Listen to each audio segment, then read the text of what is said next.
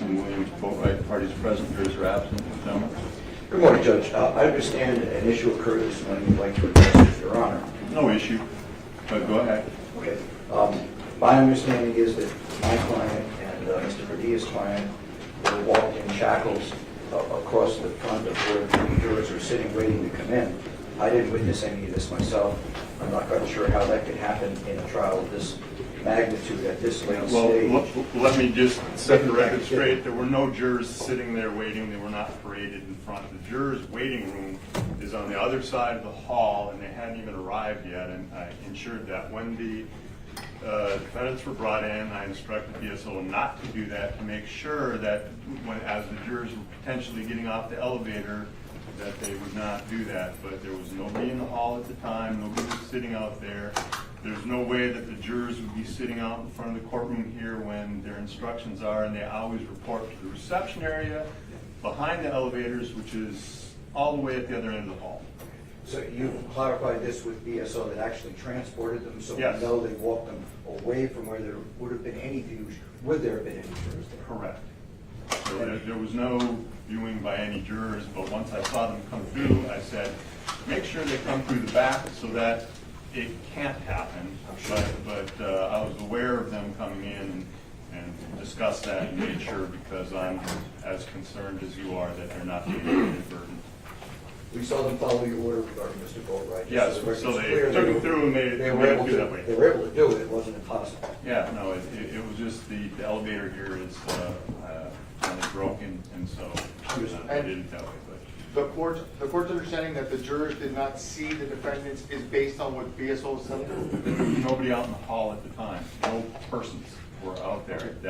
Because the waiting room that they sit in is eye shot of the hallway, and I would like them polled to make sure that they didn't see it. You want to bring them on and say, did any of you see our guys in shackles this morning? I want to make sure that what BSO is telling you is true, because bottom line, it's coincidentally on the day that they're going to deliberate, for the first time in 9 weeks, they're brought in through the front door and not through the back door, which is the protocol. So I want to make sure that my client is not prejudiced from what the jury could have seen. And I'm sorry that I'm not going to take the word of the people that violated the protocol that's been in place all these weeks.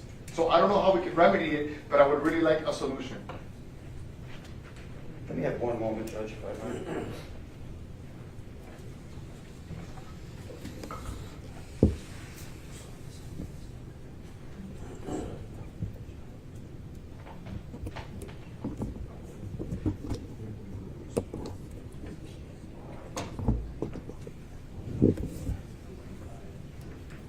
Nothing further, Your Honor. Thank you. Judge, for the record, there's no way of walking in through the front door that is not within the vision of the persons that are sitting in the waiting room where the jury waits every morning. It's my belief that this was done on purpose. It was done the day after I said inflammatory remarks against BSO.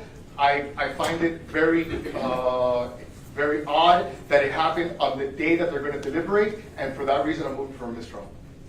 And once again, sir, I don't know what your view of the hallway of the courthouse is, but the reception area is set back. It's recessed behind the elevators. We're on the other end of the hall, and there is no direct view from that area to here. I've been in that hallway many, many times in the many years that this floor has been open. I'm well aware there is no direct eye view from the reception area to this courtroom.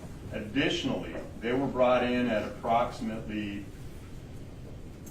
somewhere between 10-2 and 5-2. 10. The jury was told not to come back or to be here at 10:30. I don't believe they began arriving until about 15 minutes after your clients were in the courtroom. Judge, I spoke with my client who said he saw various jurors. You saw jurors? Let's put him under oath. I want to know which jurors he saw. So we'll get to this, because then we're going to bring him in, and if he's perjuring himself, that'll be something else. Or if they're perjuring themselves, I don't know. I want to know which jurors he saw.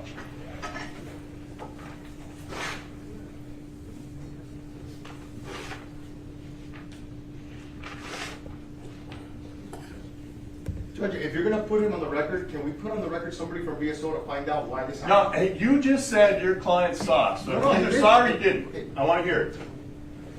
Either that's a factual statement or he's retracting it. I want to know. Go ahead. You're making Okay, put him on a trial. representation. Go All ahead. right, Stand up. stand up, raise your right hand. Swear testimony you're about to give in case non hearing should be the truth, whole truth, nothing but the truth, so help you God. Put your hand down, state your full name, spell your last name. Dedrick Williams, W-I-L-L-I-A-M-S. Which jurors did you see? The slim white lady with the glasses. Okay, we're going to bring her in. Okay. Have a seat. I guess in order to not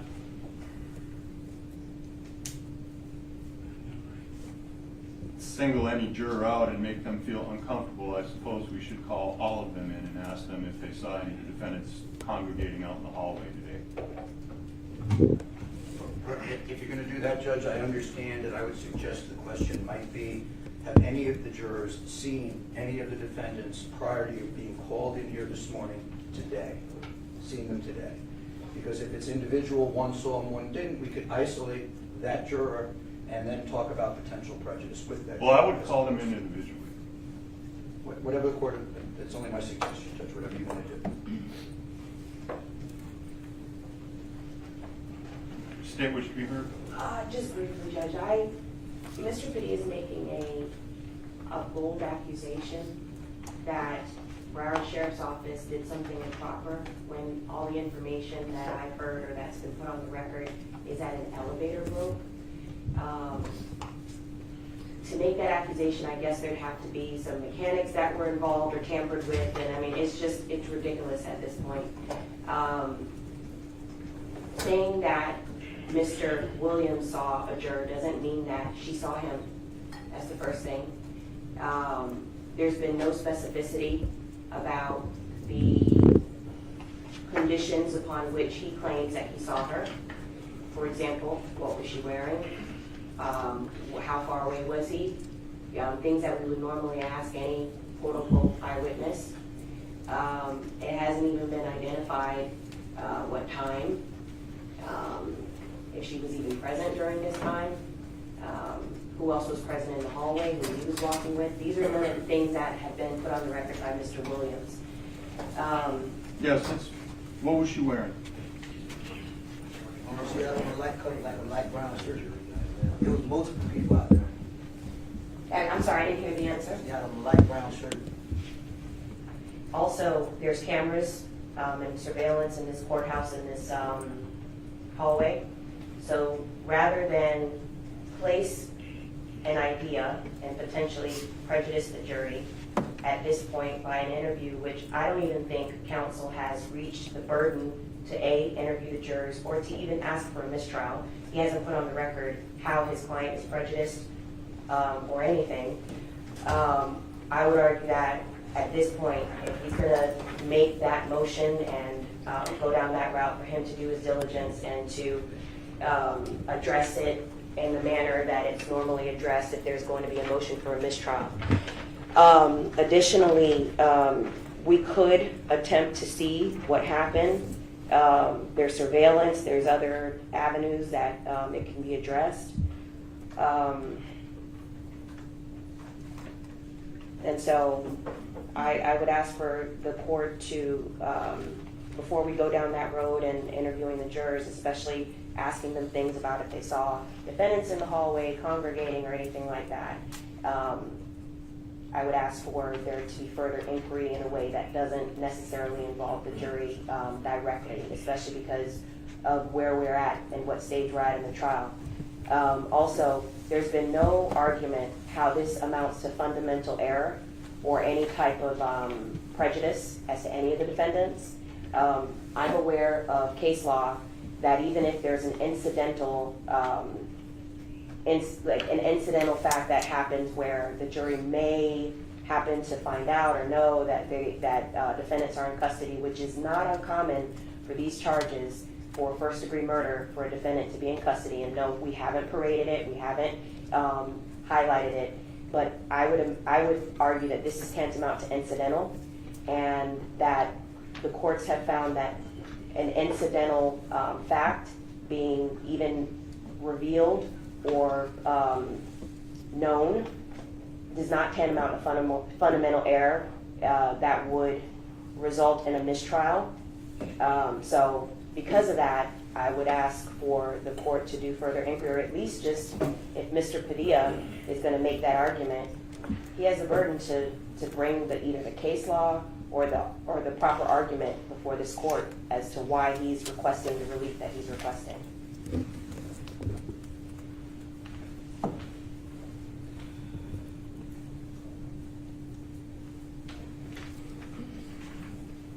Judge, if I may briefly respond. There are multiple different ways for the defendants to get into this courtroom. The fact that Mr. Boatwright was brought in under the correct manner, I think is something that should be noted for the record. I believe this to have been deliberate, and the issue of the elevator being broken, I heard for the first time out of Mrs. Ashio's mouth. So I really didn't want to be put in this position. I believe that having my client perp walked in shackles in front of the jury is extremely prejudicial, especially on the day that they're probably going to get the case to deliberate, and I just wanted that noted for the record. If the court wants me to do research and come back with case law, I'll be more than happy to, but I've been put in this uncomfortable position, and both me and my client didn't want to be in this position.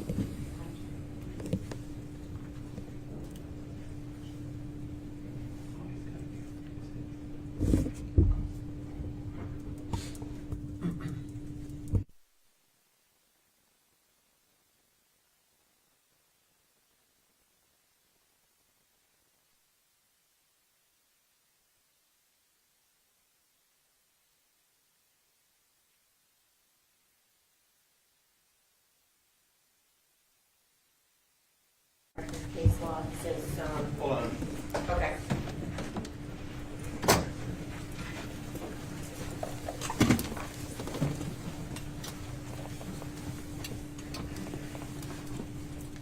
Can I have this case?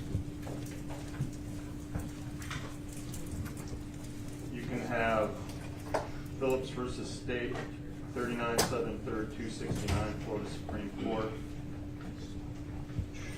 Jurors inadvertent view of defendant in shackles not so prejudicial as to warrant a mistrial. The fact that jurors may have inadvertently seen a defendant in shackles when he was being transported to or from the courtroom does not require reversal.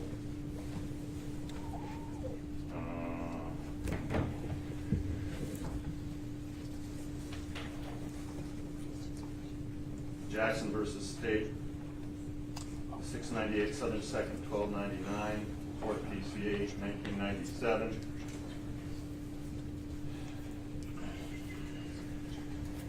Handcuffing a defendant to a this chair, in the presence of the jury is error, but not reversible, where the encounter was brief and inadvertent.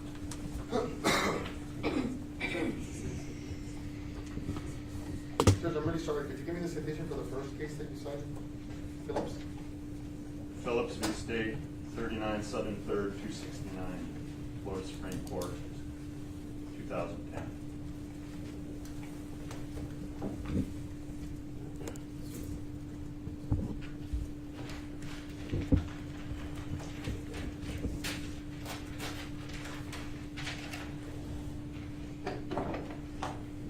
There's also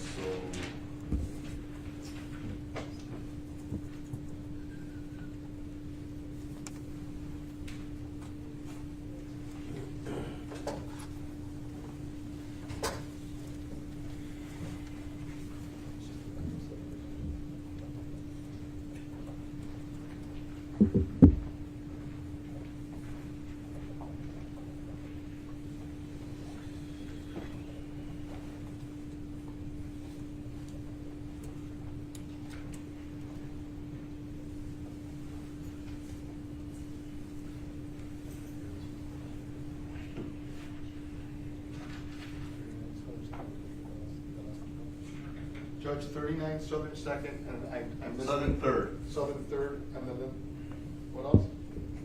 296. 296, thank you.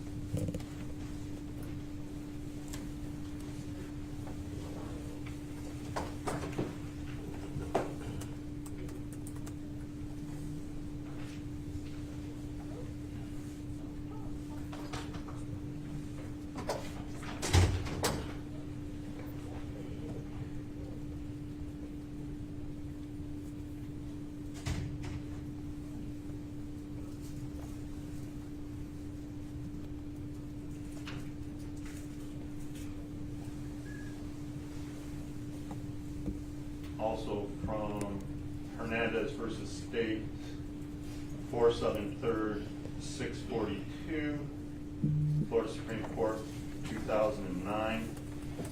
Quoting the pertinent part, we have long held that a juror or a prospective juror's brief, inadvertent view of the defendant in shackles is not so prejudicial as to warrant a mistrial.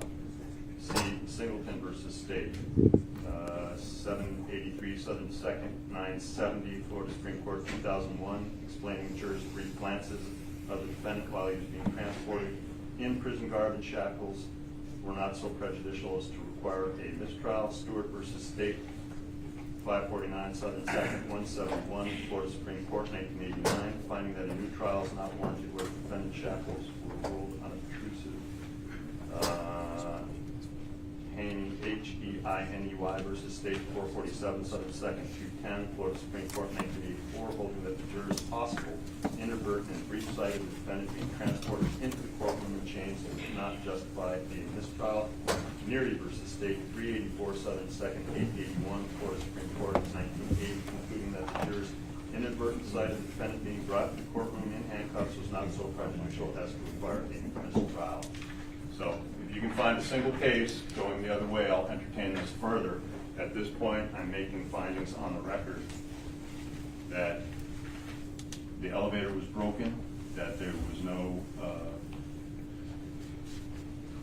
motivated intent to bring them through the hallway, that I instructed them to avoid that if possible. I also asked the deputies that were making the transport at the time whether there was anyone else in the hallway, and they assured the court that it was not. And the court notes for the record that the jury, the reception area where the jurors are formed up is not within eye view of the courtroom door leading into this courtroom. Thank you. Now, if there's nothing further, we will proceed to closing. So the court's denying my motion for the record? I'm denying your motion for mistrial. Yes, Thank sir. you.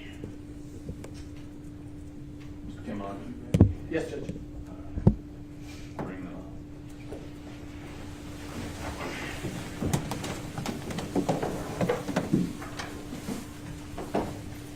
At 12:15, I have a mandatory meeting that I have to go to with the chief. And the entire criminal division has to be there, so I may need to cut things off if you're not done by then, because apparently it is what it is. We'll just take a lunch at that time, Judge. Yeah, well, I'm kind of hoping not to break up this stuff. If that gives you an hour and 15, I don't know where you'll be. But if we get there, I'm gonna have to Okay, recess. just let me know. I shall let you know. Sorry about that. Again, if it were my preference, I wouldn't be at that meeting. Although, if the chief's watching, I'm happy to go to the meeting. Looking forward to it, sir. You want a warning before? You want a warning before the 1 hour? No. His warning is 20 minutes anyway. I think. It's because you're closing.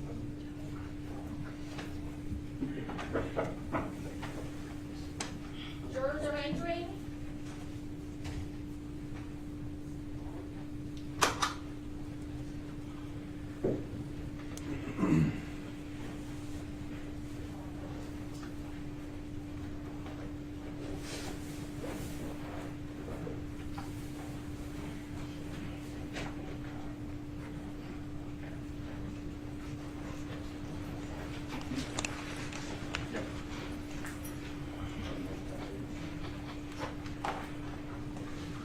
Good morning, ladies and gentlemen.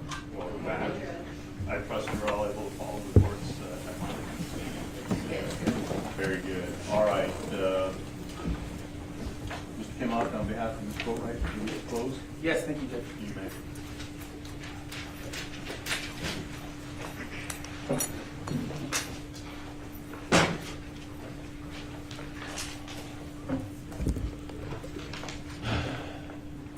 Good morning. May it please the court, state, ladies and gentlemen of the jury. When I gave my opening statement, I asked that you focus on the evidence that matters. The evidence that matters is what happened at 3:56 p.m. on June 18th of 2018. The state has asked you to focus on evidence that happened hours and days after and the day before. But the only question, the most important question that you have to answer is, has the state proven to you, are you sure beyond all reasonable doubt that Michael was involved in a murder at 3:56 p.m. on June 18th, 2018? They haven't proven that to you because he wasn't. I also, in my opening, asked you to pay attention to the quality of the evidence as opposed to just the quantity. The judge is going to tell you that the quality of evidence doesn't matter. The number of pieces of stuff that's put in front of you, the number of witnesses, what matters is the quality. The state wants you to focus on photographs and videos, again, that happened hours and days after this murder. They want you to focus on bullets and masks that had nothing to do with this murder. found in a vehicle weeks after the murder. And they want you to focus on these things because the evidence itself, the evidence that actually tells us who was or was not involved at 3:56 p.m. on June 18th, 2018, that evidence says Michael did not do this. And so I want to begin by talking about the most important piece of evidence in this case, and that is the DNA.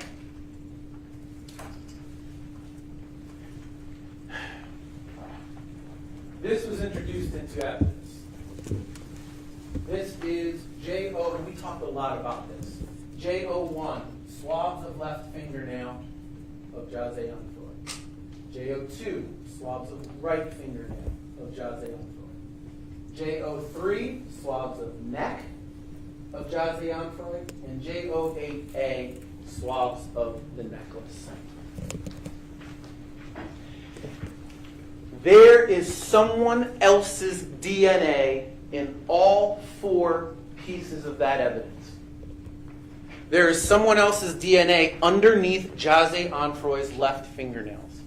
There's someone else's DNA underneath Jahseh Onfroy's right fingernails. There's someone else's DNA that was taken from his neck. There was someone else's DNA on the necklace.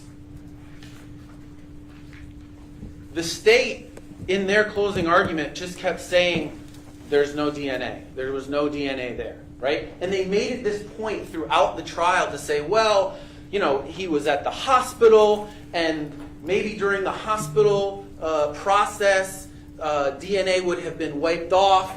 No, there was DNA there. There is foreign DNA there. So let's recap what we know. We know Jahseh Onfroy fought back his attackers. All right? For 45 seconds, these two men struggled with Jahseh Onfroy in the vehicle. And he struggled back. Right? He didn't want to let go of the necklace. He was pushing back. And on the video for over 45 seconds, go ahead, go to the next one. You see him struggle with the two men. And what else do we know about those two men? They weren't wearing gloves. Right? We know that from Leonard Kerr.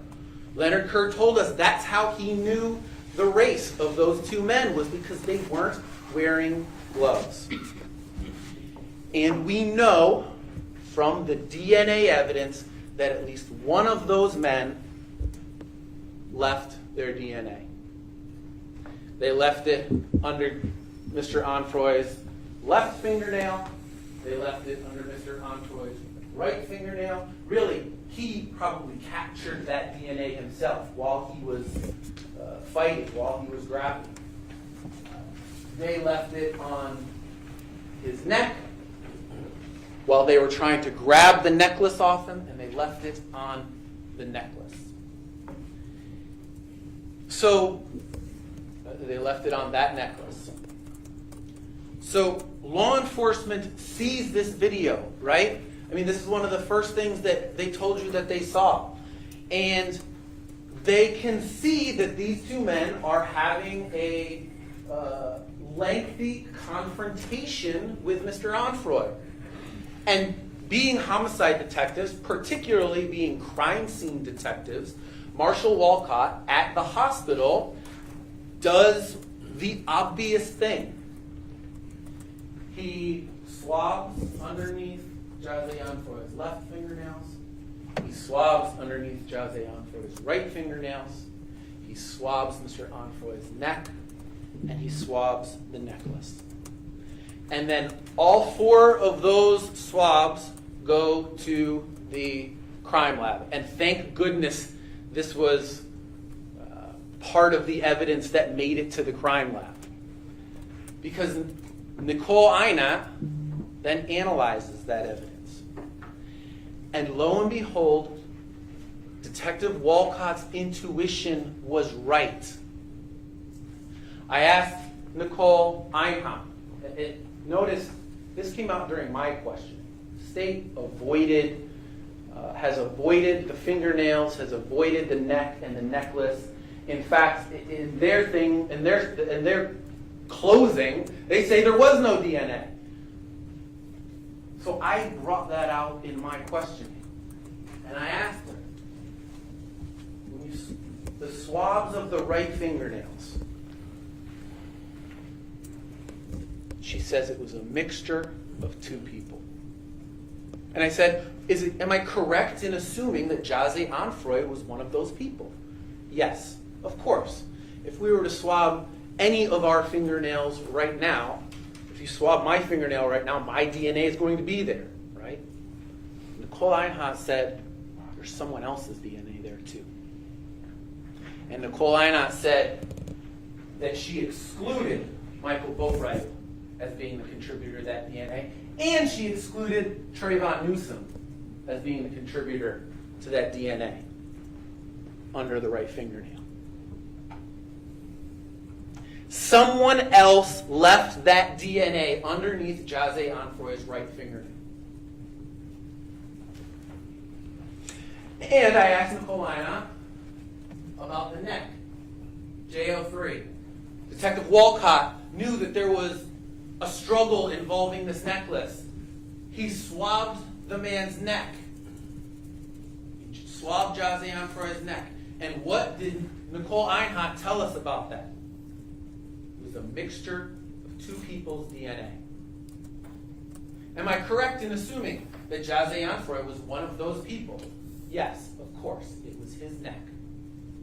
There was someone else's DNA on that neck. And Nicole Einhart excluded Michael Boatwright as the contributor to that DNA and excluded Trayvon Newsome as the contributor to that DNA. Someone else left their DNA on Jahseh Onfroy's neck during that struggle. I asked Nicole Einhart about the necklace. We can all see the struggle that's going on with that necklace. We've seen the necklace.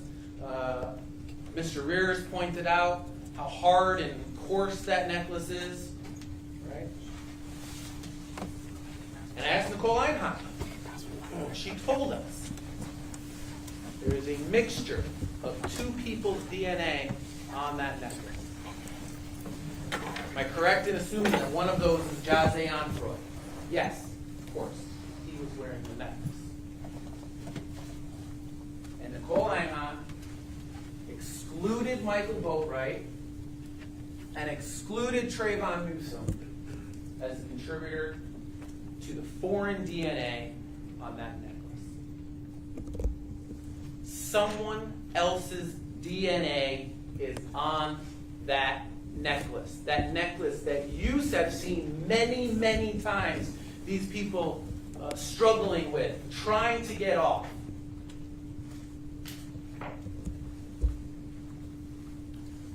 Whoever Jahseh Onfroy scratched or made contact with during that struggle on June 18, 2018, he's not sitting at this table. The person is still out there. Whoever left their DNA on Jahseh Onfroy's neck is not sitting at this table. He's still out there. Whoever left their DNA on Jahseh Onfroy's necklace is not sitting at this table. He is still out there. The prosecutors can ignore this evidence all they want. They can try to avoid it during their questioning. They can even say it doesn't exist during their closing, but it doesn't make it go away. It doesn't make the foreign DNA that is underneath those fingernails, that is on that neck, that is on that necklace, it doesn't make that DNA go away. The DNA proves that someone not named Michael Boatwright or Trayvon Newsome participated in this murder. For that reason alone, you should find Michael not guilty. You can't convict a man when someone else's DNA is under the victim's fingernails, when someone else's DNA is on his neck, when someone else's DNA is on the necklace? Focus on the evidence that matters. Of course, there is more unknown DNA in this case. WC2A, the neoprene mask. We know that Dedrick Williams' DNA is on there. We also know that that is a mixture of two people. And they don't know who that second person is. Now, Mr. Padilla made a good point yesterday. They have the technology now, this star mix technology that Nicole Einhart told us would probably tell us who the, or may tell us who the second contributor is, but they haven't done that. Someone else's DNA is on the mask. The journey, the Dodge journey. The DNA, I went through the DNA very methodically, right? I labeled them because I knew how important it was. And the DNA collected in this journey proves at least one other person was in the journey.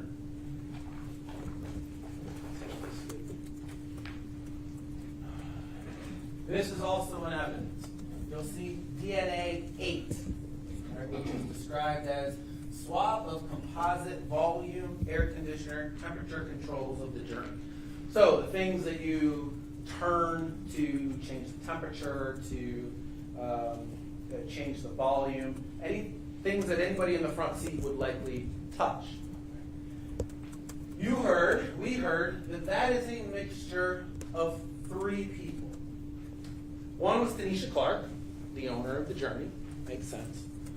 One was Robert Allen, who we know was driving the journey. The third person was unknown. They don't know who the third contributor to DNA 8 anyway was. DNA 7 was number 33. This is the gear selector of the journey, the Dodge journey, the thing that you touch to put it in drive or park or reverse. She told us, Nicole Einhart told us, that was 2 contributors. One was Tanisha Clark, the owner of the journey. She couldn't tell us who the second contributor was. DNA 10, the front passenger window and door controls of the journey, right? So if you're sitting in the passenger seat, the thing that opens the door, or that little knob that opens and closes the window. Nicole Einhart told us that was a mixture of at least 2 people. She couldn't tell us who those people were. DNA 16. Seat controls of the rear passenger side seat. Again, the seat in the back that is on the passenger side, the controls to move it, Nicole Einhart said that was a mixture of DNA, and she couldn't tell us whose DNA that was. DNA 17, the window controls of the rear passenger seat. Again, the thing that you click to go up and down the window. That was a mixture. And she couldn't tell us whose DNA that was. And finally, in the journey, DNA 19. Can you scroll down a little bit, Mike? Look. There it is. The driver side window control rear passenger. Again, Nicole Einhart told us there was DNA there. That was also a mixture, and she couldn't tell us who else were the contributors to that DNA. Focus on the evidence that matters. Here's why it matters, right? It matters who was in the journey. Because two people that were in that journey committed this crime. No doubt about it. We see that on the video. So let's figure out who those people were, right? And we have all of this, A, DNA that couldn't be identified, and B, DNA that they didn't identify. Focus on the evidence that matters. The fingerprints from the journey. Again, the fingerprints can help tell us who else was in that journey, was in the Dodge journey. The state, when they were questioning the fingerprint analyst, got out that SVL 6 and SVL 7, can we scroll down a little bit? Don't go to the next one, just scroll down a little bit. There we go. SVL 6 is at the bottom, SVL 7 is on the next one. They got out through Mr. Rodriguez that those were identified to Michael. They got out that another one, Ram 1, was identified to Trayvon. Well, we never contested that Michael was in that journey later on that day. All right? But what about the rest of the prints? What about the rest of those fingerprints? And look no further than SVL 9. Go to the next one. SVL 9. The reason that I highlighted it is because of how important it is. This is a fingerprint on the journey, and the fingerprint analyst excluded Michael Boatwright as a contributor to that, excluded Trayvon Newsome as a contributor to that, excluded Dedrick Williams as a contributor to that, and excluded Robert Allen as a contributor to that fingerprint. Whoever left that fingerprint is still out there. And then we've got all of the rest of these prints, right? SVL 1, SVL 2, SVL 3, SVL 4, SVL 5, and SVL 8. Someone left those prints.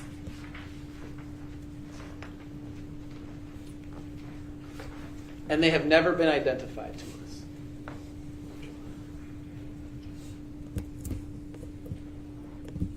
Someone else was in, at least one other person was in that Dodge journey. The DNA shows us that. The fingerprints show us that. Focus on the evidence that matters. Now, there are a whole bunch of other places the police should have looked for physical evidence and didn't. They did probably a B or B plus job, but this is a murder investigation.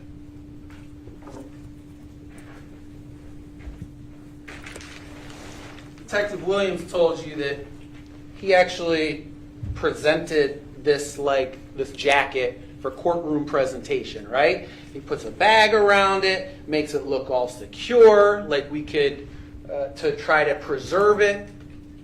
This is the jacket that the guy that was killed was wearing, that the guys that were struggling with him would have absolutely come into contact with. They never swabbed this for DNA. They never tried to get DNA. To this day, no one has ever taken a Q-tip and just run it along here to see if there's any foreign DNA on the jacket. The window area of the BMW. We've got these two people right outside this area here, not wearing gloves, and no one ever thought to take a swab and swab the outside of the BMW. Again, to see if either of these two individuals left their DNA. that could tell us who those two individuals are. And then we have all of the parts of the journey that they swabbed and that are sitting in a warehouse somewhere. DNA 3, seat controls of driver's seat. Again, guy sitting in the driver's seat, if he wants to move his seat up and down, those swabs are sitting in a warehouse somewhere. DNA 4, the actual driver's seat. Swab of the actual driver's seat. Those swabs are sitting in a warehouse somewhere. DNA 5, the headrest on the driver's seat. Right? So where the person, the back of the person's head, if they put their head back at any point, touch there. Those swabs are sitting in a warehouse somewhere. We've got 3 people on trial for murder, and they've got swabs that they've got sitting in a warehouse somewhere untested. DNA 9, seat controls of the front passenger seat. All right? Sitting in a warehouse somewhere. DNA 11, the passenger curtain airbag front. Sitting in a warehouse somewhere. DNA 12, the passenger curtain airbag rear. Sitting in a warehouse somewhere. DNA 13, the front passenger headrest. Again, passenger seat headrest. Those swabs are sitting in a warehouse somewhere. DNA 14, the passenger curtain airbag rear, sitting in a warehouse somewhere. DNA 15, the rear passenger side headrest. Those swabs are sitting in a warehouse somewhere. DNA 18, the driver's side rear passenger headrest, sitting in a warehouse somewhere. And DNA 20, seat controls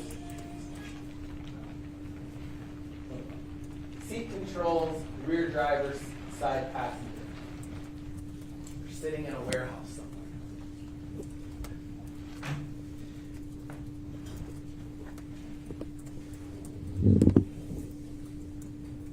The DNA that is on those swabs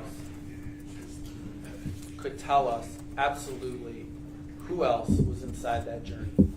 The judge is going to tell you that reasonable doubt can come from the evidence, conflicts in the evidence, or a lack of evidence. Over and over and over again, police took swabs, the detectives took swabs that they thought would be important, and then they put them in a warehouse somewhere. The Cadillac. Right? This is the Cadillac that is parked, the inoperable Cadillac that is parked outside of Mr. Boatwright's home. Detective Walcott told us, that he swabbed the whole thing because he knew that he couldn't assume who had access to that Cadillac. Right? And he's going to do that work to try to figure out who had access to that Cadillac. He was smart. And so what did he swab? He swabbed the driver, 2 swabs from the driver's seat, swabs from the front passenger armrest, swabs from the steering wheel and gear shaft, swabs from the center console, and then, smartly, swabs from the interior trunk lid. What you would have to touch in opening the trunk. He did that because he thought it was important to try to determine who had access to that Cadillac. And what do the higher-ups decide? We've got our guys, send them to the warehouse. That DNA that is sitting at the warehouse right now could tell us who had access to that Cadillac. Focus on the evidence that matters. We've talked about the DNA. We've talked about fingerprints. How the DNA, how the DNA and fingerprint evidence show us that if someone else was involved in the shooting, that someone else was in the journey. But not only does the DNA and fingerprint evidence point to somebody else, police talked to a witness who said Michael and Trayvon weren't there. Detective Curcio talked to a man named Sherrod Clayton. Remember about Sherrod Clayton? Sherrod Clayton was the man that was at Dedrick Williams' home when Robert Allen shows up with the journey with the other two men in the car. All right. The state's theory is that the four men meet up at Dedrick's house. They're at Dedrick's house for a while, and then they go to Riva together. And when Dedrick, Detective Curcio told us, when Dedrick is arrested, Dedrick told him that Sherrod Clayton was at his house, and that when he left, Sherrod Clayton was there watching the kids. So Detective Curcio goes and interviews Sherrod Clayton, and he asks him, do you recognize any of these men as being the men who showed up at Dedrick Williams' house before the murder? He gives him two lineups. He gives him a lineup with Trayvon Newsome's face in it. And Sherrod Clayton says no. That wasn't one of the men. He gives him a lineup with Michael Boatwright's face in it. Is this one of the men who showed up to Dedrick Williams' home before the murder? And Sherrod Clayton says no. None of those were one of the men. Someone went with Robert Allen to Dedrick Williams' house. Someone met Dedrick Williams with them, and then they went to Riva together. It wasn't Trayvon Newsome, and it wasn't Michael Boatwright.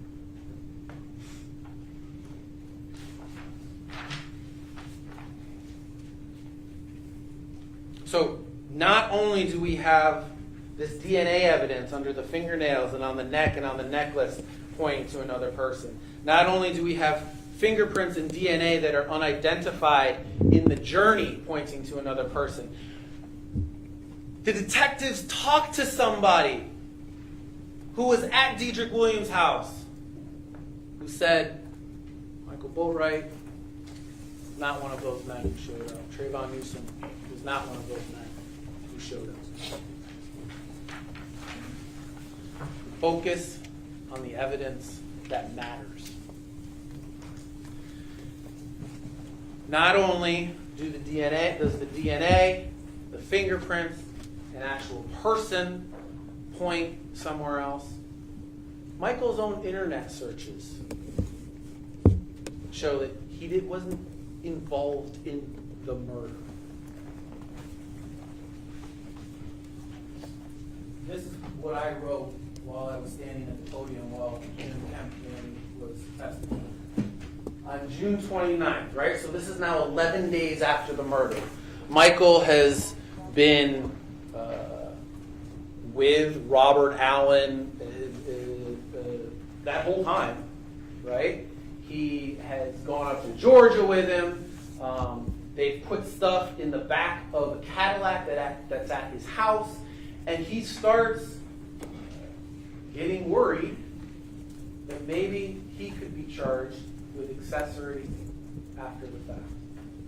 Someone who has committed a shooting, someone who has actually shot a man, isn't worried about being an accessory to murder, isn't worried about being an accessory after the fact to a murder. But Michael was, because he knew that he'd been with these guys afterwards. Now, let's be clear, he's not charged with accessory after the fact. Right? That isn't one of the charges that you're going to have to consider, that that you were interested. But look at what his internet search is doing. And the timing of these is important.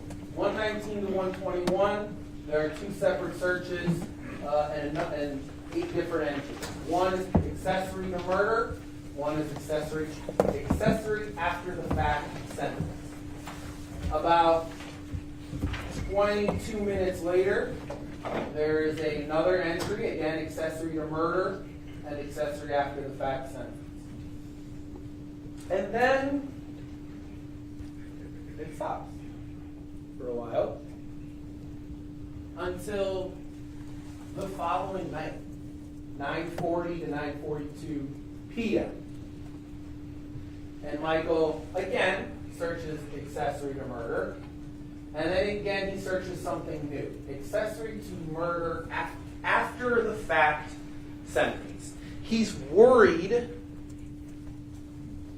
He's been with this man whose face is on TV, who is clearly a suspect in Robert Allen, and he's worried about what that could mean for him. Now, I brought that up, right, in my opening statement. I talked about that in my opening statement. And then Robert Allen gets on the stand, and he tries to tell you that Michael did that for him. Did that out of the goodness of his heart for him. Well, first of all, the timing of that doesn't make sense, right? Go back to the left. They're separated by, it's one night and then the following night. So he's still looking, right? And if you believe that Michael would do a search for Robert because Robert was worried, even though Robert clearly had his own phone, I've got a bridge to sell you. And by the way, I asked him, is that something that you talked to the prosecutor about 2 days ago, after I did my opening? And he said, I don't remember. I don't remember if that's something I talked to the prosecutor about. This is evidence of a man who is worried that because he has been with Robert Allen this whole time, because he's been traveling with him, that he could be, Robert Allen, who is on TV, he could be an accessory. Someone who has shot somebody 3 times isn't worried about being an accessory after the fact.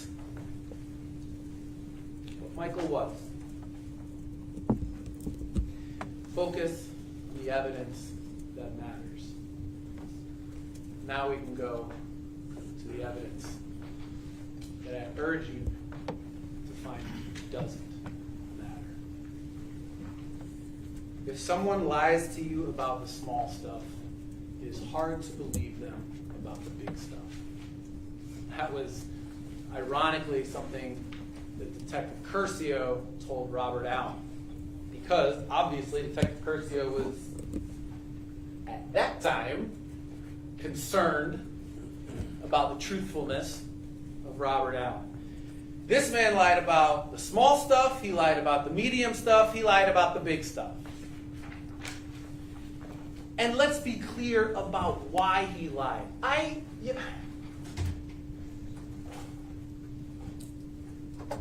don't know that I blame him for lying. He was in an impossible situation for him. He'd been arrested. He was on surveillance video. He knew that if he was convicted of murder, it was a mandatory life sentence without the possibility of parole. He knew he would die in prison.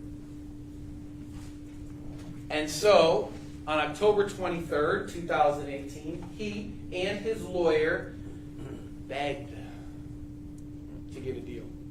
Went down to the police station. He swore to tell the truth. And he swore to tell the truth because he was trying to get a deal.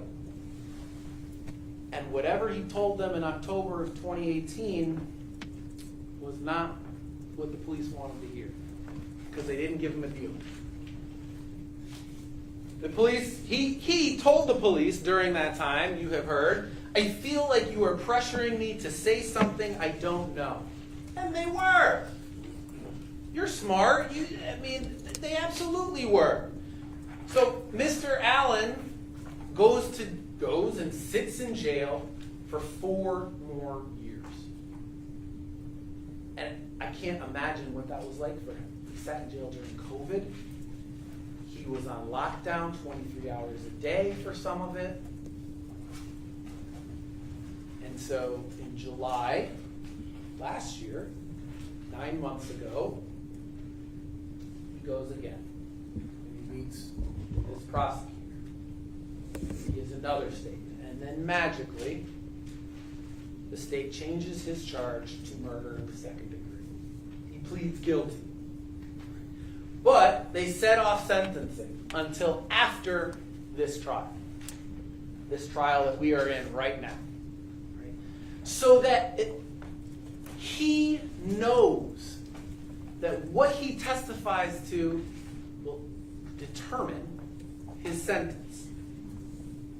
He knows he has to say as much bad stuff as he possibly can about Michael to help himself. Because when this is done, he could be sentenced to anything.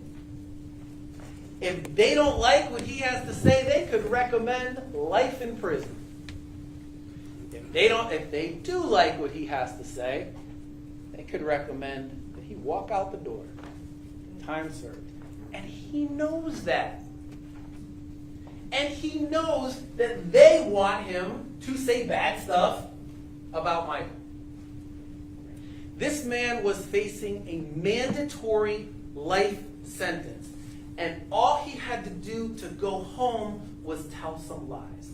And if you think that that man wouldn't jump on that, again, then I have a bridge to sell you.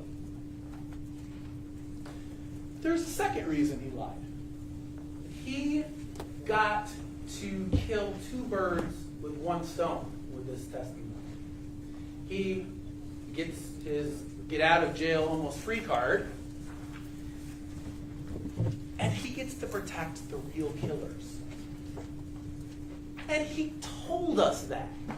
He told us that he wouldn't tell us one of the people involved. On day 1, when the state is asking the question, and the So I'm state, going to object to this argument regarding pretrial, or I'm sorry, asylum rules. the prosecutor asks him who was driving that car, this car that magically showed up moments after this car crash. And Robert Allen tells you, I don't know. I don't know who that was. The next day, when I'm asking him questions, and again when Mr. Padilla is asking him questions, he tells us he does know. But he refuses to tell you who it was. This isn't like The Wire. There aren't like cars just parked around in case that, Robert Allen gets in a car crash, they can come pick him up. Right? This car was already on the road. This car was going with them. And Robert Allen refused to tell you who that person was. So he gets to testify. He gets 2 things to testify. He gets 2 things out of his testimony. He gets a chance to go home, and he gets to protect the real people that were involved in this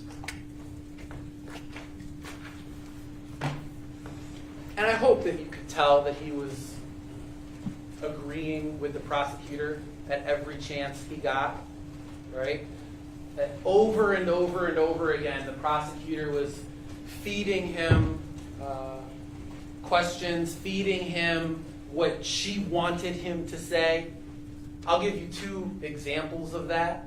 One, Judge, I'm going to object. Can we please go sidebar?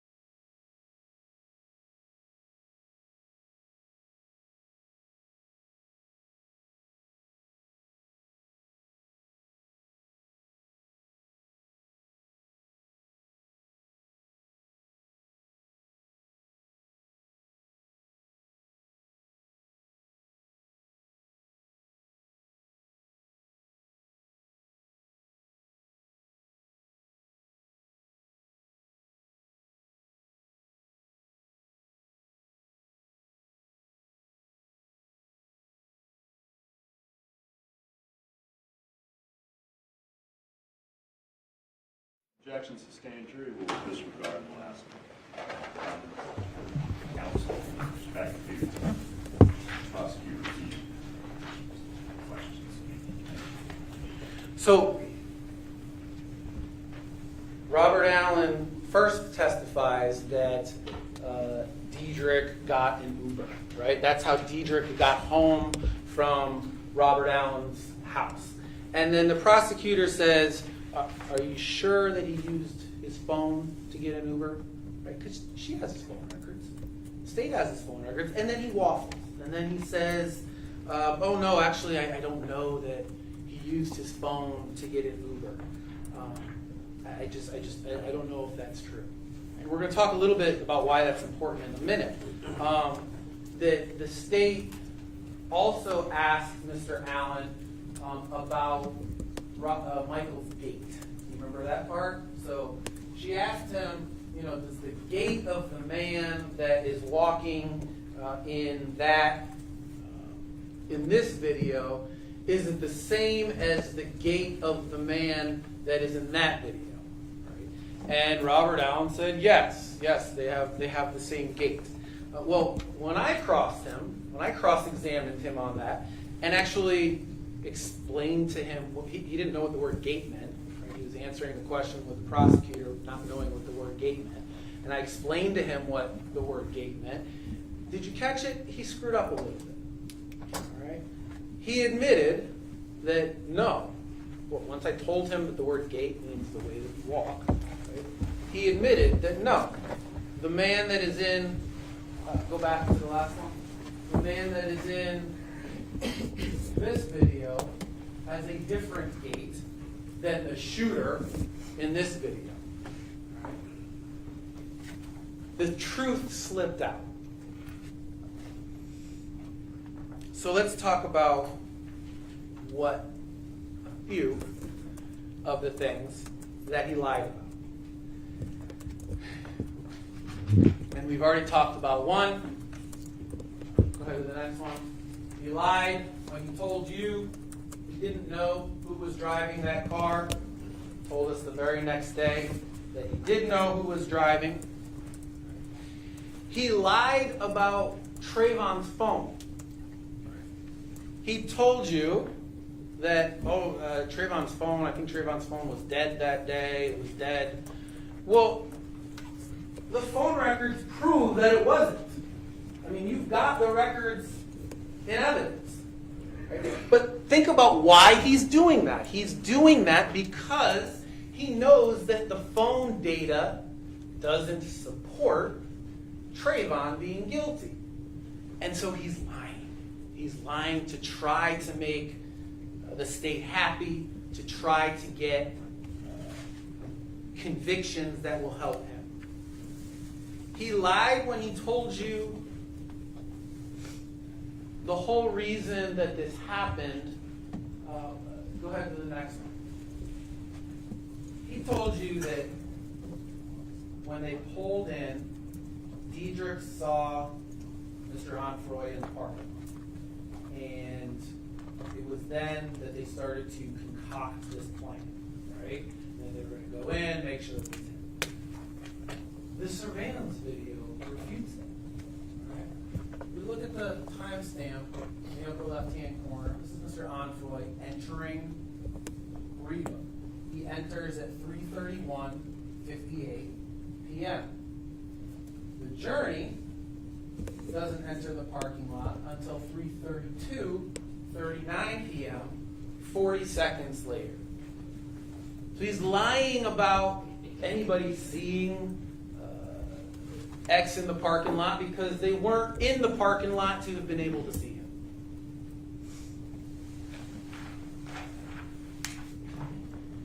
He lied when he said he tried to call Boatwright, what he called him, but it didn't connect. Remember he said he's in the store, he's in Riva. He tries to call Mr. Boatwright, but it doesn't connect. In 2018, he says he called Boatwright and actually spoke to him. That's what he says in October of 2018. And in 2022, when he's talking to the prosecutor, he says he called Boatwright to ask him if he needed anything in the store, but it didn't connect. So two differences there. One, 2018, he says he called him to tell him that Mr. Onfroy was in the store. And talked to him.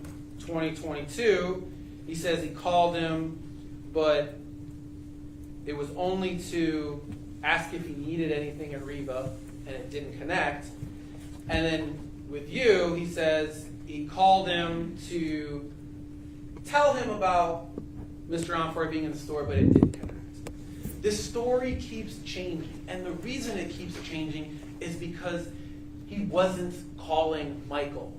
Right? When you are telling a lie, and it's made up, you're going to get the details wrong. The truth stays the same. The truth doesn't change. When you're making up a story and you're trying to keep your story straight, things don't go well. He did not try to call Michael. Michael wasn't there. He didn't have anything to do with this. And Robert Allen messed that up. He lied when he said the plan was, when he told you that the plan was to take the bag. He told you that they had gotten in the car and they'd seen this Louis Vuitton bag, and their plan was to take the Louis Vuitton bag. In 2018, he said their intention, they saw the necklace, and their intention was to take the necklace. Again, he can't keep his story straight because he just keeps lying and lying and lying. One of the funnier lies, none of this is funny, but one of the funnier lies is that he lies about the distribution of money. Right? In 2022, again, 9 months ago, when he's meeting with the prosecutor, he tells the prosecutor that he got $5,000, that Dedrick got $12,000, Trayvon got $12,000, and Michael got $17,000. They were distributing this money. That's what he says just 9 months ago, under oath to this prosecutor. I think he probably realized at some point between then and now that that doesn't add up to 50. And so he changed the story. Then he comes to you and he says, well, actually it was 5 that I got, and everybody else got 15. The only explanation for that lie is that Michael and Trayvon weren't actually part of that money distribution. I don't know how many people were involved in that money distribution, but he's trying to substitute Michael and Trayvon for the real killers, the real people that were involved, and he screwed up. He screwed up in 2022, and that's why he can't keep his story together. He can't keep his story straight because the actual people that distributed this money, that collected this money, did not include Michael or Trayvon.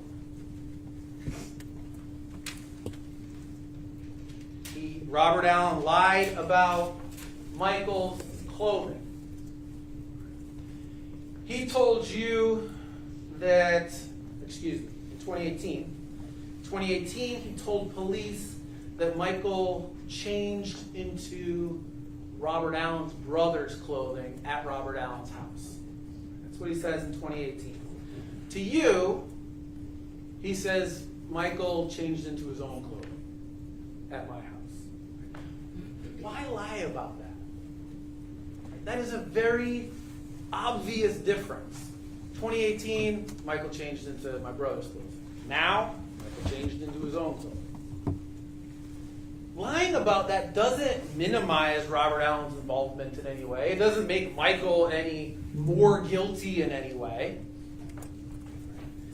There's no reason to lie about it. The reason he got it wrong is because he's lying about the whole thing. He's lying about Michael changing clothes. Michael did not change clothes that day. Michael had no reason to change clothes that day. But Robert Allen is making this stuff up. He's making up that Michael changed clothes and not keeping the details straight in his mind. So 4 years ago, he says, yeah, Michael changed in my brother's clothes. For you, he says, Michael changed into his own clothes. Michael didn't change clothes. He had no reason to change clothes. Robert is making that up. Robert Allen is making that up, and he's getting, because it's a lie, he's getting the details wrong. The only direct evidence that puts Michael Boatwright at Riva on June 18, 2018, is that man. There's no surveillance video that puts him there. There's no DNA that puts him there. There's no fingerprints that put him in there.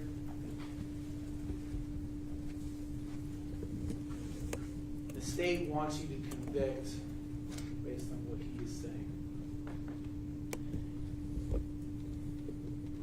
Mr. Rares said, you wouldn't buy a car from this man. I think that's a good metaphor. I think buying a car is a big investment. I would ask, would you buy a credit card from this man? Would you buy a credit card from him? And if the answer to that question is no, and I hope that we can agree that the answer to that question should be no, then don't trust him when it comes to Michael's freedom. Base a conviction on what that man says. That man is a 12. That man who is a 12-time convicted felon. That man told you that he did fraud for a living. He came in here and he perpetrated a fraud on you. If he would lie, if he would do fraud for a few bucks out there, imagine what he would lie about to avoid a life sentence. So I ask you, focus on the evidence that matters. I want to talk about some unanswered questions. Again, the judge will tell you that reasonable doubt can be based on the evidence, the conflicts in the evidence, or lack of evidence. And there are very big, significant, unanswered questions in this case. Question number one, how involved is Keith Grayley? Let's start with the facts. Keith Grayley, the man knows Dedrick Williams. You can see him on video. You can see him talking the whole time. Fact two, Keith Grayley bought a mask. I hope that we can all agree on that now. In fact, he bought the same exact mask that Dedrick bought moments before two men with masks committed this murder. We see it on video. Go back to the last one. We see it on video. Mask. Go ahead. Go to that. All right. We see it on video. And yet, prosecution gets two men, go back. Two men, one, Terry Yoakum, another Jahseh Onfroy, testify initially, no, he was just ordering parts for his bike. Mr. Spear got them to admit, yes, when I talked to police, I told police he bought a mask. We can see the mask for ourselves. And Detective Walt Foster told us, confirmed, that Keith Grayley had bought a mask. And we see him, walking out with it in his hand. So, why are they trying to mislead us about Again, if you lie about the little things, it's hard to believe you when you talk about the big things. The reason is because they didn't investigate this man like they should have. They get warrants all over the place on Michael when Lil Boat shows up in Dedrick's phone. Here, they've got a man who's buying a mask moments before this murder that two men murder somebody wearing masks, and they didn't get a warrant to search his home, they didn't get a warrant to search his phone, they didn't get a warrant for his DNA. And, they say the reason is because the evidence doesn't point to him, right? He left before the murder happened. Well, okay, he got in a separate car and drove away. And the state was very clear about how long 8 minutes and 35 seconds was yesterday. Right? They did not show us that he didn't come back. In fact, we know that two cars, we'll talk about that in a second, two cars come back and park right outside this Dodge Journey. Now, I don't know that Keith Grayley committed this murder. That has not been proven to anybody, right? But there is very big unanswered questions about where he was at that time, and the reason those questions aren't answered is because police didn't investigate. They go to his, Detective Foster tells you, they go to his house afterwards, and he refused to cooperate with them. Right? He tried to tell police he didn't know who Dedrick Williams was. And they don't get his DNA. Because they don't get Keith Grayley's DNA, they can't use Keith Grayley's DNA to test against the DNA that is underneath Jahseh Onfroy's fingernails, to test against the DNA that's on the neck or on the necklace.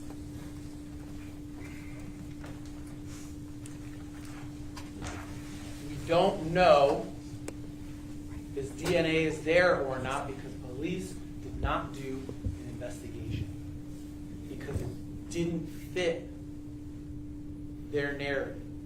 Mr. Padilla yesterday talked a lot about tunnel vision, and I agree with that. They had this tunnel vision on these guys, and they ignored very obvious things that were right in front of their face.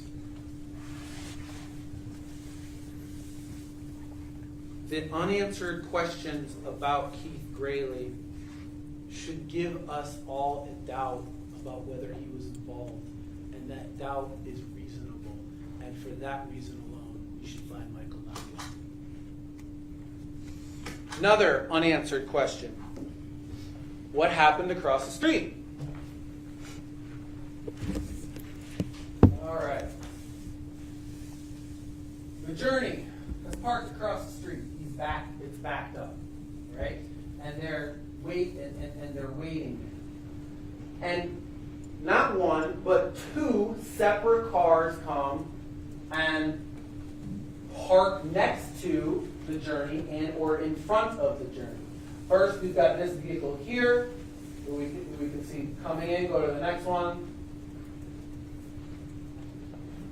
And then park next to the vehicle. You see on the video somebody get out. You see this trunk open up. But it's still, we've got the trees. We can't see what happens. We've got this little white car that comes moments later. Go ahead to the next one. And parks right in front of the Journey. And you can see on the video something is going on there. There's movement. You can't see much more than that, but you can see that there is movement. Police, I don't know if police even noticed these things until we got to trial, right? Because they certainly didn't investigate either of those vehicles. They didn't look for surveillance video to try to identify those vehicles. They didn't look at license plate readers to try to identify those vehicles, to try to identify who was in those vehicles and what they were doing right in front of a journey that moments later would be involved in this murder. How is that not something that you would want to know if they were actually doing a full investigation? And of course, it's something that you'd want to know. Maybe it's completely innocent. Maybe, the journey just happened to be there. But the point is you don't know. We don't know. And maybe one of these cars brought Keith Grayley and put him in the journey. Maybe one of these cars brought guns and put them into the journey. Maybe one of these cars came and took somebody out of the journey. We don't know because police didn't investigate them. They didn't find out anything about those cars. And if you have a reasonable doubt because you don't know what was going on there, if you have a doubt about their version of events because you don't know what was going on with that journey and that little white car, that is a reasonable thought. That is a reasonable doubt, and you should find Michael not guilty.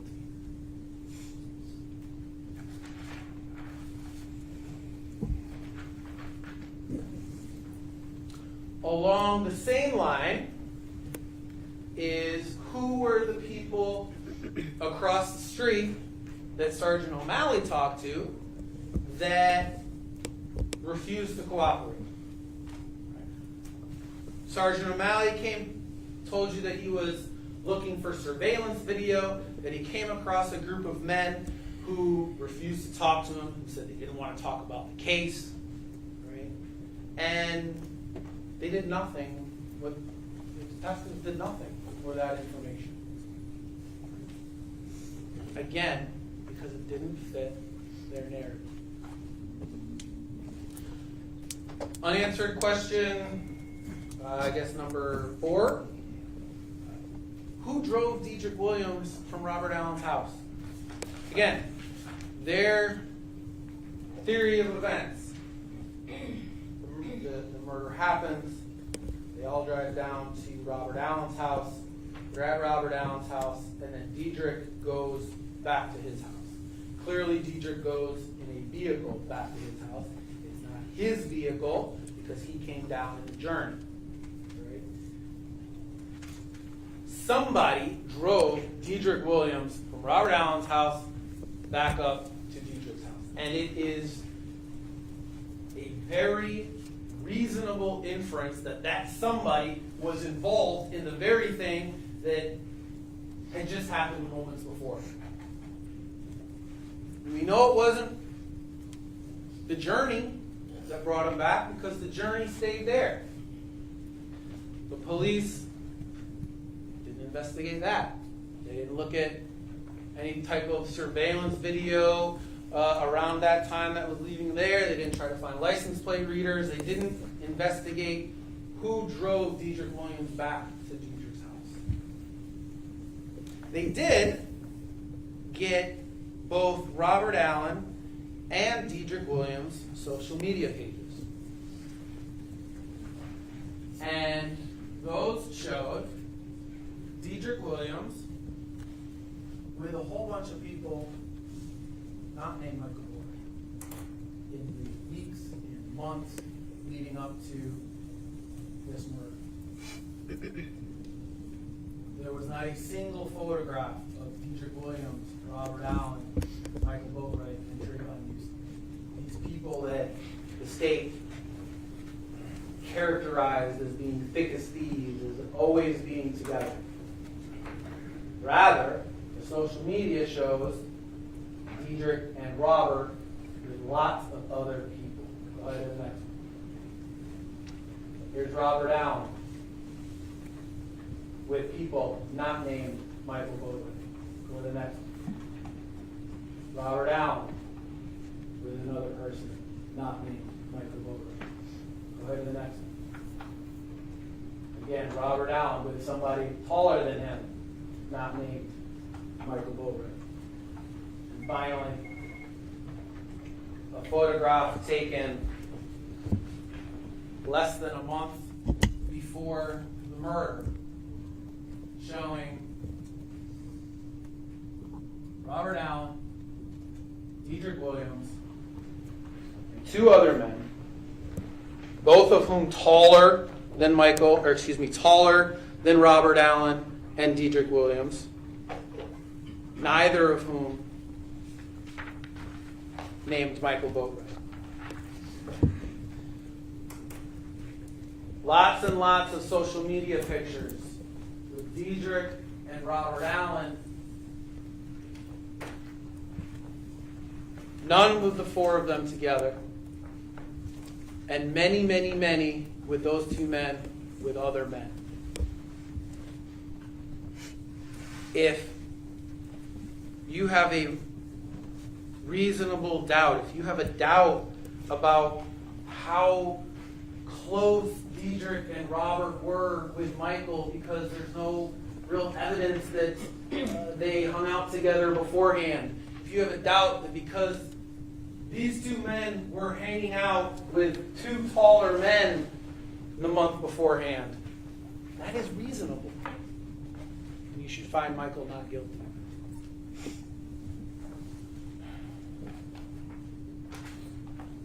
I am being told that I'm going to have to cut it at 12:15 and I'm entering a longer section. So if we want to take a break now, it might be a good time. Judge. All right, ladies and gentlemen, as with each time we break, you're not form any definite or fixed opinions regarding the case. We hear all the evidence, counsel, instructions on the law by me until that time. We're going to discuss cases even among yourselves. And of course, we'll probably go into recesses. We're going to separate the law and personal affairs during recesses. We'll not discuss the case with anyone nor permit anyone to stand to your presence and attempt to. The jury has to stop. If they persist, leave them once. I'll advise one of my deputies to see defendants in the hallway. Those are not being included in all members of the court. It is 12:15. We will resume at 1:15. Thank you.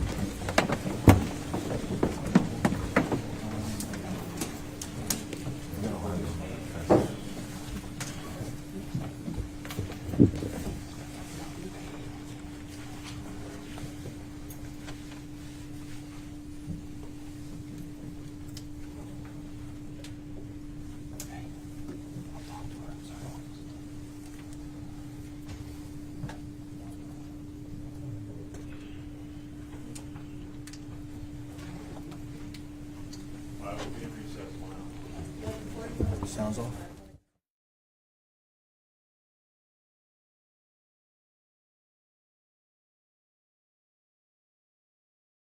Mr. Williams was referring to as having a light brown shirt, is in fact wearing a white shirt underneath a black sweater.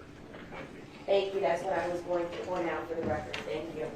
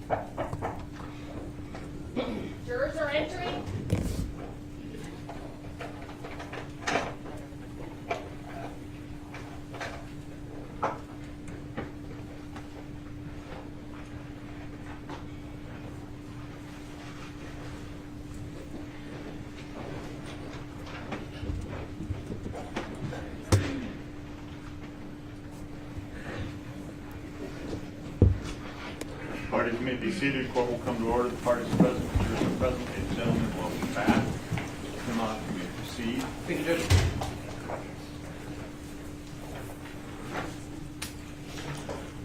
Okay, so before lunch we were talking about the unanswered questions, the important unanswered questions in this case. How involved was Keith Grayley? What was going on across the street? The next one I want to talk about has to do with the masks, and that is, where is the red mask? You heard from two witnesses who saw what happened that day. One was Scott Barbeau, say his name right. The other one was Layla Khan. Both of them said that one of the gunmen was wearing a red mask. And obviously, no red mask has ever been found, identified, and it's important because of the deal the state is trying to make out of the two masks that were found in the Cadillac. Those masks were not used in this murder. First of all, the state doesn't even think that at least one of those masks was used in the murder because, go ahead to the next one. One of them has Dedrick's DNA on it. And it's not their theory, and the evidence is overwhelming, that Dedrick was not one of the shooters. And so they just throw this second mask in because there were two masks, but under their own theory, this mask wasn't involved. And we know that Michael wore a mask for work, right? He did landscaping. We showed you this picture because we didn't have anything to hide. And he uses masks for his landscaping work. Nothing in that trunk was used in this murder. The murder weapon wasn't there. The second gun that the second gunman had wasn't there. The Louis Vuitton bag wasn't there. There was no red mask in that trunk. Whatever the robbers did with the guns that were used, with the Louis Vuitton bag, with the masks, they didn't put it in this trunk. The state talks about these bullets, all right? And first says bullets that were found in the back of that trunk match bullets from the homicide. That is not true. None of those bullets that were found in the trunk were ever cycled through a weapon. There was absolutely nothing linking bullets found in the trunk to the homicide. The prosecutor says, well, there were 4 bullets missing. There were 3 that were fired, and Dedrick had 1, and those are the 4 bullets.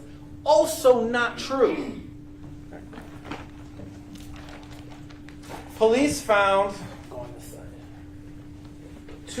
two boxes of Aguila 22-round bullets. And you can see them right here.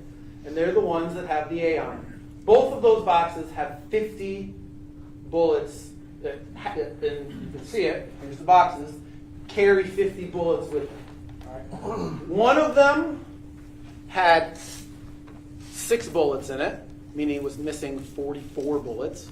One of them had 40 bullets in it, meaning it was missing 10. There weren't 4 bullets that were missing from these boxes. There was 54 bullets that were missing from these boxes. That is an example of, again, the state trying to build a case on stuff that is not evidence.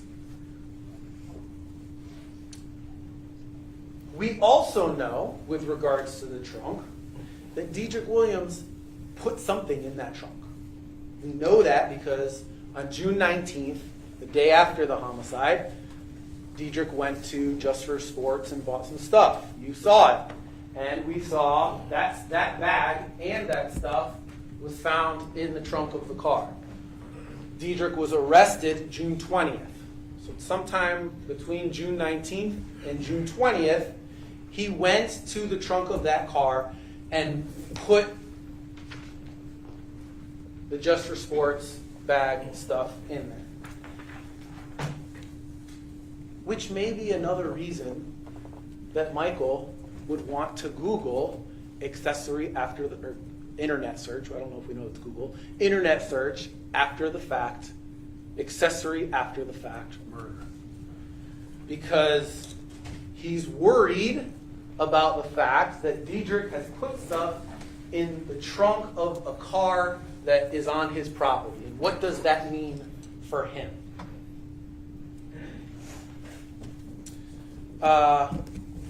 Next question, unanswered question, is about shell casings.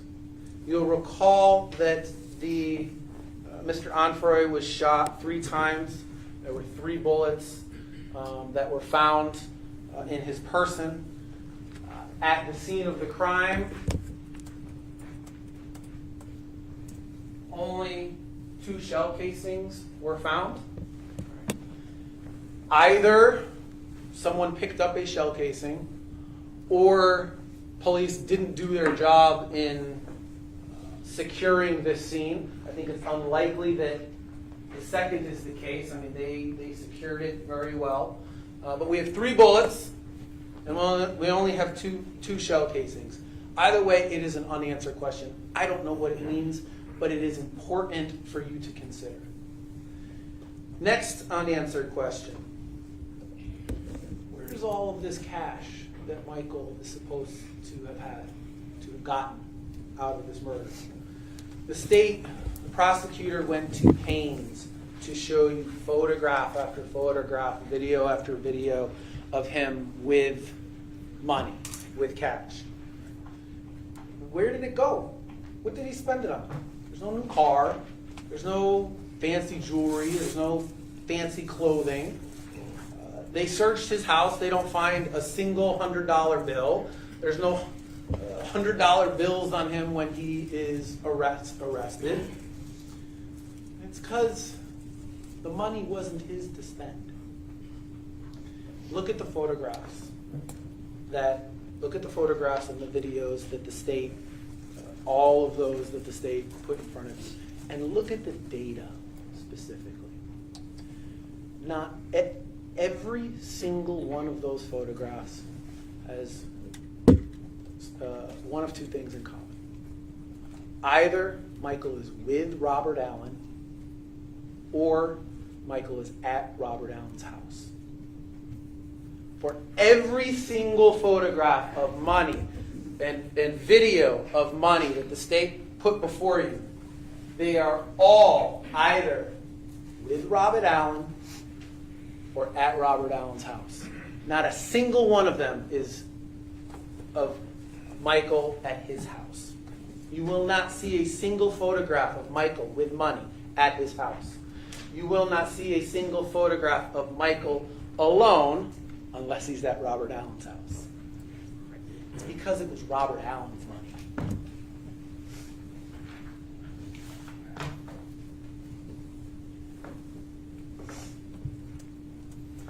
Next unanswered question. Where exactly did police get this cell phone from that they continually over and over again refer to as Boatwright's phone? They have never told you where this phone, how they got this phone, where this phone came from. Detective Curcio testified, I got it from Walt Foster after Mr. Boatwright was arrested. Walt Foster, we had him come in and testify and say, no, I didn't find the phone. I wasn't even there when he was arrested. And in fact, I got 2 phones. An officer gave me 2 phones. So, and it's important. It's important because we don't know if that phone was found in a car somewhere. We don't know if it was found on another person. We don't know where it was found. And this is a piece of evidence that the state wants you to rely upon. compare this envelope, this evidence envelope, with the envelope of one of the phones they find at Dedrick's house. Look at the next one. Scroll down. All right. This shows us who found it. It shows us where it was found, northeast bedroom, right? If you go back to the previous one, none of that information is on the envelope that this 1410 envelope. They point to this phone, the state points to this phone as proof somehow that Michael was involved in this murder. There is not a single photograph between 12:13 and 9:25 p.m. that can put it in Michael's possession. There's not a single text message during that time that puts it in Michael's possession. There's not a single outgoing call during that time that puts it in Michael's possession. In fact, the one call that we do know that Michael made that day was to this one, Tony Robinson. Tony Robinson told you that she received a call about 6:45 p.m.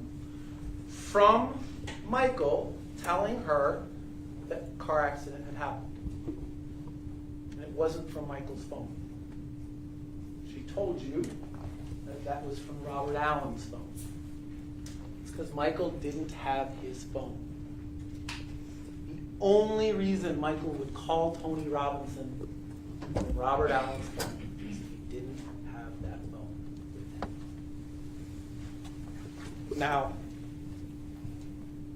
I have spent, obviously, the last hour, including before lunch, last hour and a half almost, talking about why I think the evidence shows that Michael wasn't there. That the evidence certainly doesn't prove that Michael was there. Right? We've got the DNA underneath the foreign DNA underneath the fingernails, the necklace, the foreign DNA on the necklace, the foreign DNA on the neck. By the way, if there is any witness at all that you think is important, that you don't remember their testimony, you can ask to have it read back to you. And if it's important, do it. Take the time to do that. We've talked about how, Sherrod Clayton telling police that Michael wasn't one of the men that came back to the house. We've talked about Robert Allen's lies. We've talked about Keith Grayley. We've talked about the mysteries surrounding the car across the street. We've talked about the fact that about a month before this happened, Robert Allen and Dedrick Williams were with two other men who fit the description of the robbers. And the fact that none of the direct evidence puts him there. No DNA, no prints, no eyewitnesses, no surveillance video. But let's say you disagree with me. Let's say that you think there is enough evidence that at least puts Michael in the journey at Reba.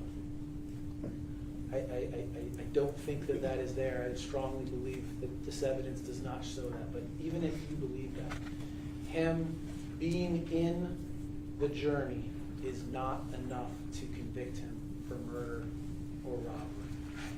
The only evidence that puts a gun in Michael's hand or has Michael participate in this murder at all is Robert Allen.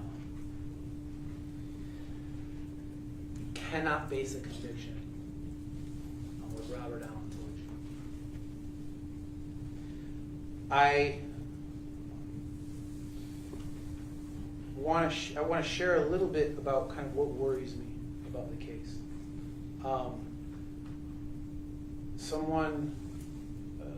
Jahseh Onfroy has died, a young man. He was somebody's son. He was somebody's friend. He had a lot of people who he meant a lot to. And he and his family deserve justice. the judge is going to tell you that you cannot base your decision on sympathy or bias, but we're all human. Convicting an innocent person doesn't bring anybody justice.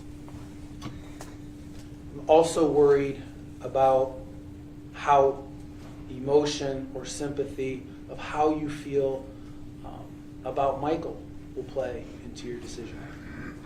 Yesterday, the state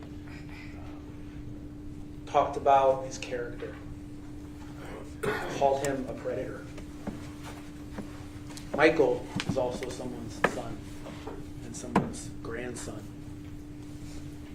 And you cannot, and I have faith that you will not base any decision on your feelings of sympathy or bias for anyone. The judge, well, I am also nervous about the celebrity of it, about the video cameras, about the show part of it. I'm not funny. I'm not a funny person. I'm worried about me having made a mistake that will convict an innocent person. But I also have faith in you. I have faith in you individually. I have faith in you as a whole to look at the evidence. The judge will tell you, again, it doesn't matter what you should not look to the quantity of evidence, but the quality of it. The boxes and boxes and boxes of evidence, all of those photographs and videos that happened afterwards, the only question is what happened at 3:56 p.m. on June 18th, 2018, and the evidence of that is almost non-existent. We talked before trial that our Constitution in this country, everybody who is accused of a crime is presumed innocent. And that when you go in, right, you don't go in, who gives the best case? Whose story makes the most sense? That's not the question that you're asked. The question that you're asked is, we start off like this. Michael is presumed innocent, and if and only if you are sure, beyond all reasonable doubt, that he's guilty, could you convict anyone in this country? And they didn't come close to getting there. Now, I don't know who killed Jahseh Onfroy. I don't have to prove that to you, right? This isn't a question of, well, does it make more sense if Michael and Trayvon did it, or does it make more sense if Keith Grayley did it? I wasn't involved in the investigation in June of 2018. The question is not what makes more sense. The question is, have they proven to you, are you sure beyond all reasonable doubt that they got the right person? And how can we be when we've got someone else's DNA underneath the fingernails? We've got someone else's DNA on the neck and necklace. How can we be when we've got another man buying a mask at the same time, a man that was never investigated?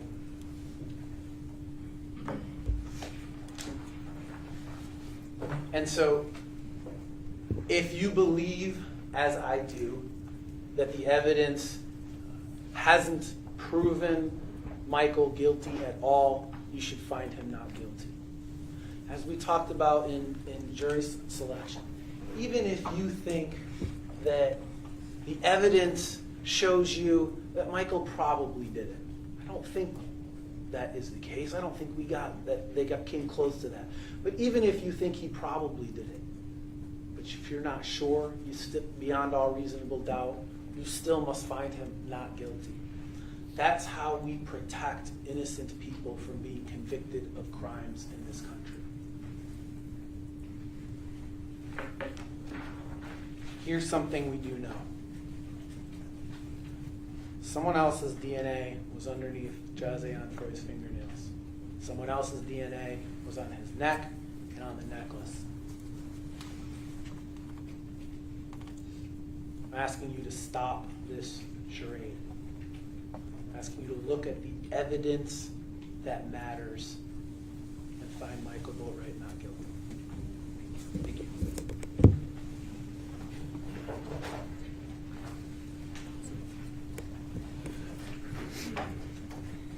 Steve?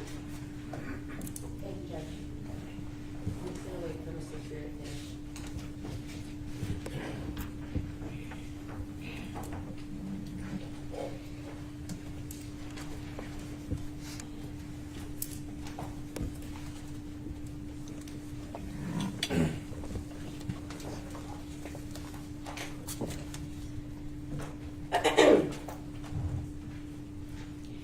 Plans hatched in hell do not have angels for witnesses. I'll say it again. Plans that are hatched in hell do not have angels for witnesses. You recall, one of the first questions that I asked Robert Allen was, "Are you an angel?" I think I asked him twice, and he admitted to you he wasn't. He's not an angel. I never tried to dress him up as an angel. Quite the opposite. And literally, he was dressed in custody. He came in to you with shackles, shackled feet, in custody, and was honest about his life, the life that he's led. It hasn't been a model lifestyle. He didn't come from a model background. But plans hatched in hell do not have angels for witnesses. The plans that were hatched by these co-defendants to rob and kill Jahseh, his name is pronounced Jahseh Onfroy, was hatched in hell, and the witnesses are who they are. I didn't pick them. If I could, I don't have that much power, but if I could, I would have probably put somebody in front of you that's never been convicted of a felony, that's perfect, never has jaywalked, but that's not what we have.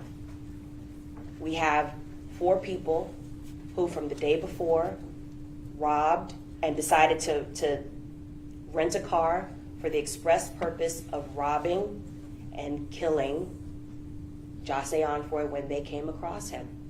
They were ready to rob whoever they came across that day. We know that. They were armed with firearms that were loaded. They had masks, and there are a lot of things that we don't have. Not because the state or BSO didn't do its job.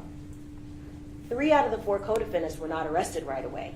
Let's not forget that. Let's put some of these things into context. Firearms were hidden, still never found to this day. Masked, red mask, 2 out of the 4 masks are gone.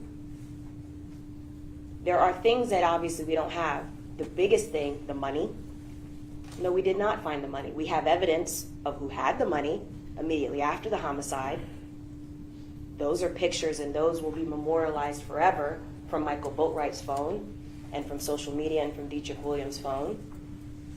But that doesn't mean that these defendants didn't kill the victim. That doesn't mean that these defendants didn't rob him. I'm going to go over not everything that we've heard from the defense counsel, but some of the salient points that I think are worth our time before you go deliberate. You first heard from Mr. Newsome's attorney, Mr. Reyes, yesterday. I think one of the first things that he said was how Trayvon Newsome was not connected to this crime, how there's so little evidence regarding Trayvon Newsome, and that he didn't even use the car, or that the car was not rented for him or something to that effect. I'm paraphrasing. I'm not Miss Chin here as a court reporter, but you can rely on your recollection. He did. He used the car. Just because he wasn't the person that went with Michael Boatwright and Robert Allen the day before, that doesn't mean he didn't use it. Remember, Dedrick Williams wasn't there. but he was using the car the next day. Okay? These are points that it's a common sense approach, because when you walk through those doors and you came here every single morning for this trial, and you sat down here and you diligently listened, you're not supposed to check your common sense at the door. That would be silly.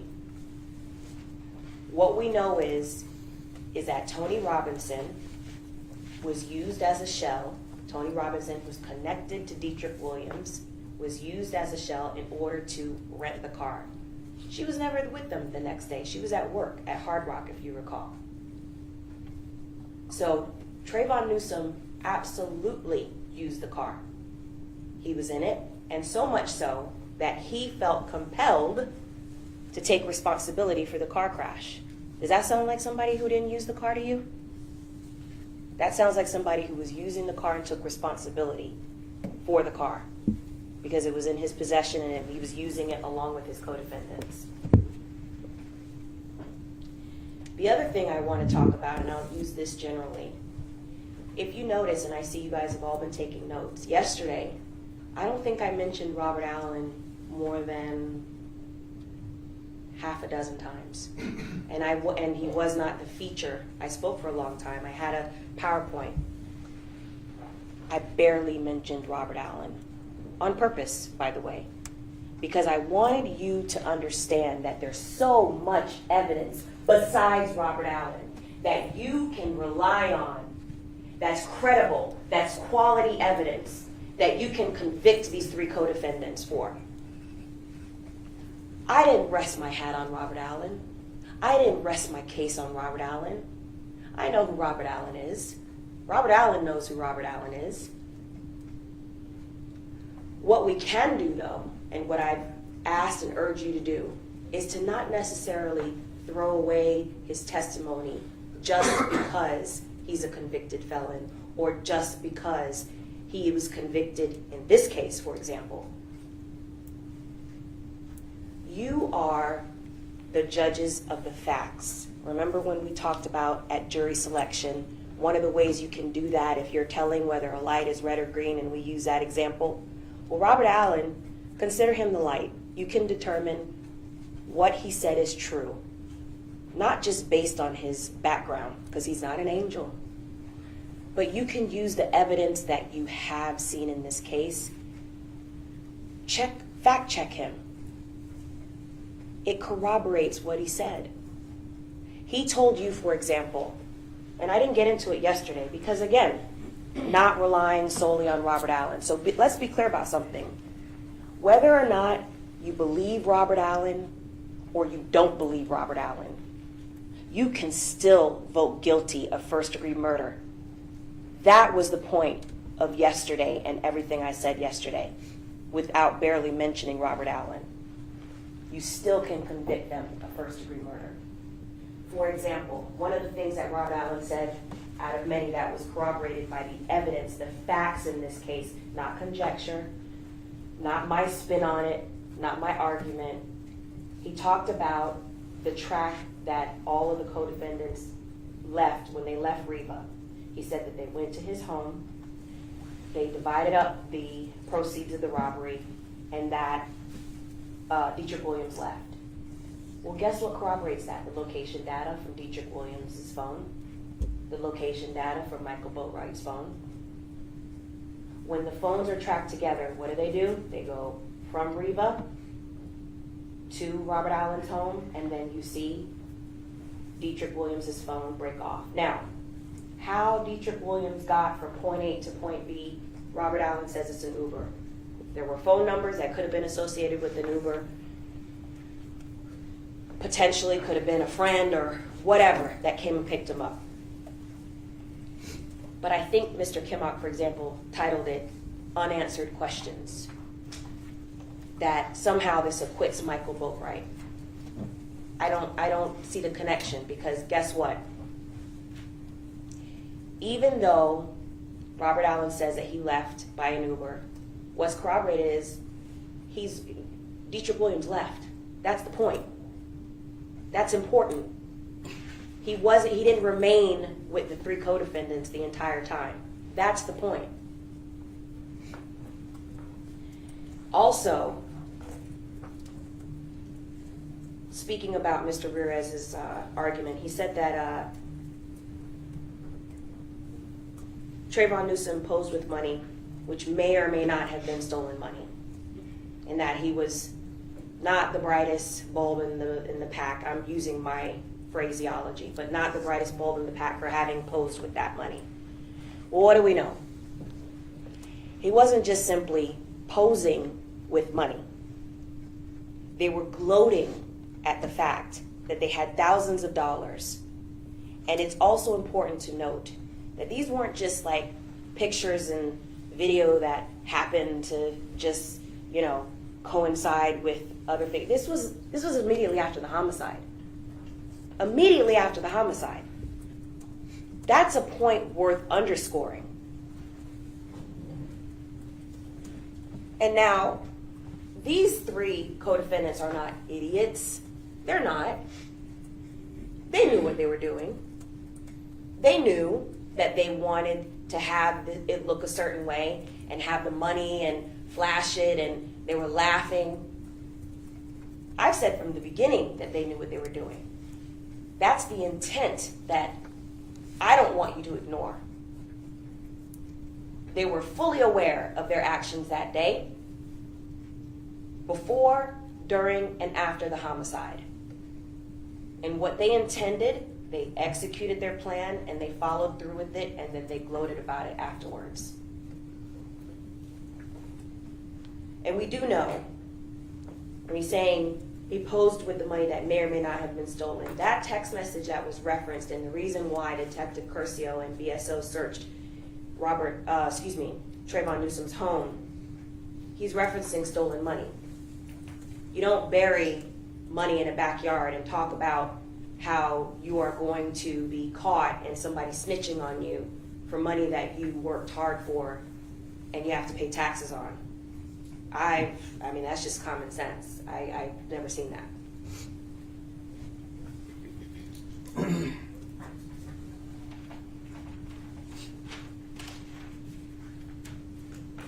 Mr. Ramirez also talked about how there were two gunmen and both DNA evidence, and okay, I'll give him that. The DNA evidence on the mask doesn't link to Trayvon Newsome, but let's not forget Trayvon Newsome was out of custody the longest. He was arrested last. He was arrested 2 months after this homicide. You know what you can do in 2 months?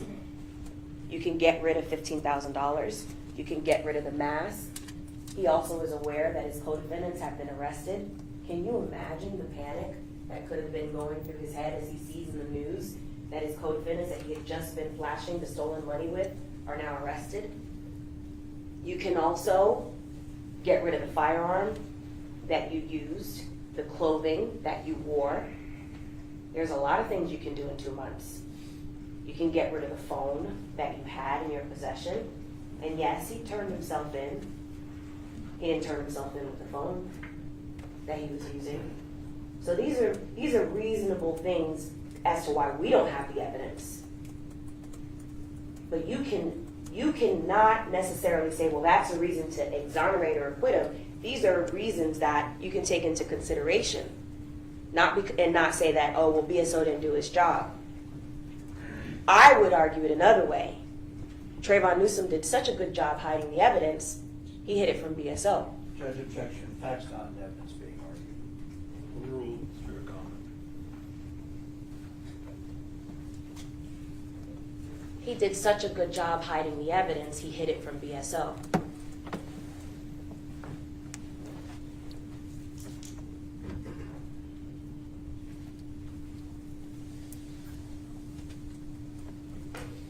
Mr. Ramirez argued, and there was other counsel that argued this too, that absence of DNA is a crucial defense. And Mr. Kimmock spent a lot of time today on that, right? I'm going to get into that a little bit more when I address Mr. Kimmock's comments more specifically. One of the things that we know about the DNA in this case, for example, you heard about DNA, for example, being in Mr. Onfroy's car from his girlfriend. His girlfriend wasn't on video. His girlfriend was never a suspect. But her DNA was there. DNA is not necessarily something that completely exonerates someone or implicates them. That's the point. I'm asking you to rely on all the evidence. This was never solved by the absence of DNA or the inclusion of DNA. This case was solved and the defendants were arrested by all of the evidence that was in this case. The surveillance, the eyewitness testimony, the evidence from their phones, the location data on their phones. These are all things that place them there. Because DNA, unlike, for example, which I'm going to get into, the location data from the defendant's phones, does not have a timestamp. Does not have any way, like fingerprints, of telling you when they were placed there. And this big emphasis of where DNA is or is not, for example, in the rental car. It's a rental car. It's a rental car. And that bears repeating because most of us have rented a car or at least been driven in a rental car. If you're a non-smoker and you get in a rental car and the car smells like smoke, and say now the person with you commits a crime that's also a non-smoker, so now they have the car.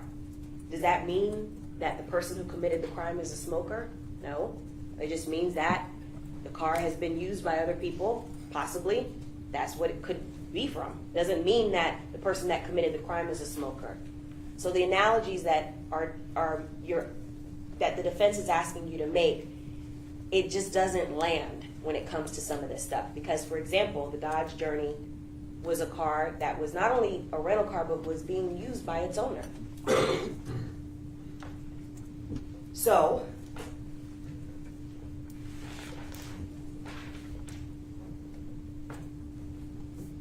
Mr. Rivera said the second gunman is still out there. No, he's not. The second gunman is sitting right there in the middle with that printed shirt. The second gunman has been arrested since August of 2018.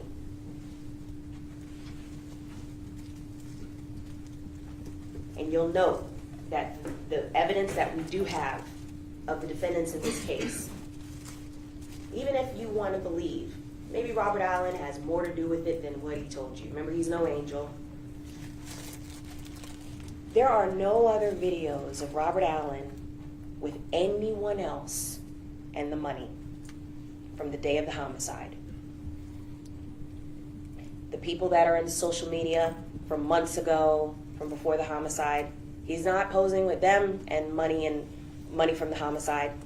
He's posing with the three people that are before you on trial. And that's important because it shows, it's another piece of evidence that it's a way of time stamping when these things occurred. Because we know from the metadata what dates these photos were taken, when these videos were taken, and who they were taken with, where they were taken.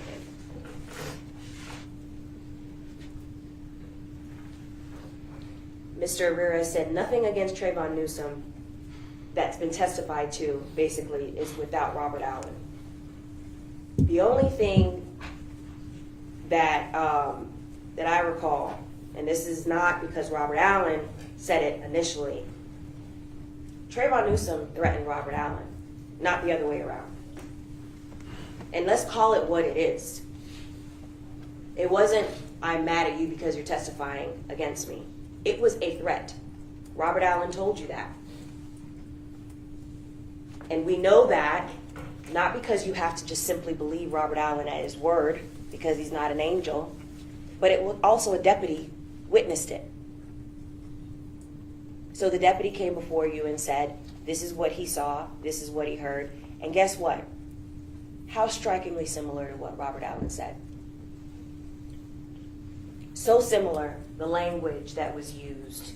And Robert Allen told you, I asked him, how did that make you feel? Did you feel threatened? And he said, yeah, a little bit. So it was a threat. It wasn't just between two friends. And look at the wording. Trayvon Newsome never said or yelled at to Robert Allen, tell him who really did this. Why are you lying on me? He used the phraseology that he meant to use, which is, you're snitching on me. What does that mean? You are telling what we did. That's what it means. You're telling the white man, that's what he said, what we did. What does that imply? That they robbed and killed the victim. That's what he's pissed about. That's what he's trying to confront Robert Allen about the first chance he gets.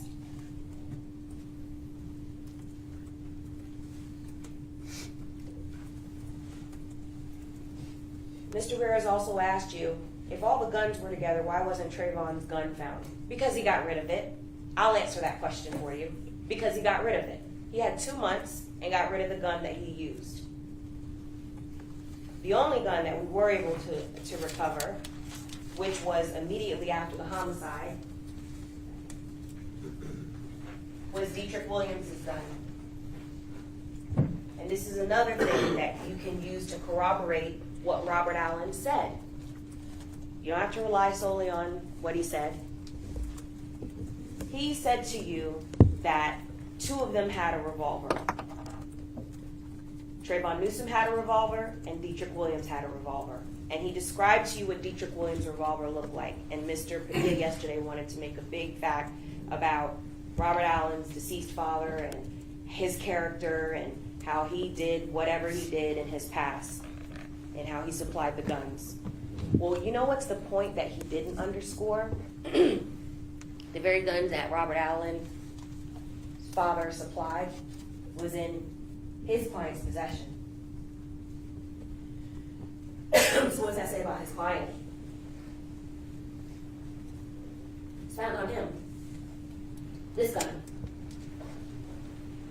Matching, excuse me, exactly what Robert Allen said it would, with the special ornate designs on it. Excuse me. So that's something else that you can use to fact check what Robert Allen said.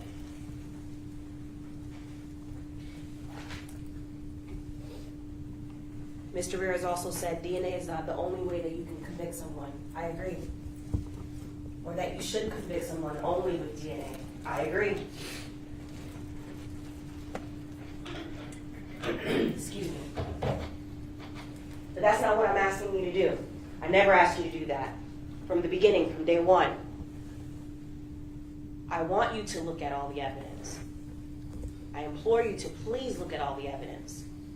Because when you look at all the evidence together, I think it's very compelling that you can and should convict all 3 defendants of first-degree murder and armed robbery.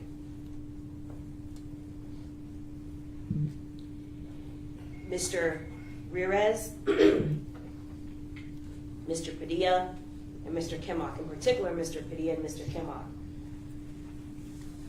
talked to you a lot about what they felt the state showed and talked a little bit about what they said in opening. But you'll recall what they didn't say in their openings are what happened to the big promises that they said. For example, Mr. Padilla saying, well, the first time you heard about Drake, the first time you heard about Migos was Mr. Schill brought it up. Is that true? Do you believe that? Do you remember it that way? From voir dire, he's been itching to try to talk to you about Drake. Itching to try to talk to you about Migos and Toronto, and every question he's had has been about that. Every single question. Of a lot of the witnesses, -0 evidence that what he indicated to you that you would be able to see, and it would be so clear that this was somebody else involved. And no, we never saw any evidence of that. There's no evidence of that that's been presented to you. The evidence that has been presented to you is the opposite. His client was involved. His client's evidence that was found at his client's house matches to the murder weapon. Evidence that was found in his client's phone puts him at the homicide scene. Didn't have anything to do with any rappers or people from Toronto, or whether or not somebody connected to a superstar threatened on social media in a Twitter beef. It's nonsense. That didn't have anything to do with this case.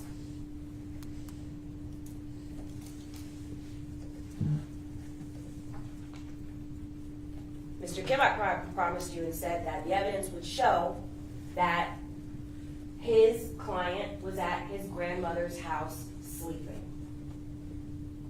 Here we are at the end of the trial. Here we are. The evidence has been presented to you. Does it show that? He talked a lot to you about DNA. And remember, DNA is not time-stamped, and the absence of DNA doesn't mean that you didn't do something. But you know what is time-stamped? You know what Mr. Kimmock, for example, never mentioned? I listened carefully for it. He never mentioned the word Bluetooth.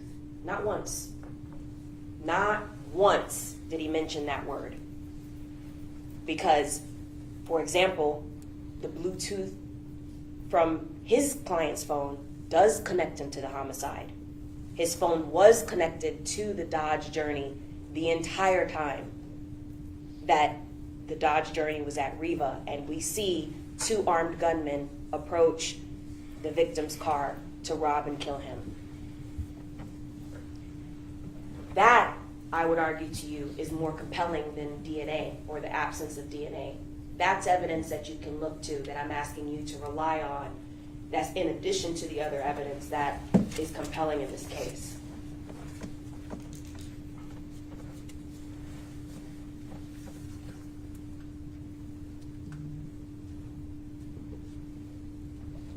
Mr. Padilla said that $800 isn't a lot of money. Really? What's interesting about us trying this case in 2022 is all of the things that are happening in general in our lives, that you don't have to check that stuff at the door. Your life experiences, the fact that we're going through a recession, the fact that eggs cost twice or 3 times as much as what they normally cost. $800 is a lot of money to a lot of people. $800 is certainly a lot of money for somebody that's a self-proclaimed tattoo artist that tattoos out of his driveway and house. That's a lot of money to be blowing if that's your line of work. And I'm not saying that to besmirch tattoo artists that tattoo out of their garages, but let's be honest. You're not going to make millions of dollars in 1 week or 1 day, or thousands of dollars doing that. I mean, you have to be a damn good tattoo artist. So what do we know? And we'll look at, and you've seen the evidence from his home. If he's somebody that's so flashy and just always had this much money, does his house look like that? That he was so wealthy? You can look at these things and consider them as part of the evidence as you're evaluating whether or not it's credible.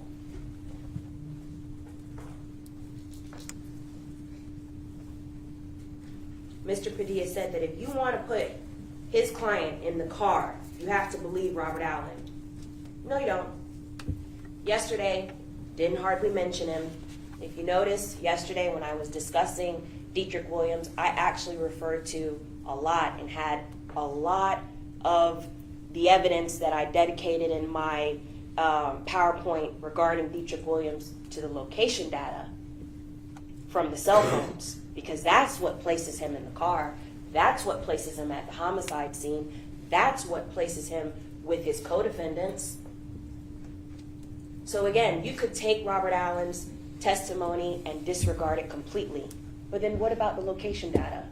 That's credible evidence. What about the fact that he, Dedrick Williams, is seen on scene and identified by Terry Yoakum? That's credible evidence. Terry Bukachian, another credible witness, identifies his client during that time. Again, you can use this evidence to fact check Robert Allen, because Robert Allen told you that's who he was with. Whether or not you believe Robert Allen or not, what does the other evidence say? 1,000% that Dedrick Williams was there during that time. And we know that because guess what? His location data on his phone never shows him leaving, never shows him going and deviating from another area, even when those two cars who likely could have just been cars that were stopping in the street. It's the middle of the day. This is not like Unsolved Mysteries, where it's like, oh my gosh, these two cars stopped in front of the car and we don't know who they belong to. They were in a residential neighborhood and it was the middle of the day in broad daylight. There were people in the parking lot, there were people that live across the street that were completely unaware that they were planning to rob and kill the victim. And so, we never saw Dedrick Williams' phone deviate and go someplace else as if it left the homicide scene. Quite the opposite. It stayed there the entire time. And just like Robert Allen told you, from there, they went to Robert Allen's home, and from there is when we see Dedrick Williams separate from his co-defendants after they separated the money.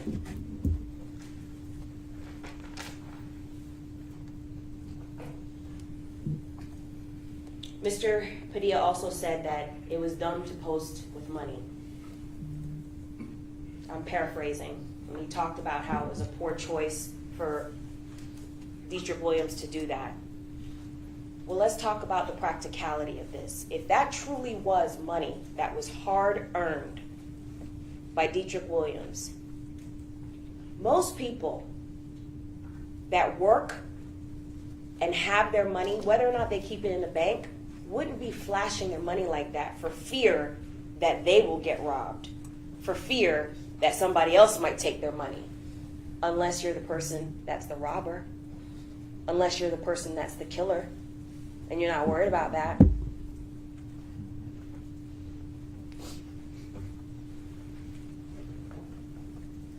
And this is not an indictment on whether or not they're smart or not smart. The only thing that I have maintained from the beginning is that they intended to do what they did that day. They knew what they were doing from when they rented the car. They knew what they were doing. And Dedrick Williams, let's be honest, even if you believe that he is an avid bike rider, maybe he is, maybe he isn't. On that day, on June 18th, 2018, he wasn't with his other bike riding friends. He wasn't even in possession of a bike that day. Where was he? In a Dodge Journey with his co-defendants and the armed weapon that you saw, and he had the mask ready to rob and to kill whomever. Now, Dedrick Williams happens to be not the person that jumped out and committed the robbery, and Robert Allen was the person that happened not to jump out and commit the robbery. But remember, we talked about this. When they were lying in wait for over 8 minutes for the victim to come out of Riva Motorsports, that's what they decided. They figured out who was going to do what. And Dedrick Williams, his role that day was to be the driver. And so even though he was armed and he had his mask, which do match to him, and we have in evidence, for that day and that moment, they decided amongst themselves that Trayvon Newsome and Michael Boatwright would be the two that jump out and commit this crime.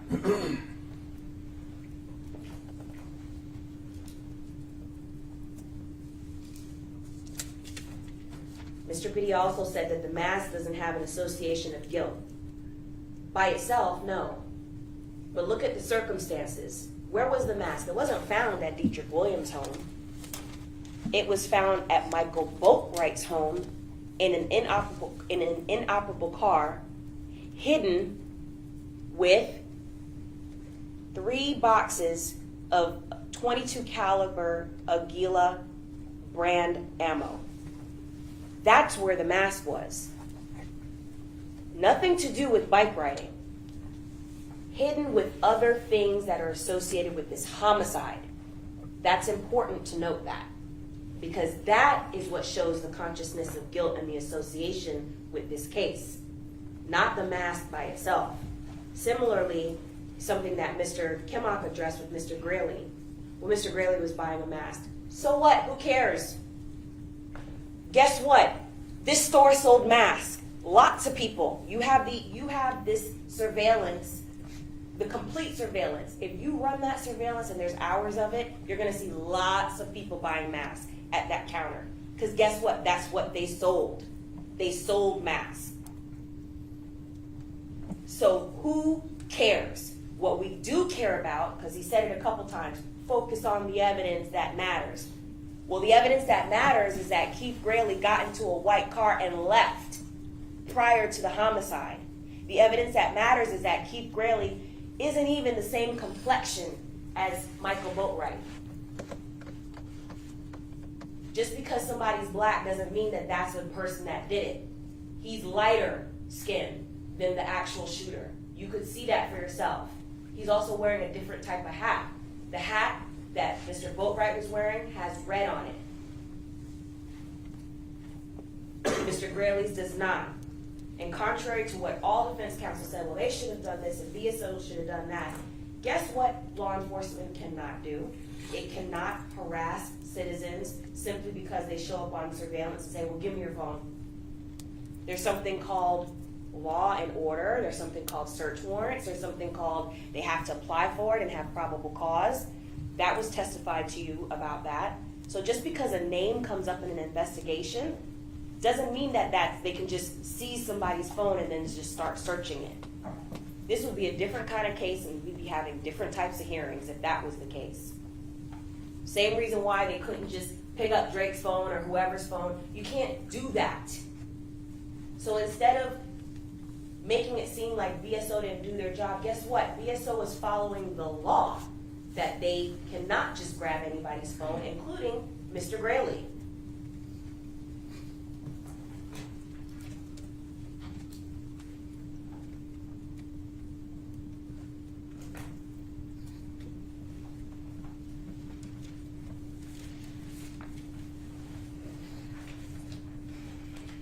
Mr. Padilla also made a lot of comments about Robert Allen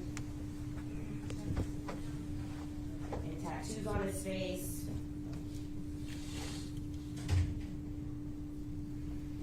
And how you shouldn't trust him. Well, guess who else has tattoos on his face?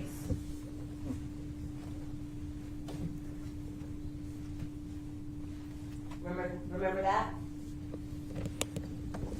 So now we're not to believe Robert Allen because of tattoos? If that's the rule, then what does that say about his client?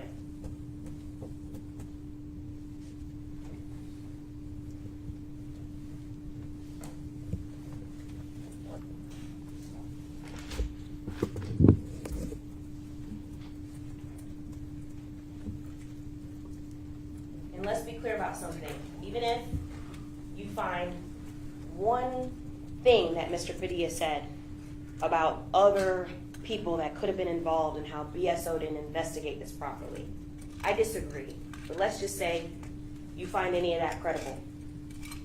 Does it absolve his client?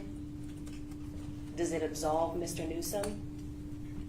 Does it absolve Michael Boatwright? That would be another trial, another jury, somebody else, or some other 12 members that would decide the fate of whoever this mysterious other person is that ordered this. That's not for your decision today. Your decision today is whether or not Dedrick Williams is guilty of first-degree murder and armed robbery, as well as the other two co-defendants in this case. So if someone else happened to have been involved, because remember, we gave that example of, for example, I think it was, we used The Godfather, the example of The Godfather in voir dire, and how we talked about the movie The Godfather, if Don Corleone was involved and had something to do with ordering and the underlinks. So let's just say Mr. Padilla is right, and that somebody who is rich and powerful had something to do with it, then that means his client is an underling. Does that acquit him? No. He's still guilty of first-degree murder.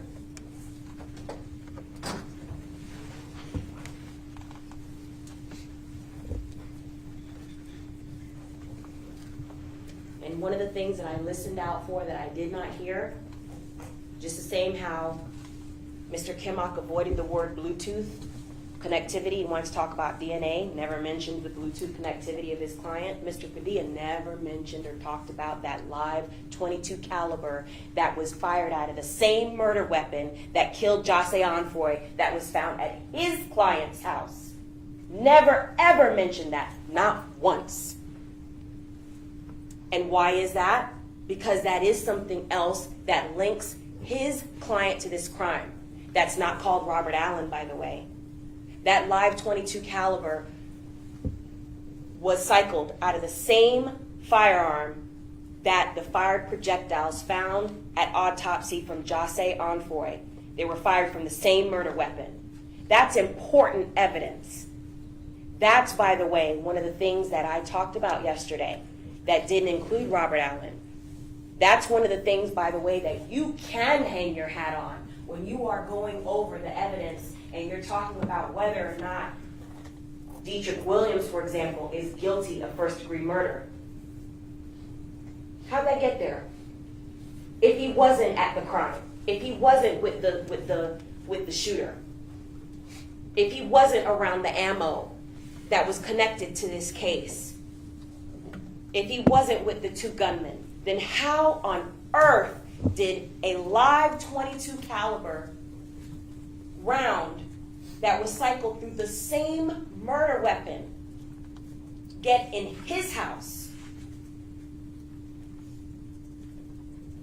That is huge. And it doesn't have anything to do with Robert Allen. It's not Robert Allen's home. Robert Allen didn't testify about it. Robert Allen didn't have anything to do with the search warrant. That is Dedrick Williams' home. And that is evidence connected directly to this homicide. And what I did say is that this particular exhibit, I said it's consistent with, because it is. You don't have to take my word for it. Look at it yourself. You'll recall all the times that myself and Ms. Buckaloo put the firearms evidence on the screen. We talked about the A stamp that's on all of the ammunition. That's consistent with the firearms, or excuse me, the fire projectile in this case, and the evidence that was found at Dedrick Williams' home. It's the same brand, Aguila. It's the same caliber, .22 caliber. That's important evidence. That doesn't have anything to do with Robert Allen, by the way. That's important evidence that you can look at, that's compelling, and that you absolutely should take into consideration in convicting these three co-defendants. And I'm not going to take the time and count, but let's just be clear about something. There were 3 boxes of ammo that were found. 4 are missing. You can count them yourself. The boxes are here, and don't forget that there are some that Clint Williams put in here to make it easier for you to see what they look like, so you can see the A branding. So please don't forget to count those. So if you want to take the time to count how many there are and take into consideration what's missing, please, by all means, you'll have all the evidence, please do so.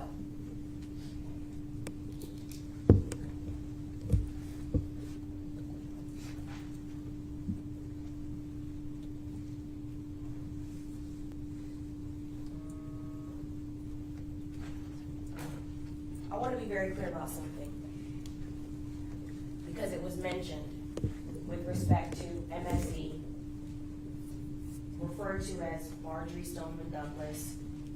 I don't think there's a person in this nation that hasn't heard about it. And all that I will say about it is this, because it was brought up by defense counsel as part of their defense, saying that BSO, Detective Curcio in particular, were overworked, and that they missed steps, and that there's all these things that they didn't do in this investigation because of that.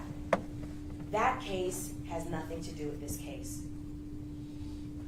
two separate cases, and the implication that BSO,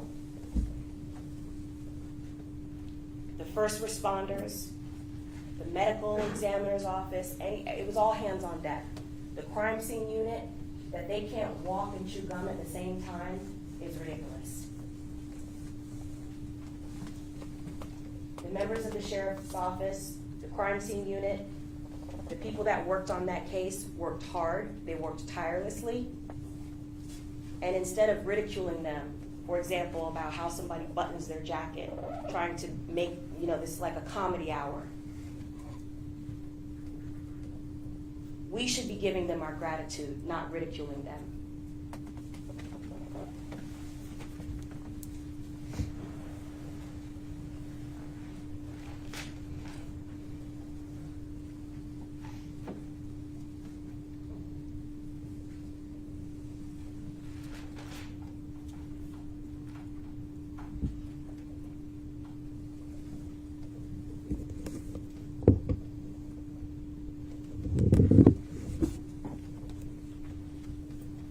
Mr. Kimmock said today that the evidence found in the vehicle was weeks after the murder. That's because you'll recall his client fled to Georgia immediately after the homicide. So just like Mr. Newsome, for example, who had the benefit of being out of custody for however many weeks and getting rid of evidence, so did Mr. Boatwright. Fortunately for us, he didn't get rid of everything, including his phone with all that evidence on there, and that, God forbid, word that Mr. Kimmock didn't want to mention, Bluetooth. But that's why the evidence was found weeks later. Not because, you can't have it both ways, the way they're arguing and trying to malign the character of the sheriff's office. Oh, they did a rush job. Nope, it took weeks to get this evidence. Nope, they didn't do anything. Oh, nope, they still haven't investigated all this stuff. The evidence came in and it was a fluid investigation. Detective Curcio told you that. And so as evidence came in, they checked it. Either they eliminated people or they included people, and then they followed up on credible leads.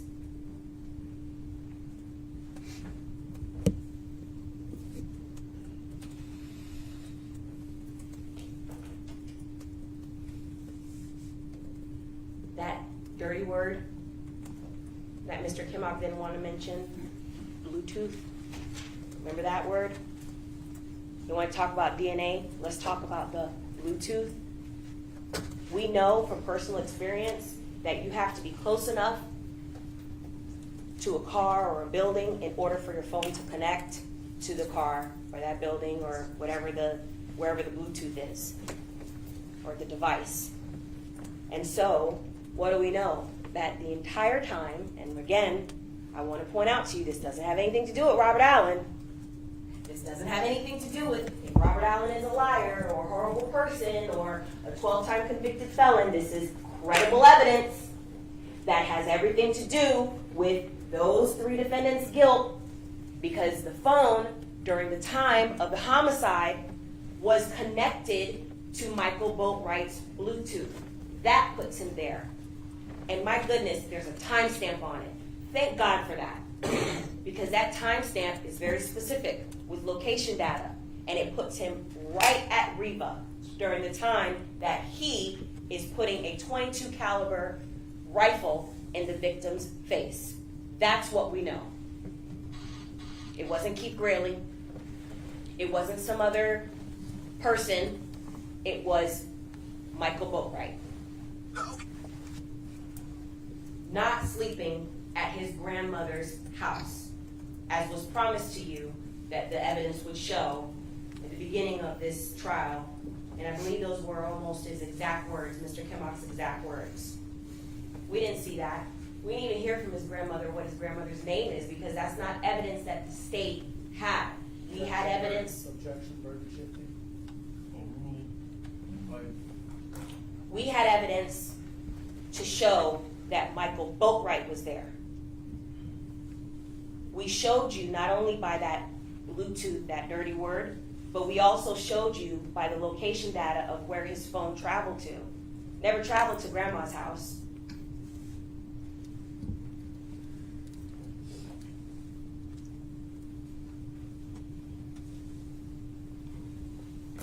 Mr. Kimmock also said DNA was a crucial evidence in this case, and we'll get into the questions that he says were never answered. But DNA is a crucial reason alone that you should have put Michael Boatwright. I'm sorry, what? Excuse me? If you do that, then you're ignoring all of the other evidence that you've heard for weeks in this case. You're ignoring the testimony, the eyewitness testimony, and the identification of Mr. Boatwright by several people that put him connected not only to his co-defendants, but to the homicide with other links. You're discounting fingerprint evidence. You're discounting the evidence of Mr. Campbani, who testified about location data. You're discounting evidence regarding Bluetooth connectivity. Remember that dirty word, okay? You're discounting evidence also of Mr. Allen. You don't have to rest on Mr. Allen's testimony, but you're discounting the corroborated parts that you can corroborate with that as well. You're discounting all those countless videos. I happen to show you 4. You'll recall, and it's in evidence, there were dozens. There were dozens of videos from the day of the homicide. There were text messages from Mr. Boatwright's phone within an hour. I think it was a little over an hour, not quite an hour and a half, after he just killed Jahseh Onfroy and robbed him with his co-defendants, where he texts somebody and says, "Tell my brother I got the cash now." That text didn't come after we see him with some type of vest on. By the way, those pictures and the metadata from those are from months ago, prior to the homicide, where he's saying hashtag workflow. And let's talk about that for a second. Just like a self-proclaimed tattoo artist that tattoos out of his garage or whatever, this is common sense. Does somebody that does landscaping, not owning their own business, would have thousands of dollars like that, flashing it? Judge, if I could ask you to admonish, if there's people in the gallery that can't compose themselves and not make comments, if you could please address that. Yeah, anyone in the audience who makes any comment will be removed from the courtroom and be subject to contempt hearings. You may proceed. Thank you, Your Honor. The evidence that you've heard is that, and that you've seen rather, there were thousands of dollars in his hands. That's the evidence that came from his phone. And there were pictures and video with him and his co-defendants, unlike what Mr. Kimmock said. He said that the only pictures that you'll see is when he's with Robert Allen. Not true. You remember the 2 pictures that were side by side, and you can see it for yourself very easily, that as soon as you let one play where he's by himself, but he appears to be in a car, and then you play Trayvon Newsome's, they're in the same car, listening to, it's like the song like Continued. And they're together in the same outfits that they were in earlier that day. So he wasn't by himself. You can make that type of deductive reasoning because the evidence is there for you to look at, play, rewind, play again.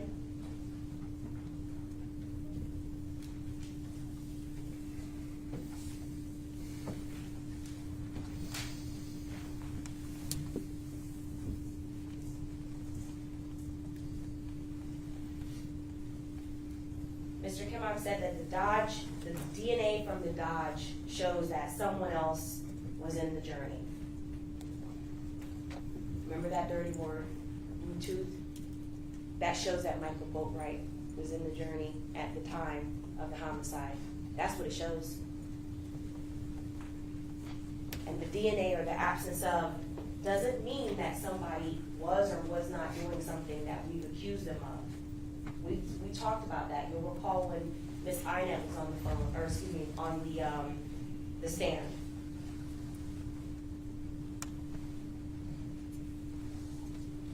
Specifically talking about the DNA and all the things and all the lists and the numbers and what's at a warehouse and who contributed to what DNA. Let's talk about the actual evidence that you heard. In the vehicle, the gear selector in the victim's vehicle, there were 2 contributors.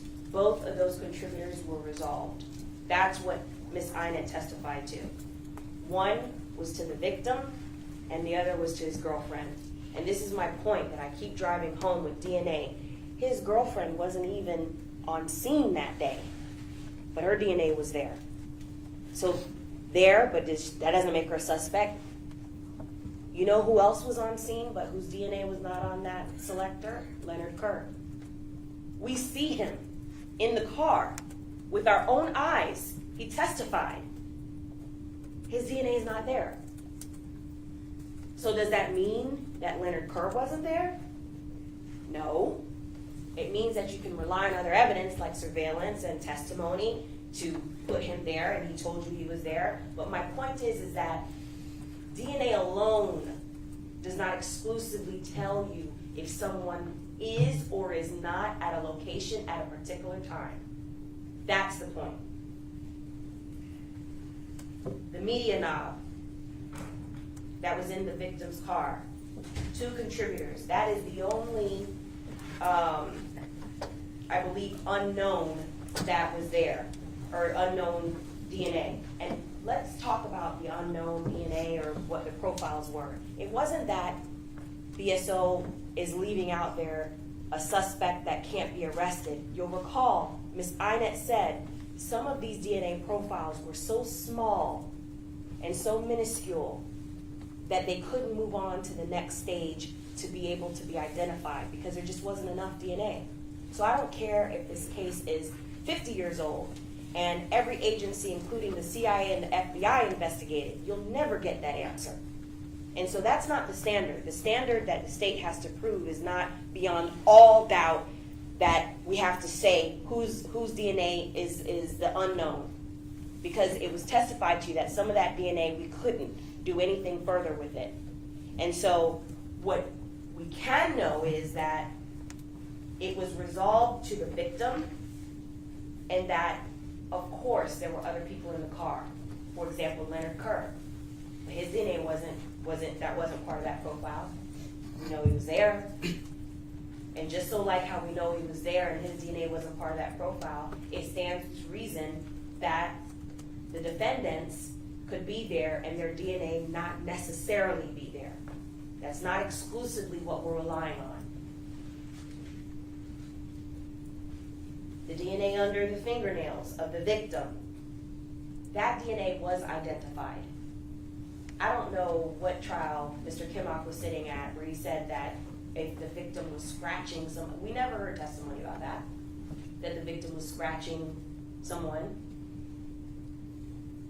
I guess hypothetically, I wish that if he had been able to put up a fight, that maybe we could have gotten some of that evidence. But remember, Mr. Boatwright and Mr. Newsome, they quickly, very quickly, in a blitz fashion, attacked him. And so there's no evidence, no testimony. The only testimony that you heard was that the defendants were punching, and then you can actually see Mr. Boatwright in particular, he's holding his weapon with 2 arms. That's the testimony that you heard from Leonard Kerr. That's what you can see in the surveillance. And then Trayvon Newsome goes around to the other side and grabs the Louis Vuitton satchel. So where is this like scratching, knockdown, drag out that the defense argued we should see DNA from? That's not what happened.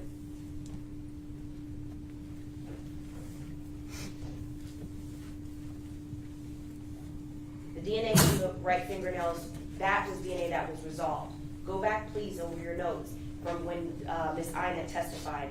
She resolved that DNA. The left nails, there were only 2 contributors. And it was the victim's DNA, and then, remember, she talked about insufficient, and that's the reason why it was unknown. There was insufficient amount of DNA, So no matter how long you investigate this case, that DNA is never going to be resolved. That's very different than saying VSO didn't do their job. Very, very different. The necklace. There were 2 contributors on the necklace. That DNA was resolved. So I don't want you to go into the back deliberating thinking that VSO didn't do his job and that there's some unknown gunman that's been around Broward County for 5 years. The 2 contributors to that necklace were the victim and his girlfriend. That's what Ms. Ina testified about. Objection, that's not evidence. Jury will rely on its own recollection. You were there, you listened to her testimony. I implore you to rely on your notes and regarding that. There were several times that she talked about all the other contributors and how it was resolved. The cell phone site locations, and I will talk about this and just a few other things before it's time for me to sit down. With respect to the cell phone evidence, let's break it up into pre-homicide, during the homicide, and after the homicide. There's several things in evidence that you have at your disposal to either go back over, and if you recall Mr. Campani's testimony, and also Detective Curcio's testimony, there was evidence about cell phone, GPS data, and then the locations from a third party, the cell towers. Cell phone devices are more precise than the cell site locations. That's what was testified about. From the phones, from the cell site locations, Mr. Newsome's phone was with Mr. Williams' phone at 1:55. And the only way that you can get that from the cell towers is if the phone is in use. However, for cell site, for the GPS, it doesn't have to necessarily be.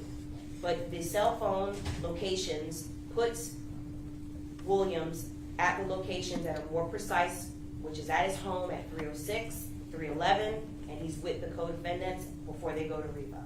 That's what the testimony was. The cell sites also place Robert Allen near Williams' home, consistent with what Robert Allen said, and then it also places Mr. Boatwright at the cell site location near Williams' home. Even more specifically, Mr. Boatwright's phone download showed that he was connected to Wi-Fi named Chucky when he was at his house. That's an evidence. You can go over that. There's that dirty word, the Wi-Fi, the Bluetooth, that does show Mr. Boatwright's locations. During the time that they were at Reba, the cell sites put Williams, Boatwright, and Allen together. And that's important and crucial because that also corroborates what Robert Allen says. It corroborates the video, and it shows that they were at the locations that was testified to. After the homicide, the cell site for Mr. Newsome's phone hits near a tower, and I think Mr. Ramirez was saying, well, what about the fact that, it was some location? I believe most of you, if not all of you, and you can use this experience, were from Broward, particularly the Lauderhill area. You either worked in that area or know that area.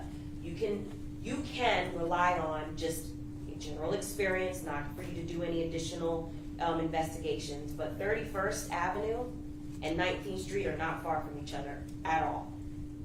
And if you're familiar with that area, you'll know, and you have mapping in evidence, you can see for yourself that the location that Mr. Newsome's phone pings at during that time is not far from the location where it was testified to that the defendants were, so it does place them there.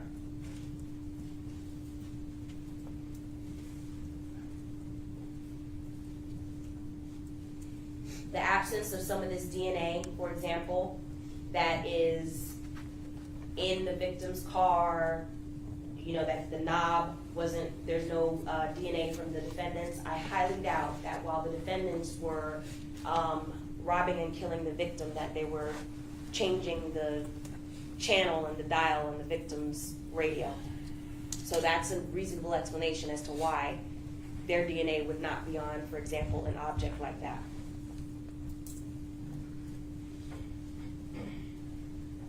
Also, there was some argument about, well, why is it that during the specific time frame, Mr. Kimmock said, well, that Mr. Boatwright had no activity, no text messages. I think I wrote this down. He said no text messages, no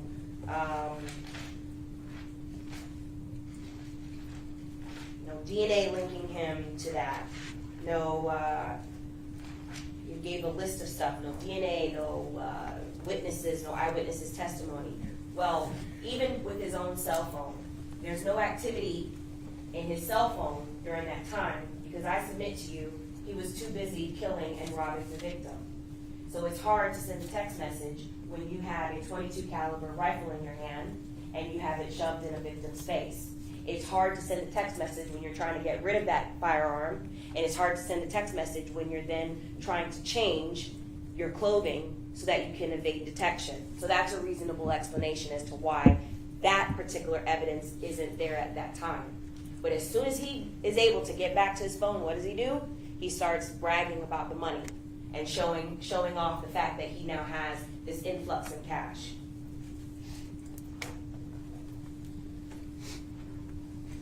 And also, besides all the other evidence that shows the defendants together, and the text message that immediately after the homicide where Mr. Boatwright says, "Tell my bro I got the money for the new phone," Williams and Boatwright, Williams is texting Boatwright also about the homicide, about the news story about the homicide.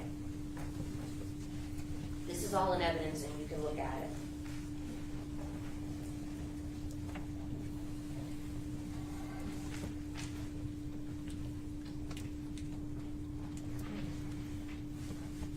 I've addressed some of these through my other arguments that other counsel made about the unanswered questions that Mr. Kimmock said, where's the money, and no photos or no outgoing calls during the time that his client is committing this homicide.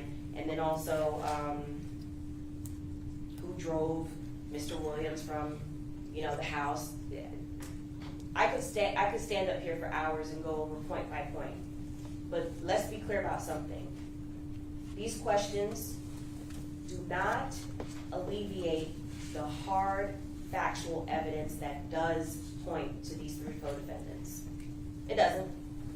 Who drove Mr. Williams from Mr. Allen's home doesn't matter when you have all this other evidence showing that Mr. Williams was there during the homicide, Mr. Boatwright was there.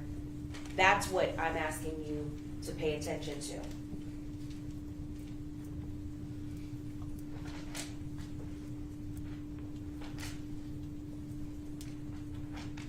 I believe that when you look at all of these things, ladies and gentlemen, that you will be able to come to the conclusion that we talked about from the beginning, that these defendants are guilty of first-degree murder, that they were principals to each other, that they are guilty of armed robbery. And I thank you for your time and attention during these very long weeks, during counsel's arguments, and the presentation of evidence. Thank you. All right, ladies and gentlemen, the next thing to do is for me to read you the law. It'll take a few minutes.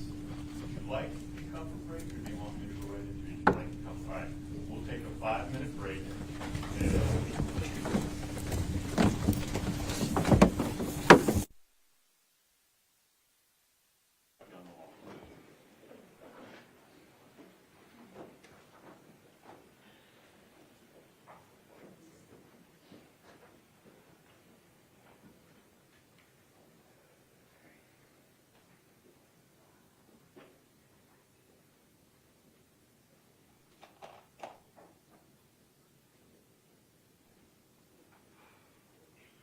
Okay. Parties present, jurors are absent. I just want those of you in the audience to also know that once jury instructions start, you're not allowed to get up, you're not allowed to leave, you're not allowed to come in, nobody's allowed to do any movement. So if you're all welcome to listen, but if you stay, you have to stay seated and quiet. And so now's your chance to either come or go, but once we start, there is no more movement in the courtroom. Thank you. Judge, real quick.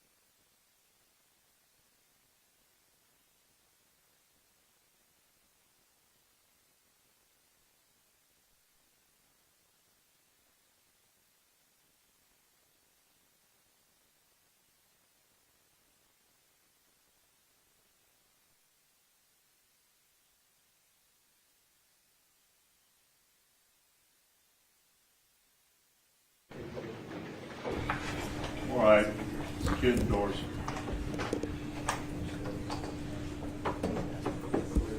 Bring them out.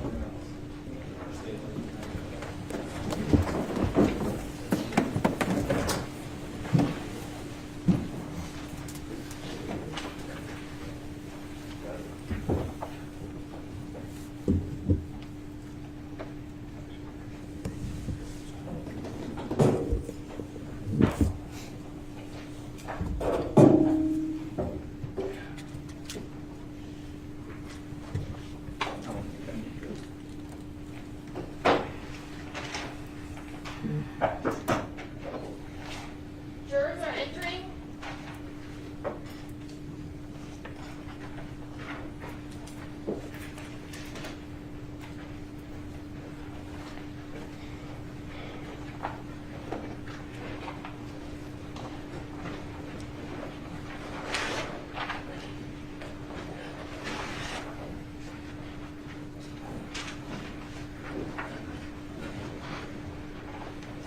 Parties may be seated. Court will come to order. The parties are present. The jurors are present. Ladies and gentlemen, welcome back.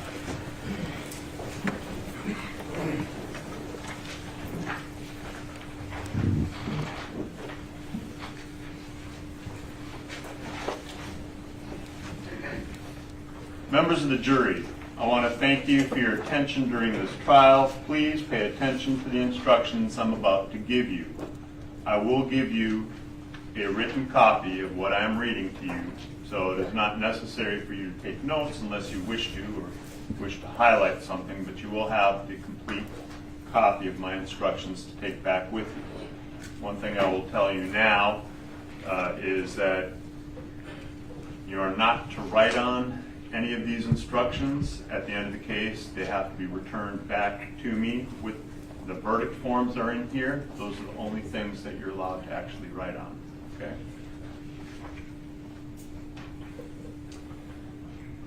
Dedrick Williams, the defendant in this case, has been accused in count 1 of the crime of murder in the first degree and in count 2 of the crime of armed robbery. Michael Boatwright, a defendant in this case, has been accused in count 1 of the crime of murder in the first degree and in count 2 of the crime of armed robbery. And Trayvon Newsome, the defendant in this case, has been accused in count 1 of the crime of murder in the first degree and in count 2 of the crime of armed robbery. Now, some of the instructions you hear are going to be repeated in their entirety as to each particular defendant. Introduction to homicide.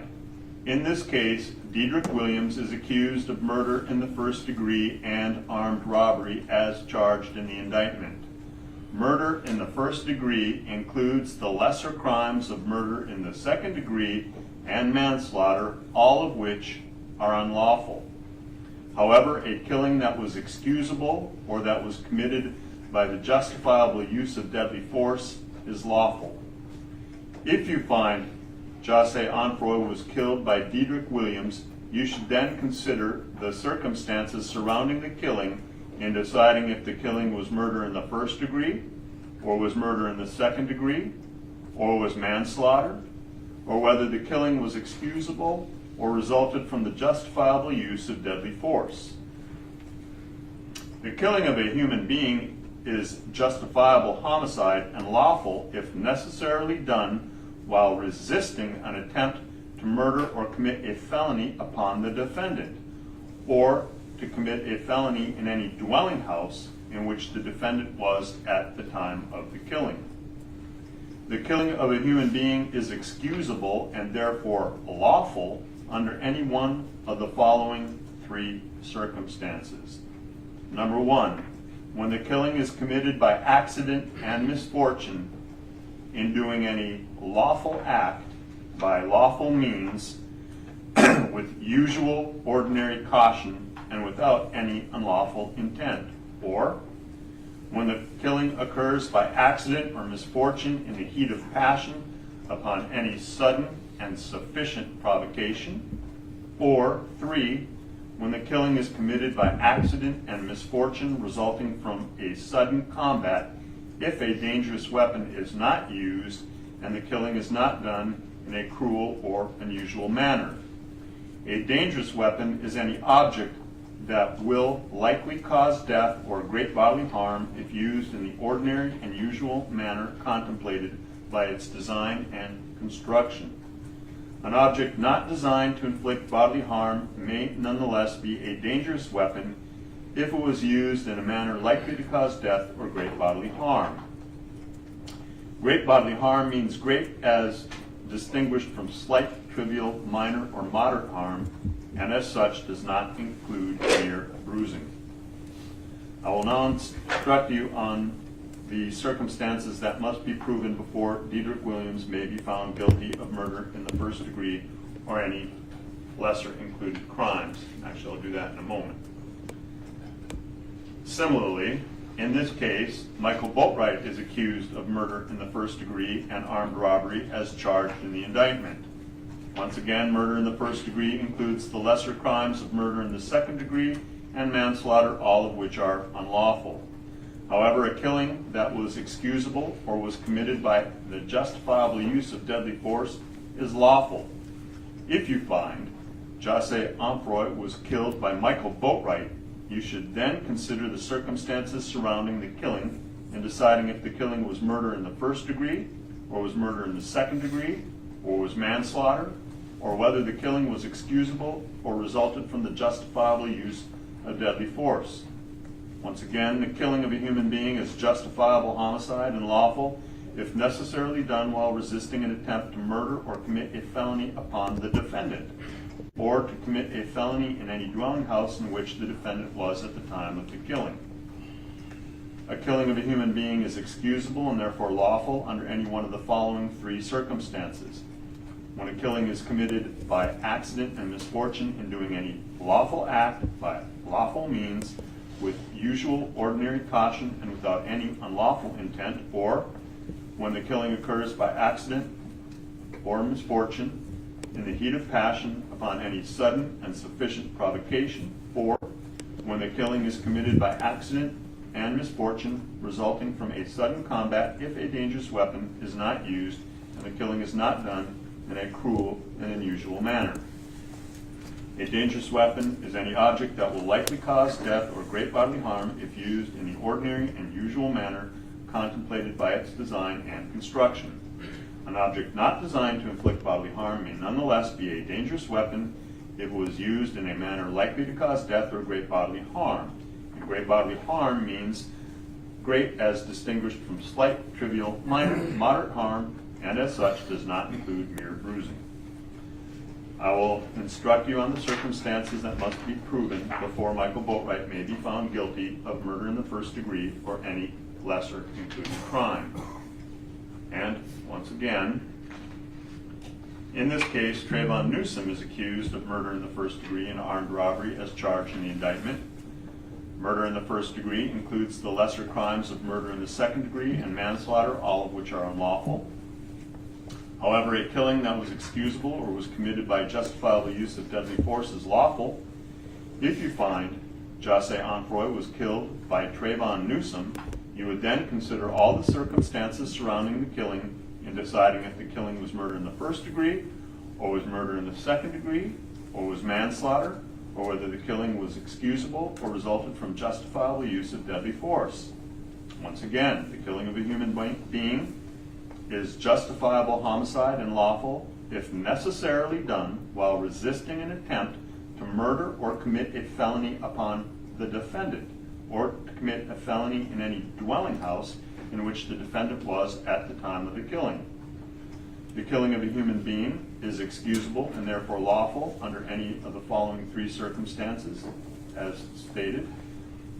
When the killing is committed by accident and misfortune in doing any lawful act by lawful means with usual ordinary caution and without any unlawful intent, or when the killing occurs by accident or misfortune in the heat of passion upon any sudden and sufficient provocation, or when the killing is committed by accident and misfortune resulting from sudden combat if a dangerous weapon is not used and the killing is not done in a cruel or unusual manner. A dangerous weapon is any weapon that, taking into account the manner in which it is used, is likely to produce death or great bodily harm.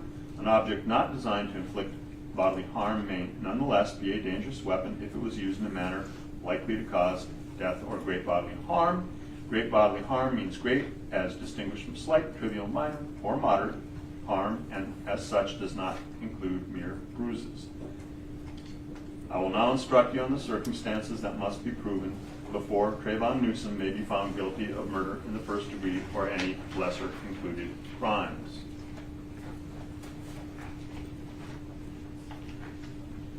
There are two ways a person may commit first-degree murder. One is known as first-degree premeditated murder, and the other is known as first-degree felony murder. To prove the crime of first-degree premeditated murder, the state must prove the following three elements beyond a reasonable doubt. Number one, Jahseh Onfroy is dead. Number two, the death was caused by the criminal act of Dedrick Williams. And three, there was a premeditated killing of Jahseh Onfroy. An act includes a series of related actions arising from and performed pursuant to a single design or purpose. Killing with premeditation is killing after consciously deciding to do so. The decision must be present in the mind at the time of the killing. The law does not fix an exact period of time that must pass between the formation of the premeditated intent to kill and the killing. The period of time must be long enough to allow reflection by the defendant. Premeditation can be inferred from the nature of the weapon used, the presence or absence of adequate provocation, previous difficulties between the parties, the manner in which the homicide was committed, and the nature and manner of the wounds that were inflicted. It must exist for such time before the homicide as will enable the accused to be conscious of the nature of the deed he is about to commit and the probable result to follow from it insofar as the life of the victim is concerned. The premeditated intent to kill must be formed before the killing. The question of premeditation is a question of fact to be determined by you from the evidence. It will be sufficient proof of premeditation if the circumstances of the killing and the conduct of the accused convince you beyond a reasonable doubt of the existence of premeditation at the time of the killing. Once again, there are two ways a person may commit first-degree murder. One is known as first-degree premeditated murder, and the other is known as first-degree felony murder. To prove the crime of first-degree premeditated murder, the state must prove the following three elements beyond a reasonable doubt. Number one, Jahseh Onfroy is dead. Number two, the death was caused by the criminal act of Michael Boatwright. And three, there was a premeditated killing of Jahseh Onfroy. An act includes a series of related actions arising from and performed pursuant to a single design or purpose. Killing with premeditation is killing after consciously deciding to do so. The decision must be present in the mind at the time of the killing. The law does not fix the exact period of time that must pass between the formation of the premeditated intent to kill and the killing. The period of time must be long enough to allow reflection by the defendant. Premeditation can be inferred from the nature of the weapon used, the presence or absence of adequate provocation, previous difficulties between the parties, the manner in which the homicide was committed, and the nature and manner of the wounds inflicted. It must exist for such time before the homicide as will enable the accused to be conscious of the nature of the deed he is about to commit and the probable result to follow from it insofar as the life of the victim is concerned. The premeditated intent to kill must be formed before the killing. The question of premeditation is a question of fact to be determined by you from the evidence. It will be sufficient proof of premeditation if the circumstances of the killing and the conduct of the accused convince you beyond a reasonable doubt of the existence of premeditation at the time of the killing. Once again, there are two ways a person may commit first-degree murder. One is known as first-degree premeditated murder, and the other is known as first-degree felony murder. To prove the crime of first-degree premeditated murder, the state must prove the following three elements beyond a reasonable doubt. Number one, Jahseh Onfroy is dead. Number two, that death was caused by the criminal act of Trayvon Newsome. And three, there was a premeditated killing of Jahseh Onfroy. An act includes a series of related actions arising from and performed pursuant to a single design or purpose. Again, killing with premeditation is killing after consciously deciding to do so. The decision must be present in the mind at the time of the killing. The law does not fix the exact period of time that must pass between the formation of the premeditated intent to kill and the killing. The period of time must be long enough to allow reflection by the defendant. Premeditation can be inferred from the nature of the weapon used, the presence or absence of adequate provocation, previous difficulties between the parties, the manner in which the homicide was committed, and the nature and manner of the wounds inflicted. It must exist for such time before the homicide as will enable the accused to be conscious of the nature of the deed he is about to commit and the probable result to follow from it in so far as the life of the victim is concerned. The premeditated intent to kill must be formed before the killing. The question of premeditation is a question of fact to be determined by you from the evidence. There will be sufficient proof of premeditation if the circumstances of the killing and the conduct of the accused convince you beyond and to the exclusion of a reasonable doubt of the existence of premeditation at the time of the killing. The second way a first-degree murder can be proven is felony murder. To prove the crime of first-degree felony murder, the state must prove the following three elements beyond a reasonable doubt. Number one, Jahseh Onfroy is dead. Two, while engaged in the commission of a robbery, Dedrick Williams caused the death of Jahseh Onfroy. And three, Jahseh Onfroy was killed by a person other than Dedrick Williams, but both Dedrick Williams and the person who killed Jahseh Onfroy were principals in the commission of the robbery. In order to convict the defendant of first-degree felony murder, it is not necessary for the state to prove that the defendant had a premeditated design or intent to kill. To prove the crime of robbery, the state must prove the following four elements beyond a reasonable doubt. The defendant took money or property from the person or custody of Jahseh Onfroy.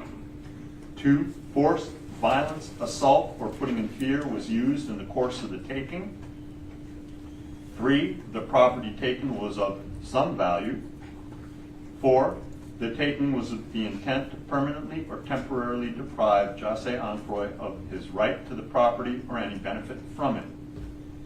If the defendant helped another person or persons to commit a crime, the defendant is a principal and must be treated as if he had done all the things the other person did if, number one, the defendant had a conscious intent that the criminal act be done, and 2, the defendant did some act or said some word which was intended to and which did incite, cause, encourage, assist, or advise the other person or persons to actually commit the crime.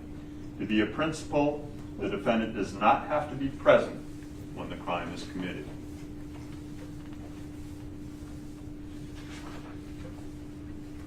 Again, to prove the crime of first-degree felony murder, the state must prove the following three elements beyond a reasonable doubt. Jahseh Onfroy is dead. Number 2, while engaged in the commission of a robbery, Michael Boatwright caused the death of Jahseh Onfroy.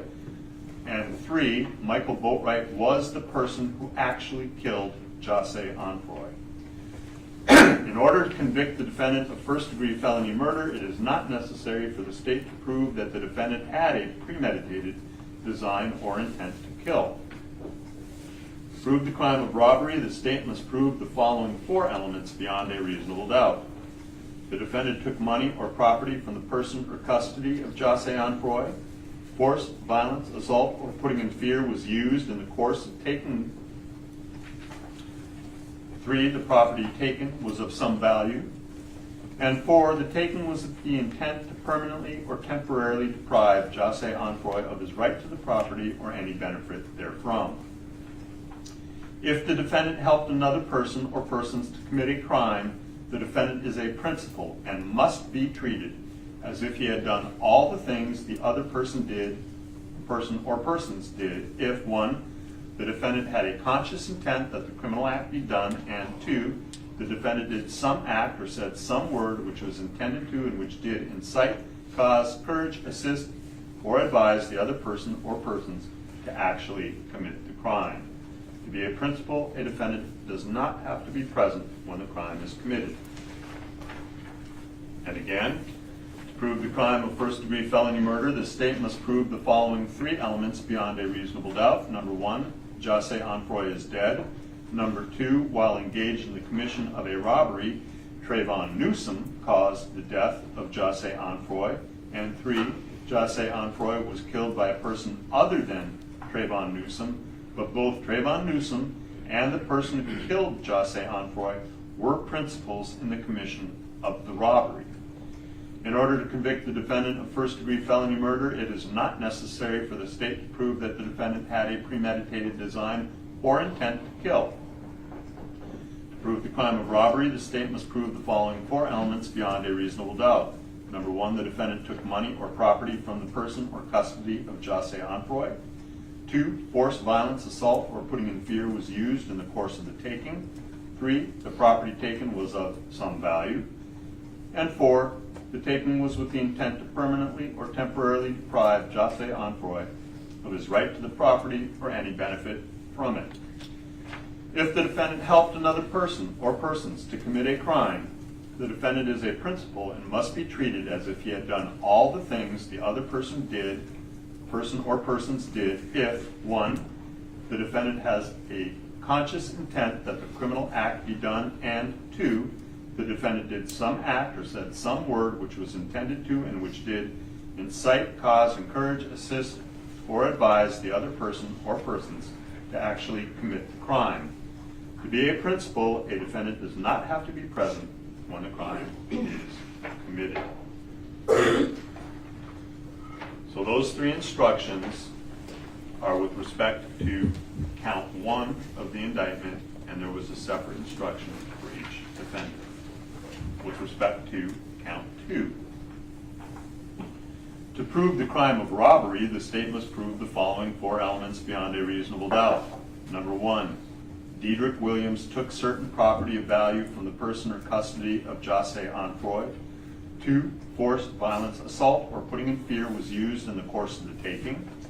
3, the property taken was of some value. And 4, the taking was with the intent to permanently or temporarily deprive Jahseh Onfroy of his right to the property or any benefit from it. An assault is an intentional and unlawful threat, either by word or act, to do violence to a victim when it appears the person making the threat has the ability to carry out the threat, and the act creates in the mind of the victim a well-founded fear that violence is about to take place. If the circumstances were such as to ordinarily induce fear in the mind of a reasonable person, then a victim may be found to have been in fear, and actual fear on the part of the victim need not be shown. In the course of the taking means the act occurred prior to, contemporaneous with, or subsequent to the taking of the property, and the act and the taking of the property constitute a continuous series of acts or events. The taking must be by the use of force or violence so as to overcome the resistance of a person, or by putting the person in fear so that he or she does not resist. The law does not require that the victim of a robbery resist to any particular extent, or that the victim offer any actual physical resistance if the circumstances are such that a victim is placed in fear of death or great bodily harm if he or she does resist. But unless prevented by fear, there must be some resistance to make the taking one done by force or violence. In order for a taking by force, violence, or putting in fear to be robbery, it is not necessary that the taking be from the person of the victim. It is sufficient if the property taken is under the custody of the victim, so that it cannot be taken without the use of force, violence, or intimidation directed at a victim. If you find the defendant guilty of the crime of robbery, you must further determine beyond a reasonable doubt if in the course of committing the robbery, the defendant carried some kind of weapon. An act is in the course of committing the robbery if it occurred in an attempt to commit the robbery or in flight after the attempt or commission. If you find that the defendant carried a firearm in the course of committing the robbery, you should find him guilty of robbery with a firearm. A firearm means any weapon which is designed to or may readily be converted to expel a projectile by the action of an explosive. If you find that the defendant carried no firearm or weapon in the course of committing the robbery but did commit the robbery, you should find him guilty only of robbery. With respect to count 2, to prove the crime of robbery, the state must prove the following 4 elements beyond a reasonable doubt. Michael Boatwright took certain property of value from the person or custody of Jahseh Onfroy. 2, force, violence, assault, or putting in fear was used in the course of the taking. 3, the property taken was of some value. And 4, the taking was with the intent to permanently or temporarily deprive Jahseh Onfroy of his right to the property or any benefit from it. An assault is an intentional and unlawful threat, either by word or act, to do violence to a victim when it appears the person making the threat has the ability to carry out the threat, and the act creates in the mind of the victim a well-founded fear that violence is about to take place. If the circumstances were such as to ordinarily induce fear in the mind of a reasonable person, then a victim may be found to have been in fear, and actual fear on the part of the victim need not be shown. In the course of the taking means that the act occurred prior to, contemporaneous with, or subsequent to the taking of the property, and the act and the taking of the property constitute a continuous series of acts or events. The taking must be done by the use of force or violence to overcome the resistance of a person, or by putting the person in fear so that he or she does not resist. The law does not require that a victim of a robbery resist to any particular extent, or that a victim offer any actual physical resistance, if the circumstances are such that the victim is placed in fear of death or great bodily harm if he or she does resist, but unless prevented by fear, there must be some resistance to make the taking one done by force or violence. In order for a taking by force, violence, or putting in fear to be robbery, it is not necessary that the taking be from the person of the victim. It is sufficient the property taken is under the custody of the victim so that it cannot be taken without the use of force, violence, or intimidation directed against the victim. If you find the defendant guilty of the crime of robbery, you must further determine, if beyond a reasonable doubt, if in the course of committing the robbery, the defendant carried some kind of weapon. An act is in the course of committing a robbery if it occurred in an attempt to commit the robbery or in flight after the attempt or commission. If you find the defendant carried a firearm in the course of committing the robbery, you should find him guilty of robbery with a firearm. A firearm means any weapon which is designed to, or may readily be converted to expel a projectile by the action of an explosive. If you find the defendant carried no firearm or weapon in the course of committing the robbery, but did commit the robbery, you should find him guilty only of robbery. And once again, prove the crime of robbery, the state must prove the following 4 elements beyond a reasonable doubt. Trayvon Newsome took certain property of value from the person or custody of Jahseh Onfroy. Force, violence, or assault, or putting in fear was used in the course of the taking. The property taken was of some value. The taking was with the intent to permanently or temporarily deprive Jahseh Onfroy of his right to the property or any benefit from it. An assault is an intentional and unlawful threat, either by word or act, to do violence to a victim when it appears the person making the threat has the ability to carry out the threat, and the act creates in the mind of the victim a well-founded fear that violence is about to take place. If the circumstances were such as to ordinarily induce fear in the mind of a reasonable person, then a victim may be found to have been in fear, and actual fear on the part of the victim need not be shown. In the course of the taking means that the act occurred prior to, contemporaneous with, or subsequent to the taking of the property, and the act and the taking of the property constitute a continuous series of acts or events. The taking must be by the use of force, violence, so as to overcome the resistance by the person. or by putting a person in fear so that he or she does not resist. Law does not require that a victim of a robbery resist to any particular extent or that a victim offer any actual physical resistance if the circumstances are such that a victim is placed in fear of death or great bodily harm, or if he or she does resist. But unless prevented by fear, there must be some resistance to make the taking one done by force or violence. In order for a taking by force, violence, or putting in fear to be robbery, it is not necessary that the taking be from the person, the victim. It is sufficient if the property taken is under the custody of the victim so that it cannot be taken without the use of force, violence, or intimidation directed against a victim. If you find the defendant guilty of the crime of robbery, you must further determine beyond a reasonable doubt if in the course of committing the robbery the defendant carried some kind of weapon. An act is in the course of committing a robbery if it occurs in an attempt to commit the robbery or in flight after the attempt or commission. If you find that the defendant carried a firearm in the course of committing the robbery, you should find him guilty of robbery with a firearm. A firearm means any weapon which is designed to or may readily be converted to expel a projectile by the action of an explosive. If you find that the defendant carried no firearm or weapon in the course of committing the robbery but did commit the robbery, you should find him guilty only of robbery. When there are lesser included crimes or attempts.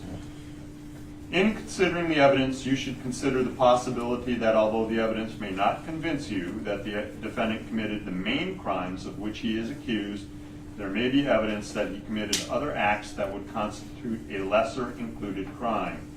Therefore, if you decide that the main accusation has not been proven beyond a reasonable doubt, you would next need to decide if the defendant is guilty of any lesser included crime. The lesser included crimes indicated within the definition of murder in the first degree are murder in the second degree and manslaughter. The lesser included crimes indicated within the definition of armed robbery are robbery, petty theft, and assault.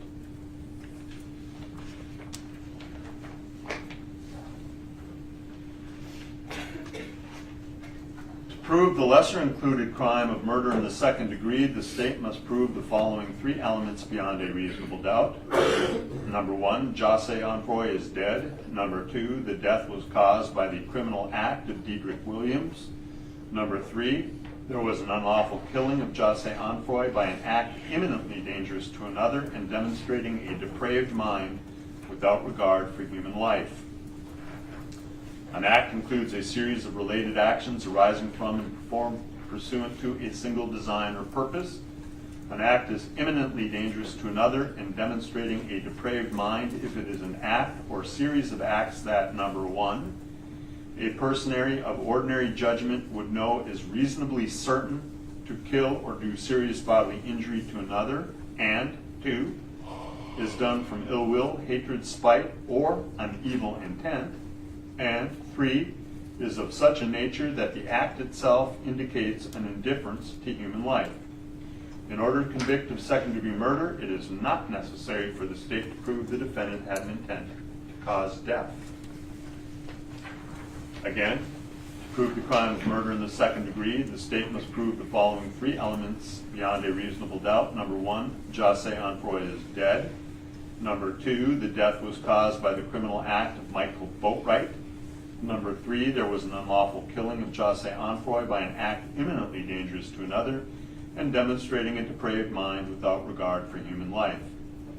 An act includes a series of related actions arising from and performed pursuant to a single design or purpose. An act is imminently dangerous to another and demonstrating a depraved mind if it is an act or series of acts that, number one, a person of ordinary judgment would know is reasonably certain to kill or do serious bodily injury to another, and two, is done from ill will, hatred, spite, or an evil intent, and three, is of such a nature that the act itself indicates an indifference to human life. In order to convict of second-degree murder, it is not necessary for the state to prove that the defendant had an intent to cause death. One more time. To prove the crime of murder in the second degree, the state must prove the following three elements beyond a reasonable doubt. Number one, Jahseh Onfroy is dead. Number two, the death was caused by the criminal act of Trayvon Newsome. And three, there was an unlawful killing of Jahseh Onfroy by an act imminently dangerous to another and demonstrating a depraved mind without regard for human life. An act includes a series of related actions arising from and performed pursuant to a single design or purpose.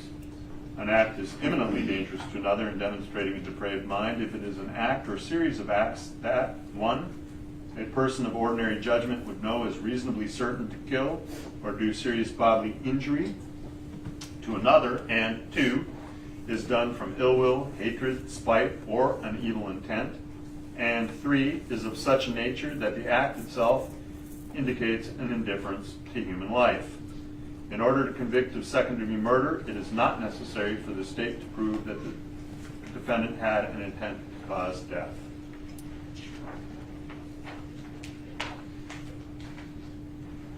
To prove the lesser included crime of manslaughter, the state must prove the following two elements beyond a reasonable doubt. Number one, Jahseh Onfroy is dead. And number two, Dedrick Williams intentionally committed an act or acts that caused the death of Jahseh Onfroy.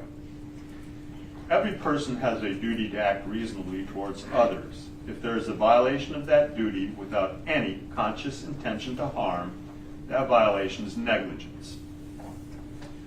A defendant cannot be guilty of manslaughter by committing a merely negligent act, or if the killing was either justifiable or an excusable homicide, as I have previously instructed you. In order to convict of manslaughter by act, it is not necessary for the state to prove that the defendant had an intent to cause death, only an intent to commit an act that was not merely negligent, justified, or excusable, and which caused death.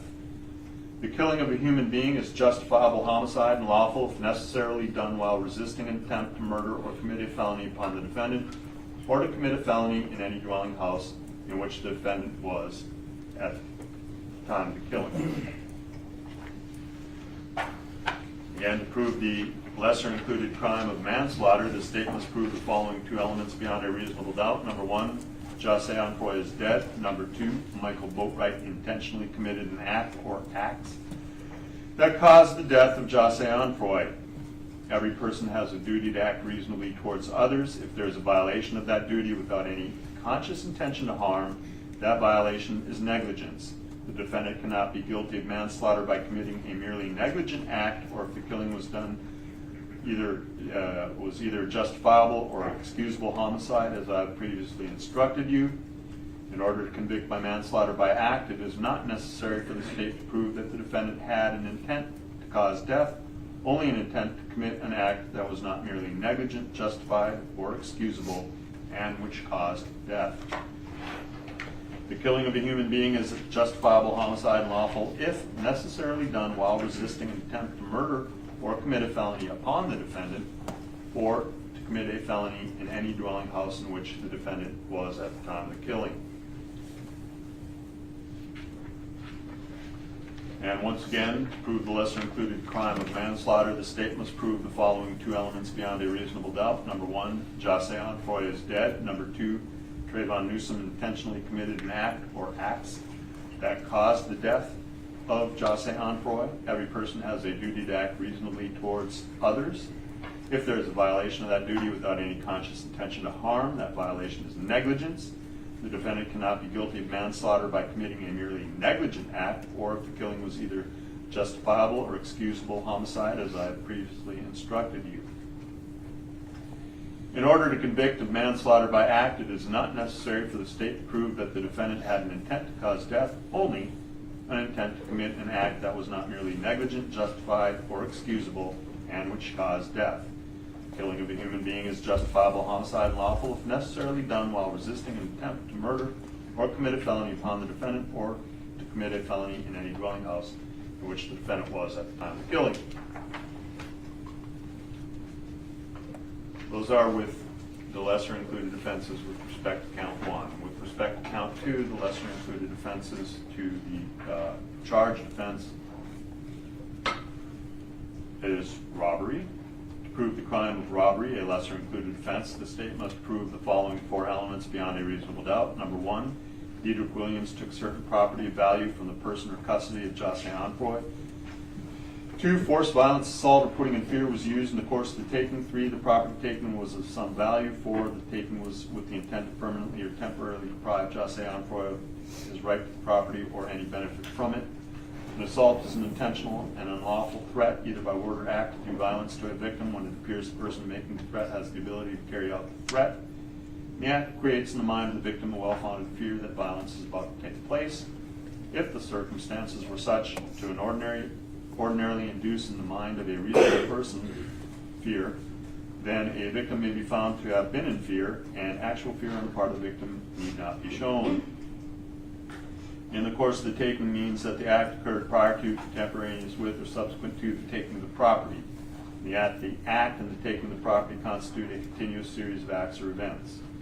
Taking must be by the use of force or violence so as to overcome the resistance of a person, or by putting a person in fear so that he or she does not resist. The law does not require that a victim of a robbery resist to any particular extent, or that a victim offer any actual physical resistance if the circumstances are such that a victim is placed in fear of death or great bodily harm, or if he or she does resist. But unless prevented by fear, there must be some resistance to make the taking done by force or violence. In order for a taking by force or violence or putting in fear to be robbery, it is not necessary that the taking be from the person of the victim. It is sufficient if the property taken is under the custody of the victim, so that it cannot be taken without the use of force, violence, and intimidation directed against the victim. Again, to prove the lesser included crime of robbery, the state must prove the following 4 elements beyond a reasonable doubt. Number 1, Michael Boatwright took certain property of value from the person or custody of Jahseh Onfroy. 2, force, violence, assault, or putting in fear was used in the course of the taking. 3, property taken was of some value. 4, the taking was with the intent to permanently or temporarily deprive Jahseh Onfroy of his right to the property or any benefit from it. An assault is an intentional and unlawful threat, either by word or act, to do violence to a victim when it appears the person making the threat has the ability to carry out the threat. The act creates in the mind of the victim a well-founded fear that violence is about to take place. If the circumstances were such as to ordinarily induce fear in the mind of a reasonable person, then a victim may be found to have been in fear, and actual fear on the part of the victim need not be shown. In the course of the taking means the act occurred prior to, contemporaneous with, or subsequent to the taking of the property, and the act and the taking of the property constitute a continuous series of acts or events. The taking must be done by the use of force or violence so as to overcome the resistance of a person, or by putting the person in fear so that he or she does not resist. The law does not require that a victim of a robbery resist to any particular extent, or a victim offer any actual physical resistance if the circumstances are such that a victim is placed in fear of death or great bodily harm, or if he or she does resist. But unless prevented by fear, there must be some resistance to make the taking one done by force or violence. In order for taking to be force, violence, or putting in fear to be robbery, it is not necessary that the taking be from the person of the victim. It is sufficient if the property is taken under the custody of the victim so that it cannot be taken without the use of force, violence, or intimidation directed against the victim.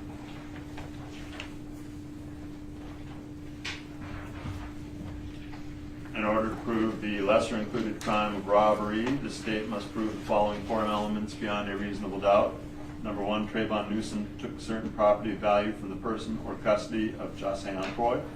2, force, violence, assault, or putting in fear was used in the course of the taking. 3, the property was taken was of some value. 4, the taking was with the intent to permanently or temporarily deprive Jahseh Onfroy of his right to property or any benefit from it. An assault is an intentional and unlawful threat, either by word or act, to do violence to a victim when it appears the person making the threat has the ability to carry out the threat, and the act creates in the mind of the victim a well-founded fear that violence is about to take place. If the circumstances were such as to ordinarily induce fear in the mind of a reasonable person, then a victim may be found to have been in fear, and actual fear on the part of the victim need not be shown. In the course of the taking means that the act occurred prior to, contemporaneous with, or subsequent to the taking of the property, and the act and the taking of the property constitute a continuous series of acts or events. The taking must be by the use of force or violence so as to overcome the resistance of a person, or by putting the person in fear so that he or she does not resist. The law does not require that a victim of a robbery resist to any particular extent, or that the victim offer any actual physical resistance if the circumstances are such that a victim is placed in fear of death or great bodily harm if he or she does resist. But unless prevented by fear, there must be some resistance to make the taking one done by force or violence. In order for a taking by force or violence or putting in fear to be robbery, it is not necessary that the taking be from the person, the victim. It is sufficient if the property taken is under the custody of the victim so that it cannot be taken without the use of force, violence, or intimidation directed against the victim. To prove the crime of petty theft, the state must, a lesser included offense, the state must prove the following two elements beyond a reasonable doubt. Number one, Dedrick Williams knowingly and unlawfully obtained the property of Jahseh Onfroy. Two, he did so with the intent to either temporarily or permanently deprive Jahseh Onfroy of his right to the property or any benefit from it. To prove the crime of petty theft, a lesser included offense, the state must prove the following two elements beyond a reasonable doubt. That Michael Boatwright knowingly and unlawfully obtained the property of Jahseh Onfroy. Two, he did so with the intent to either temporarily or permanently deprive Jahseh Onfroy of his right to the property or any benefit from it. And again, to prove the lesser included crime of petty theft, the state must prove the following two elements beyond a reasonable doubt. That Trayvon Newsome knowingly and unlawfully obtained the property of Jahseh Onfroy. And two, he did so with the intent to either temporarily or permanently deprive Jahseh Onfroy of his right to the property or benefit therefrom. And finally, to prove the lesser included crime of assault, the state must prove the following three elements beyond a reasonable doubt. Number one, Dedrick Williams intentionally and unlawfully threatened, either by word or act, to do violence to Jahseh Onfroy. Two, at the time, Dedrick Williams appeared to have the ability to carry out the threat. And three, the act of Dedrick Williams created in the mind of Jahseh Onfroy a well-founded fear that violence was about to take place. To prove the lesser included crime of assault, the state must prove the following three elements beyond a reasonable doubt. Number one, Michael Boatwright intentionally and unlawfully threatened, either by word or act, to do violence to Jahseh Onfroy. Two, at the time, Michael Boatwright appeared to have the ability to carry out the threat. And three, the act of Michael Boatwright created in the mind of Jahseh Onfroy a well-founded fear that the violence was about to take place. Finally, the lesser included crime of assault, the state must prove the following three elements beyond a reasonable doubt. That Trayvon Newsome intentionally and unlawfully threatened, either by word or act, to do violence to Jahseh Onfroy. Two, at the time, Trayvon Newsome appeared to have the ability to carry out the threat. And three, the act of Trayvon Newsome created in the mind of Jahseh Onfroy a well-founded fear that violence was about to take place.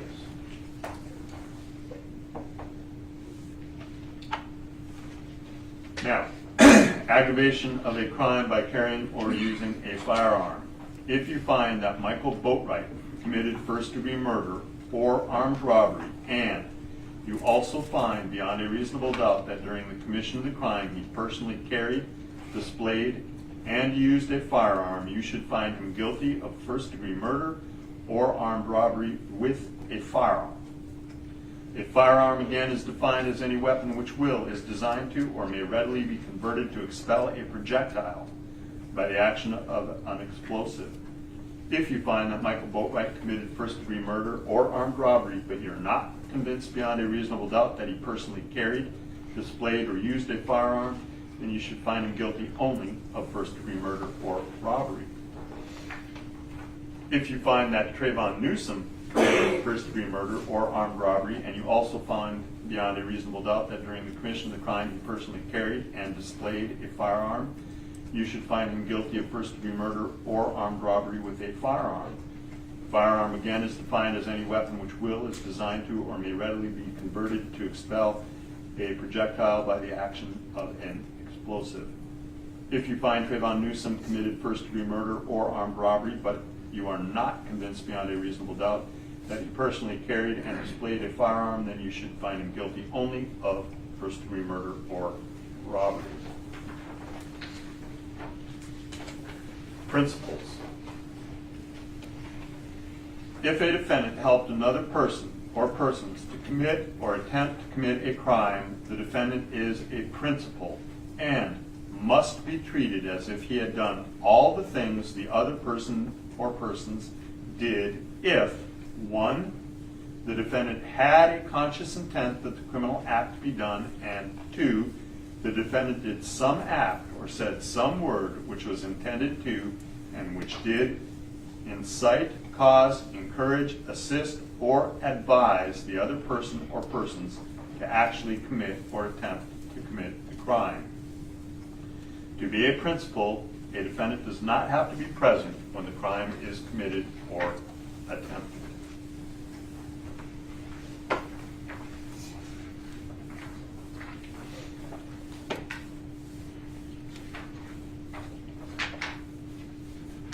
The defendants in this case have entered pleas of not guilty.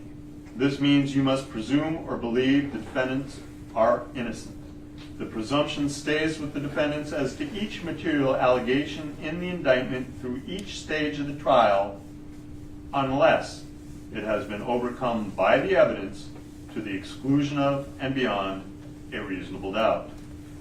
To overcome the defendant's presumption of innocence, the state has the burden of proving the crime with which the defendants are charged were committed, and the defendant is the person who committed the crimes.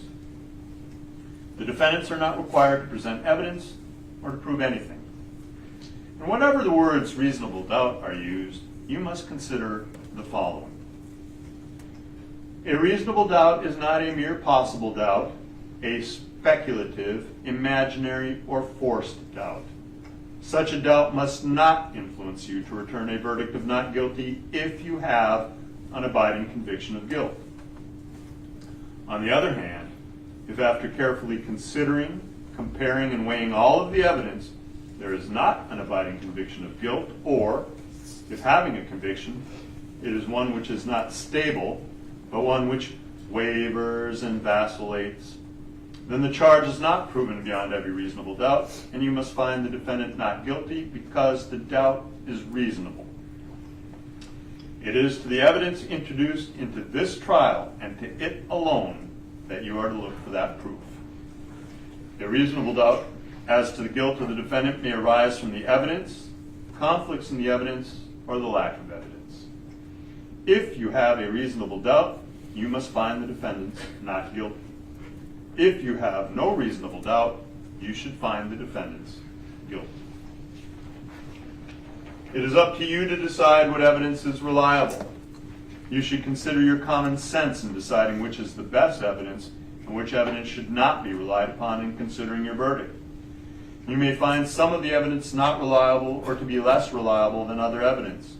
You should consider how the witnesses acted as well as what they said.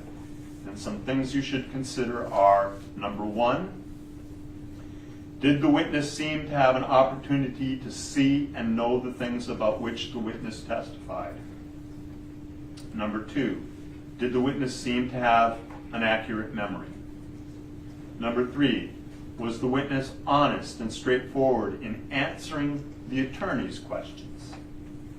4, did the witness have some interest in how this case should be decided?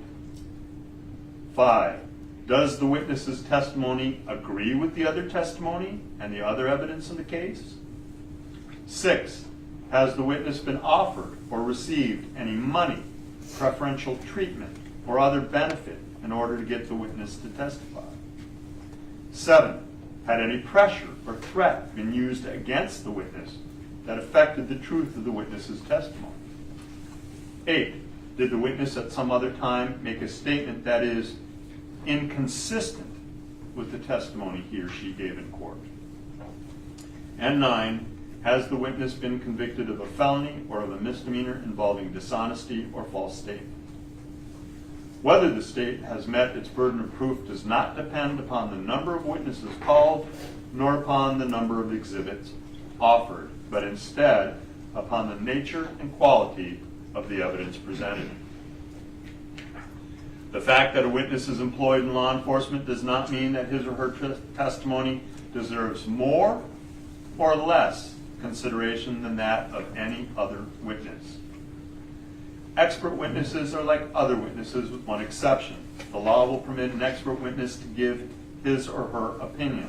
However, an expert's opinion is reliable only when given on a subject about which you believe him or her to be an expert. Like other witnesses, you may properly believe or disbelieve all or any part of an expert's testimony.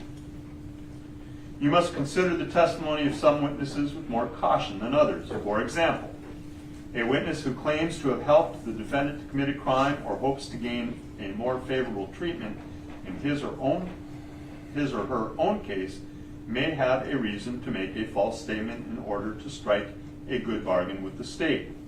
This is particularly true when there is no other evidence tending to agree with what the witness has said about the defendant. So, while a witness of that kind may be entirely truthful when testifying, you should consider his or her testimony with more caution than the testimony of other witnesses. However, if the testimony of such a witness convinces you beyond a reasonable doubt of the defendant's guilt, or the other evidence in the case does so, then you should find the defendants guilty. It is entirely proper for a lawyer to talk to a witness about what testimony the witness would give if called to the courtroom. A witness should not be discredited by talking to a lawyer about his or her testimony. And again, you may rely upon your own conclusion about the credibility of any witness. A juror may properly believe or disbelieve all or any part of the evidence or the testimony of any witness. The Constitution requires the state to prove its accusations against each defendant. It is not necessary for the defendants to disprove anything, nor are the defendants required to prove their innocence. It is up to the state to prove a defendant's guilt through evidence. Each defendant can exercise a fundamental right by choosing not to be a witness in this case, and you must not view this as an admission of guilt or be influenced in any way by this decision. No juror should ever be concerned that a defendant did or did not take the witness stand to give testimony in a case. A statement claimed to have been made by Dedrick Williams outside of court has been placed before you. Such statement should always be considered with caution and weighed with great care to make certain that it was freely and voluntarily made. Therefore, you must determine from the evidence that Dedrick Williams' alleged statement was knowingly, voluntarily, and freely made.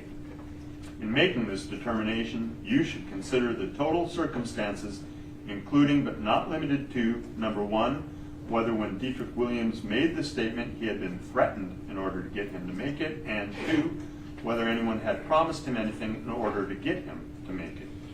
If you conclude Dedrick Williams' out-of-court statement was not freely and voluntarily made, you should disregard it. You have heard testimony of eyewitness identification. In deciding how much weight to give this testimony, you may consider the various factors mentioned in these instructions concerning the credibility of witnesses. In addition to those factors in evaluating eyewitness identification testimony, you may also consider the following.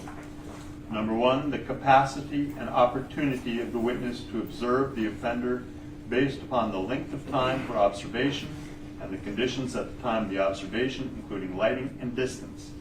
Two, whether the identification was the product of the eyewitness's own recollection or was the result of influence and suggestiveness.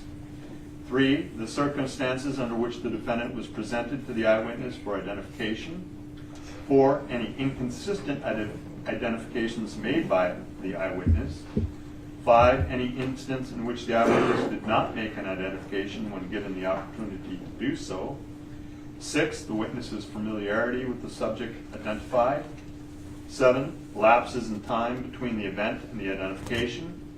Eight, whether the eyewitness and the offender are of different races or ethnic groups and whether this may have affected the accuracy of the identification. 9, the totality of the circumstances surrounding the eyewitness's identification. You have heard testimony concerning photo lineups conducted by law enforcement agencies. Florida law requires that the person conducting the photo lineup must not have participated in the investigation of the crime alleged and must not have been aware of which person in the photo lineup was the suspect. Also, before conducting a photo lineup, the eyewitness must be instructed that 1, the perpetrator might or might not be in the photo lineup. 2, the person conducting the photo lineup does not know the suspect's identity. 3, the eyewitness should not feel compelled to make an identification. And 4, it is important to exclude innocent persons as it is to identify the perpetrator. And 5, the investigation will continue with or without an identification. The eyewitness must acknowledge in writing that he or she received a copy of the photo lineup instructions. If the eyewitness refused to sign a document acknowledging receipt of the instructions, the person conducting the photo lineup must document that refusal of the eyewitness to sign the document acknowledging receipt of the instructions, and the person conducting the photo lineup must sign the acknowledgement document himself or herself. You may consider compliance or non-compliance with these requirements to determine the reliability of any eyewitness identification made during a photo lineup procedure. Here are some general rules that will apply to your deliberation discussions. You must follow these rules in order to return a lawful verdict. You must follow the law as it is set out in these instructions. If you fail to follow the law, your verdict will be a miscarriage of justice. There are no reasons for failing to follow the law in this case, and all of us are depending upon you to make a wise and legal decision in this matter. The case must be decided only upon the evidence that you've heard from the testimony of the witnesses and have seen in the form of the exhibits that are in evidence and these instructions. 3, this case must not be decided for or against anyone because you feel sorry for anyone or you are angry with anyone.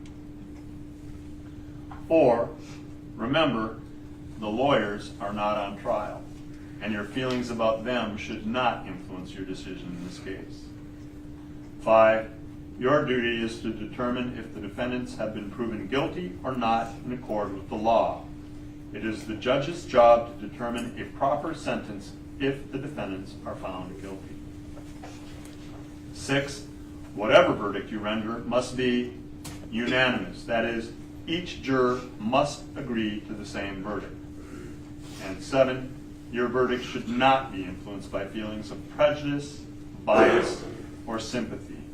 Your verdict must be based upon the evidence and the law contained in these instructions. Now, deciding a verdict is exclusively your job. I cannot participate in that decision in any way, so please disregard anything that I may have said or done that made you think I preferred one verdict over another. Additionally, I will remind you that you must disregard any objections that were sustained by me or any comments or questions that the court instructed you to disregard.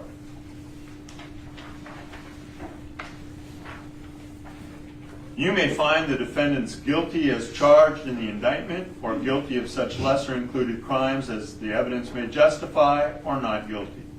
If you return a verdict of guilty, it must be for the highest offense which has been proven beyond a reasonable doubt. If you find that no offense has been proven beyond a reasonable doubt, then of course your verdict must be not guilty. The verdict must be unanimous, that is, all of you must agree to the same verdict, and only one verdict may be returned as to each crime and as to each defendant charged. The verdict must be in writing, and for your convenience, the necessary verdict forms have been prepared for you to fill out. And I'm going to go over those with you in a second. But also understand that if you return a verdict of guilty to the charge of first-degree murder, it is not necessary that all of you agree that the state proved first-degree premeditated murder, and it is not necessary that all of you agree that the state proved first-degree felony murder. Instead, what the law requires is that all of you agree that the state proved either first-degree premeditated murder or first-degree felony murder. So the verdict forms are as follows, and to help you keep the instructions in order as you look at them, and if you move them around and you want to figure out what came first or second or whatever, we did put page numbers on here. So the verdict forms start on page 45.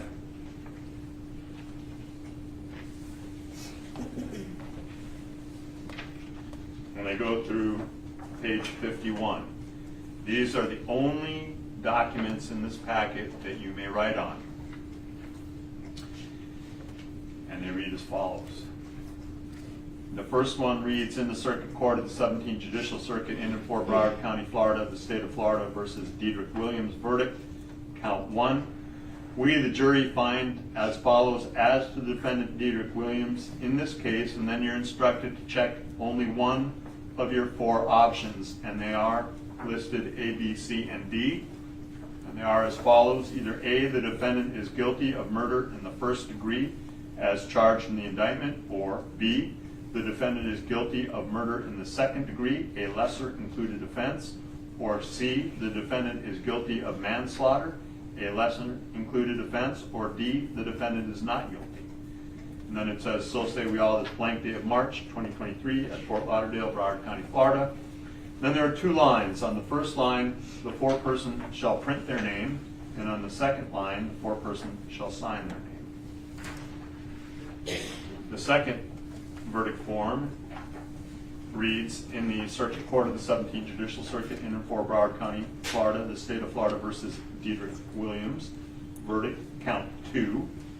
We, the jury, finds as to the defendant Dedrick Williams in this case, and again, you're instructed to check only one of your 5 options, either A, the defendant is guilty of armed robbery as charged in the indictment, or B, the defendant is guilty of robbery, a lesser included offense, or C, the defendant is guilty of petty theft, a lesser included offense, or D, the defendant is guilty of assault, a lesser included offense, or E, the defendant is not guilty. Again, so say we all this blank day of March 2023, Fort Lauderdale, Broward County, Florida.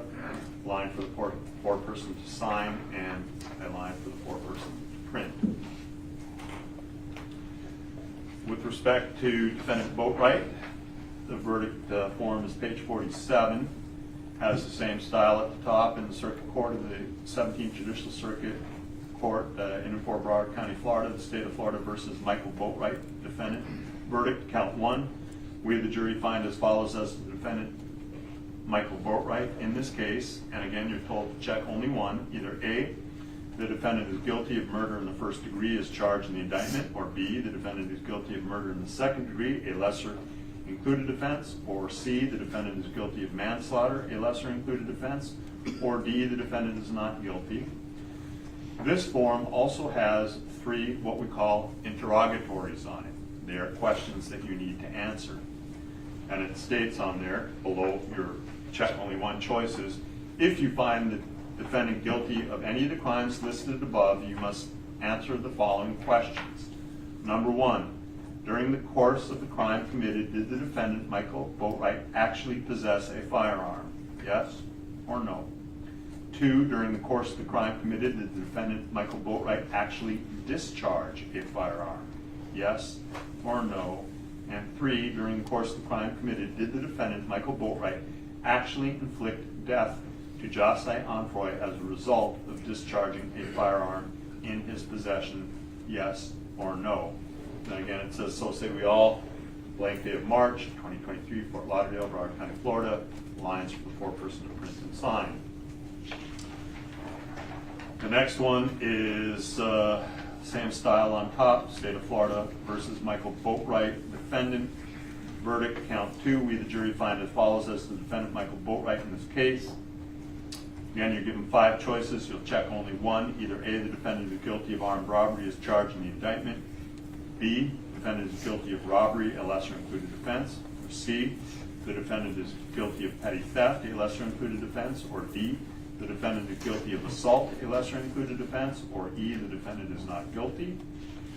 Again, there are interrogatories here, same as on the count 1 verdict form. If you find the defendant guilty of any of the crimes listed above, You must answer the following questions. Number one, during the course of the crime committed, did the defendant, Michael Boatwright, actually possess a firearm? Yes or no? 2, during the course of the crime committed, did the defendant, Michael Boatwright, actually discharge a firearm? Yes or no?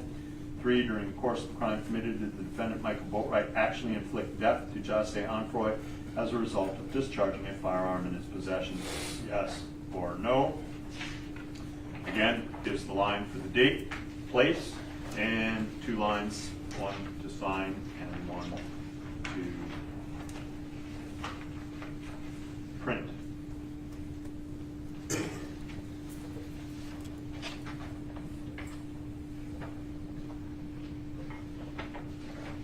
For some reason, in my packet, page 49 is totally blank. We'll just leave that totally blank. The machine spit out a blank page. Number 50 is the verdict for Mr. Newsome. Again, the style on the top of the case is in the Circuit Court of 17th Judicial Circuit in Fort Broward County, Florida, State of Florida versus Trayvon Newsome. Defendant verdict, count 1, we the jury find as follows as to the defendant, Trayvon Newsome, in this case.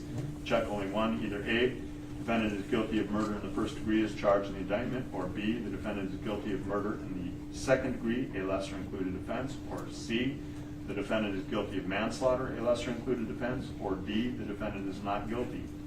Again, with respect to Mr. Newsome, there is a single interrogatory, and that you will need to also answer is, if you find the defendant guilty of any of the crimes listed above, you must answer the following question.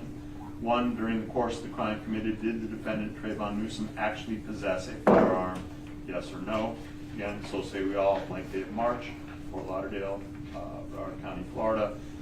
Line for the course for a person to print and sign.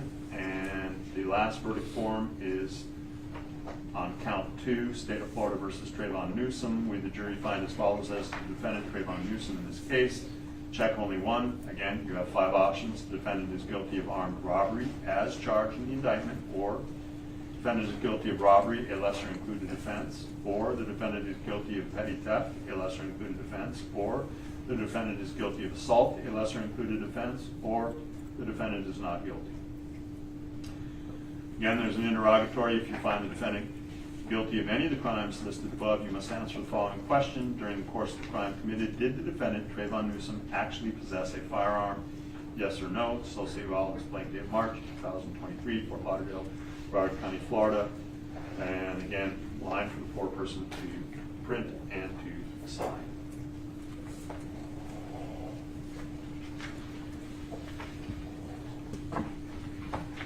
A separate crime is charged in each count of the indictment, and although they have been tried together, each crime and the evidence that applies to it must be considered separately and a separate verdict returned as to each.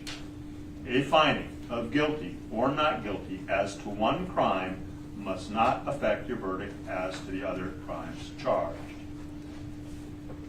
And a separate crime is charged against each defendant in each count of the indictment.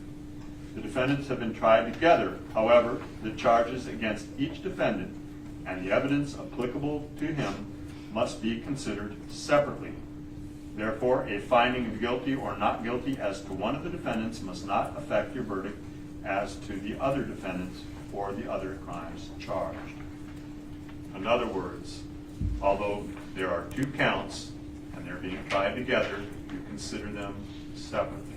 And although there are 3 individuals being tried together, it's as if each one of them has had their own trial, and you must consider the evidence with respect to each of them individually. In just a few moments, you're going to be taken to the jury room by my court deputy. The first thing you should do is to choose a foreperson who will preside over your deliberations. The foreperson should see to it that your discussions are carried on in an organized way and that everyone has a fair chance to be heard. It is also the foreperson's job to sign and date the verdict forms when all of you have agreed on a verdict, and to bring the verdict forms back here into the courtroom with you once you return. During deliberations, jurors must communicate about the case only with one another and only when all jurors are present in the jury room. You are not to communicate with any person outside of the jury about this case, and until you've reached a verdict, you must not talk about the case in person or through the telephone, writing, or electronic communication such as blog, Twitter, email, text message, or any other means. Do not contact anyone to assist you during deliberations. These communications rules will apply until I discharge you at the end of the case. Should you become aware of any violation of these instructions or any of the instructions that I've given you during this case, you must tell me by giving a note to my court deputy. Many of you may have cell phones, tablets, laptops, or other electronic devices with you here in the courtroom. The rules will not allow you to bring your phones or any of those devices, electronic devices, into the jury room, so you will kindly leave all of your electronic devices on your seats, and they will be guarded by our court deputies while you deliberate. Should you need to communicate with me, you will send a note out through the court deputy. It should be signed by the foreperson. But if you have voted, do not disclose any actual votes or where you are in the vote-taking process or anything else. Merely ask you a question. And if you do have questions, I'm going to talk with the attorneys before I give you an answer. And that may take some time, so you may continue your deliberations while you wait for my answer. And I will answer any questions that you have, if I can, either in writing, by writing the answer on the question form you send out and sending that back, or if necessary, I will call you out here for further oral instructions in open court. During the trial, items were received into evidence as exhibits, and you may examine whatever exhibits you think will help you during your deliberations. The exhibits are going to be sent back into the jury room with you. Everything that's been admitted into evidence when you begin to deliberate, with two exceptions. And those exceptions are the firearm is going to remain out here because it is in a box that has live ammunition in it. The ammunition itself, that's other exhibits, I'll let you have back there. Firearm will remain out here. You're free to look at it, observe it, hold the box, inspect it however much you want. If you choose to do so, or if you wish to do so, simply send a note out saying we would like to view the firearm, and I will have it displayed, and each of you can hold the box here in open court. Additionally, entered into evidence is the entire, I guess, what they referred to in the vernacular as the phone dump or extraction from all the phones, and it's contained on one exhibit. It's in evidence. You're entitled to look at everything in there, even though portions of it have already been extracted and pulled out. But because that requires some different equipment in order to view, if you wish to view any portion of that that's not, in its raw form, you may do so. Send a message out, and if you can localize the area or what it is that you're looking for, we will try and find that. But we're not just going to send it back there for you to fumble around for hours trying to figure out how that works. So those are the only two items that will remain behind. The rest you'll have with you. In closing, let me remind you that it is important that you follow the law that is spelled out in these instructions in deciding your verdicts. There are no other laws that apply to this case. And even if you do not like the laws that must be applied, you must use them. For 2 centuries, we have agreed to live by the Constitution and the law, and no juror has a right to violate the rules we all share. May I see counsel sidebar?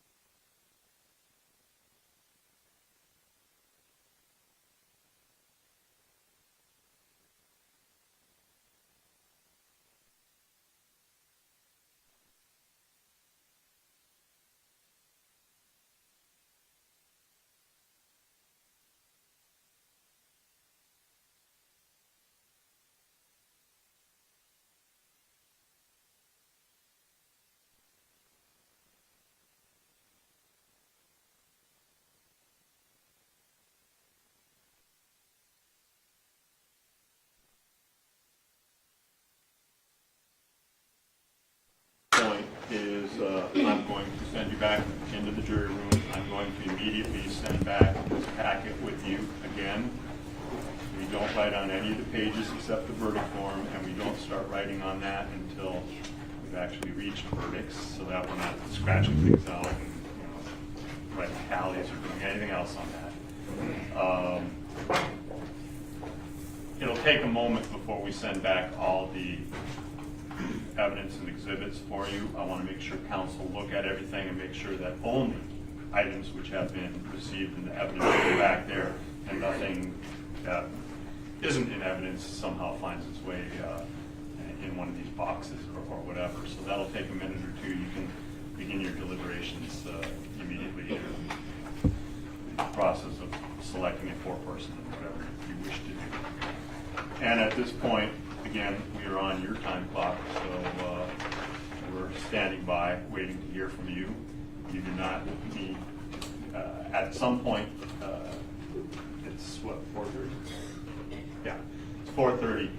At some point, I will call you out and send you home tonight when we've reached the period that I can keep court personnel around for. But again, I don't want you to feel any pressure one way or another. You take as long as you like, up to and including the 31st of this month. I guess you can actually go beyond that. In any event, we're on your time clock now.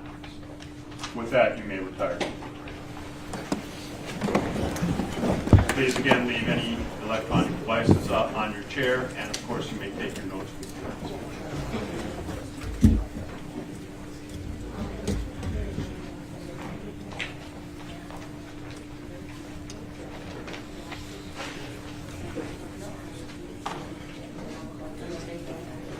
Kim, you can give this.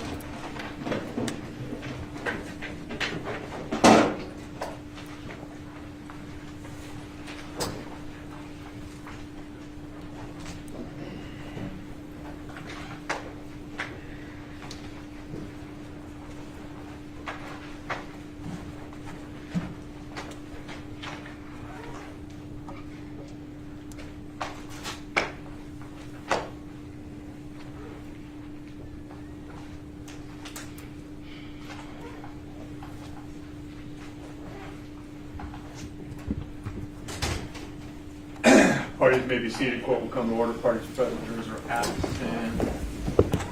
Can I get counsel to view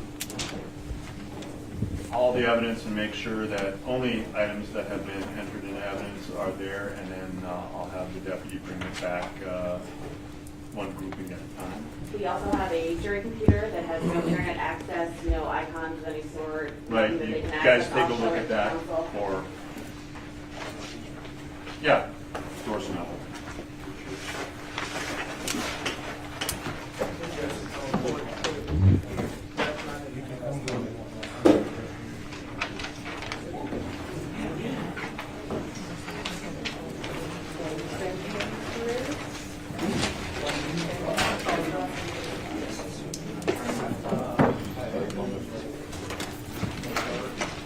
Also, once we do that, counsel are free to, go out in the hall or whatever, but I always find it probably good practice to hang around for 15, 20 minutes anyway, because sometimes, that's right time for early questions and trying not to have be all off. I'll probably let him go about an hour before I call him out.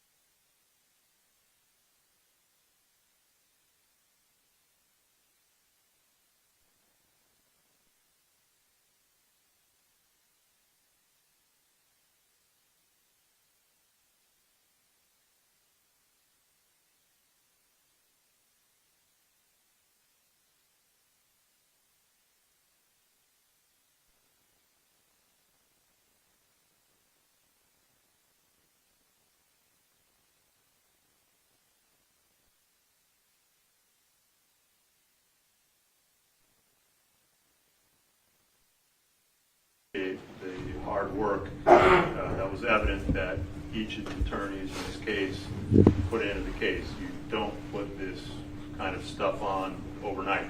This involved a tremendous amount of work by both the state and each of the defense attorneys. And although there were times when counsel might have disagreed with each other, I don't think we ever got to the point where anyone lost their professionalism, which I appreciate. And although you might not always agree with the rulings from the bench, again, I think everyone took those very professionally. You know, it's an adversarial proceeding between you guys, and you do your positions, and you know, the court is not in an adversarial position, but we make rulings that you either like or you don't like. I've been doing this long enough to understand the differences between attorneys who like to sigh and every time they don't get something that goes their way, and attorneys who say yes sir and move along. And I appreciate that you're all of the latter type in this. You argued forcefully for your position, but then, you know, accept the court's rulings as they are. And so I just want to thank all of you for a well-presented, professionally presented case, and that we got through a lot of stuff. Even though we had no alternates, we made it to this point, so it's all good. And to Mr. Boatwright, Mr. Williams, Mr. Newsome, I don't ever know at this point what the jury's going to do. That's why we have them. They get to make decisions. I have no idea what decision they'll come to. Whatever that decision is, each of you owe your attorneys a debt of gratitude for the work that they put in on this case. I trust you have, but I hope you will thank them for their hard work and efforts, because again, I don't know what the outcome is going to be one way or another, but they all worked very, very hard on your behalf. So I hope that's appreciated. All right, so Thank you, Judge. stand by, and we'll be in recess. They're going to go down and just try not to be more than about 5 minutes.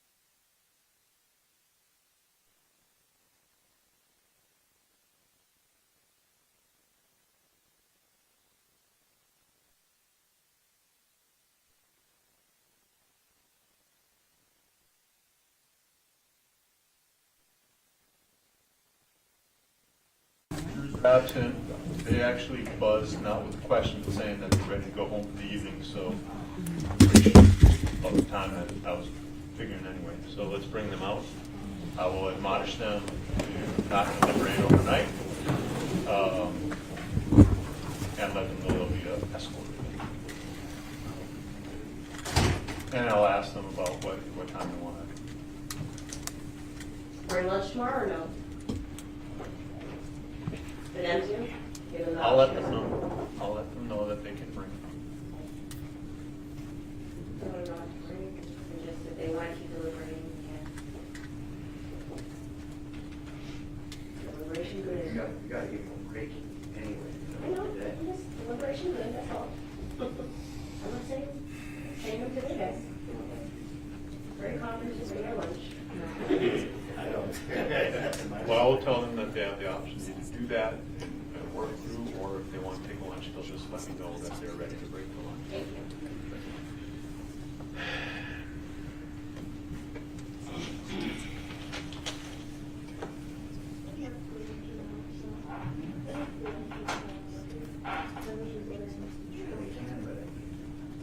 I'd like to give the option, if they want breaks. So I said,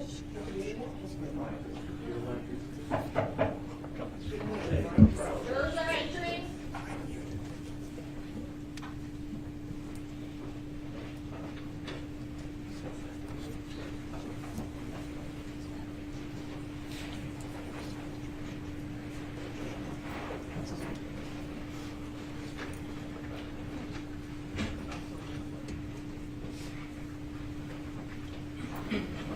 Yeah. Parties may be seated. Court will come to order. The parties present, the jurors are present. All right, ladies and gentlemen, I think it's time for us to break for the evening. And a couple of things before we go. First of all, we've been having you come in at 10:30 every morning. If that's still comfortable for you, we can do that. If you would like to come at 9:30, I can accommodate you with that. That's up to you. Do you have a preference? Do you guys want to discuss that amongst yourselves? Yeah, we're going to stay with that. 10:30? It's great. Again, only offering that up as you wish. Second thing, so we'll reconvene tomorrow at 10:30. The procedure is you're still going to report to the reception area. We're going to bring you in, have you come sit down. All of us acknowledge that you're all here, and then I have you retire to continue your deliberations. So we'll follow that procedure. Now, as far as lunch goes tomorrow, again, that's up to you guys. If you all want to bring, bag of lunch and work through, you can do that if you wish. If you wish to, I need to clear my head and I want my hour's lunch, just when you guys are ready for lunch, you buzz, say, we want lunch, and we'll, again, bring you out. I'll give you some instructions and then tell you what time to reconvene, and we do the same thing. But it's entirely up to you if you want to work through lunch and bag or not. That's fine. Now, just a couple of other rules since we're now in deliberations. I don't have to read that other part to you that you've got to know so well about forming opinions. However, what I will advise you at this point is deliberations can only be carried on when all of you are present and can only be done in the deliberation room. So even if all of you are together riding down the elevator, there's no more deliberations at this point. They only occur in that room. And so when you go home tonight, you're not together. You shouldn't be even thinking about it yourselves, like pondering. No, go live your life. Come back and then start thinking about it when you're all back together in the room. Also, the pads that you have, before you go, you can leave them actually in that room. That room, all the evidence at night, what happens is it gets sealed with tape and instructions. No one will enter into there, which also means the cleaning staff, which usually does that kind of stuff, will not go in there. So again, during the course of your deliberations, if you do bag lunches or bring any food, if there's any trash in there, you can set it outside of the door and it will be removed. Otherwise, it'll get old and you'll have to deal with that. But anyway, just understand, everything in there is secured overnight. The one thing I will remind you, as with each time that we do break, please insulate yourself from any outside opinion sources, media, social media, whatever that might have anything to do. And also, since you're now in deliberations, I am going to have someone from the sheriff's office, one of my deputies, escort you guys down to your vehicles, so that no one out in the public comes running up and tries to influence you or yell anything. This is something that we typically do to ensure, now that you're in this deliberation process, that we're not fully sequestering you. We're not going to put you up at the Marriott, sorry. But we will at least make sure that you make it to your car without being mobbed by anyone. So, anything further from? No, Judge. We're all good?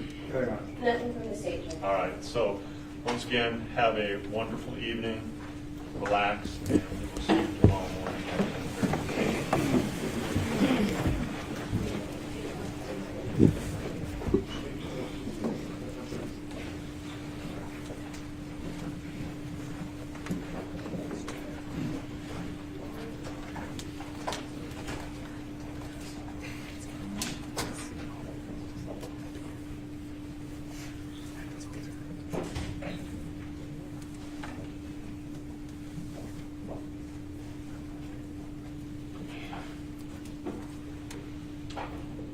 Okay, thank you all. If there's nothing further, we'll see you, be here at 10:25.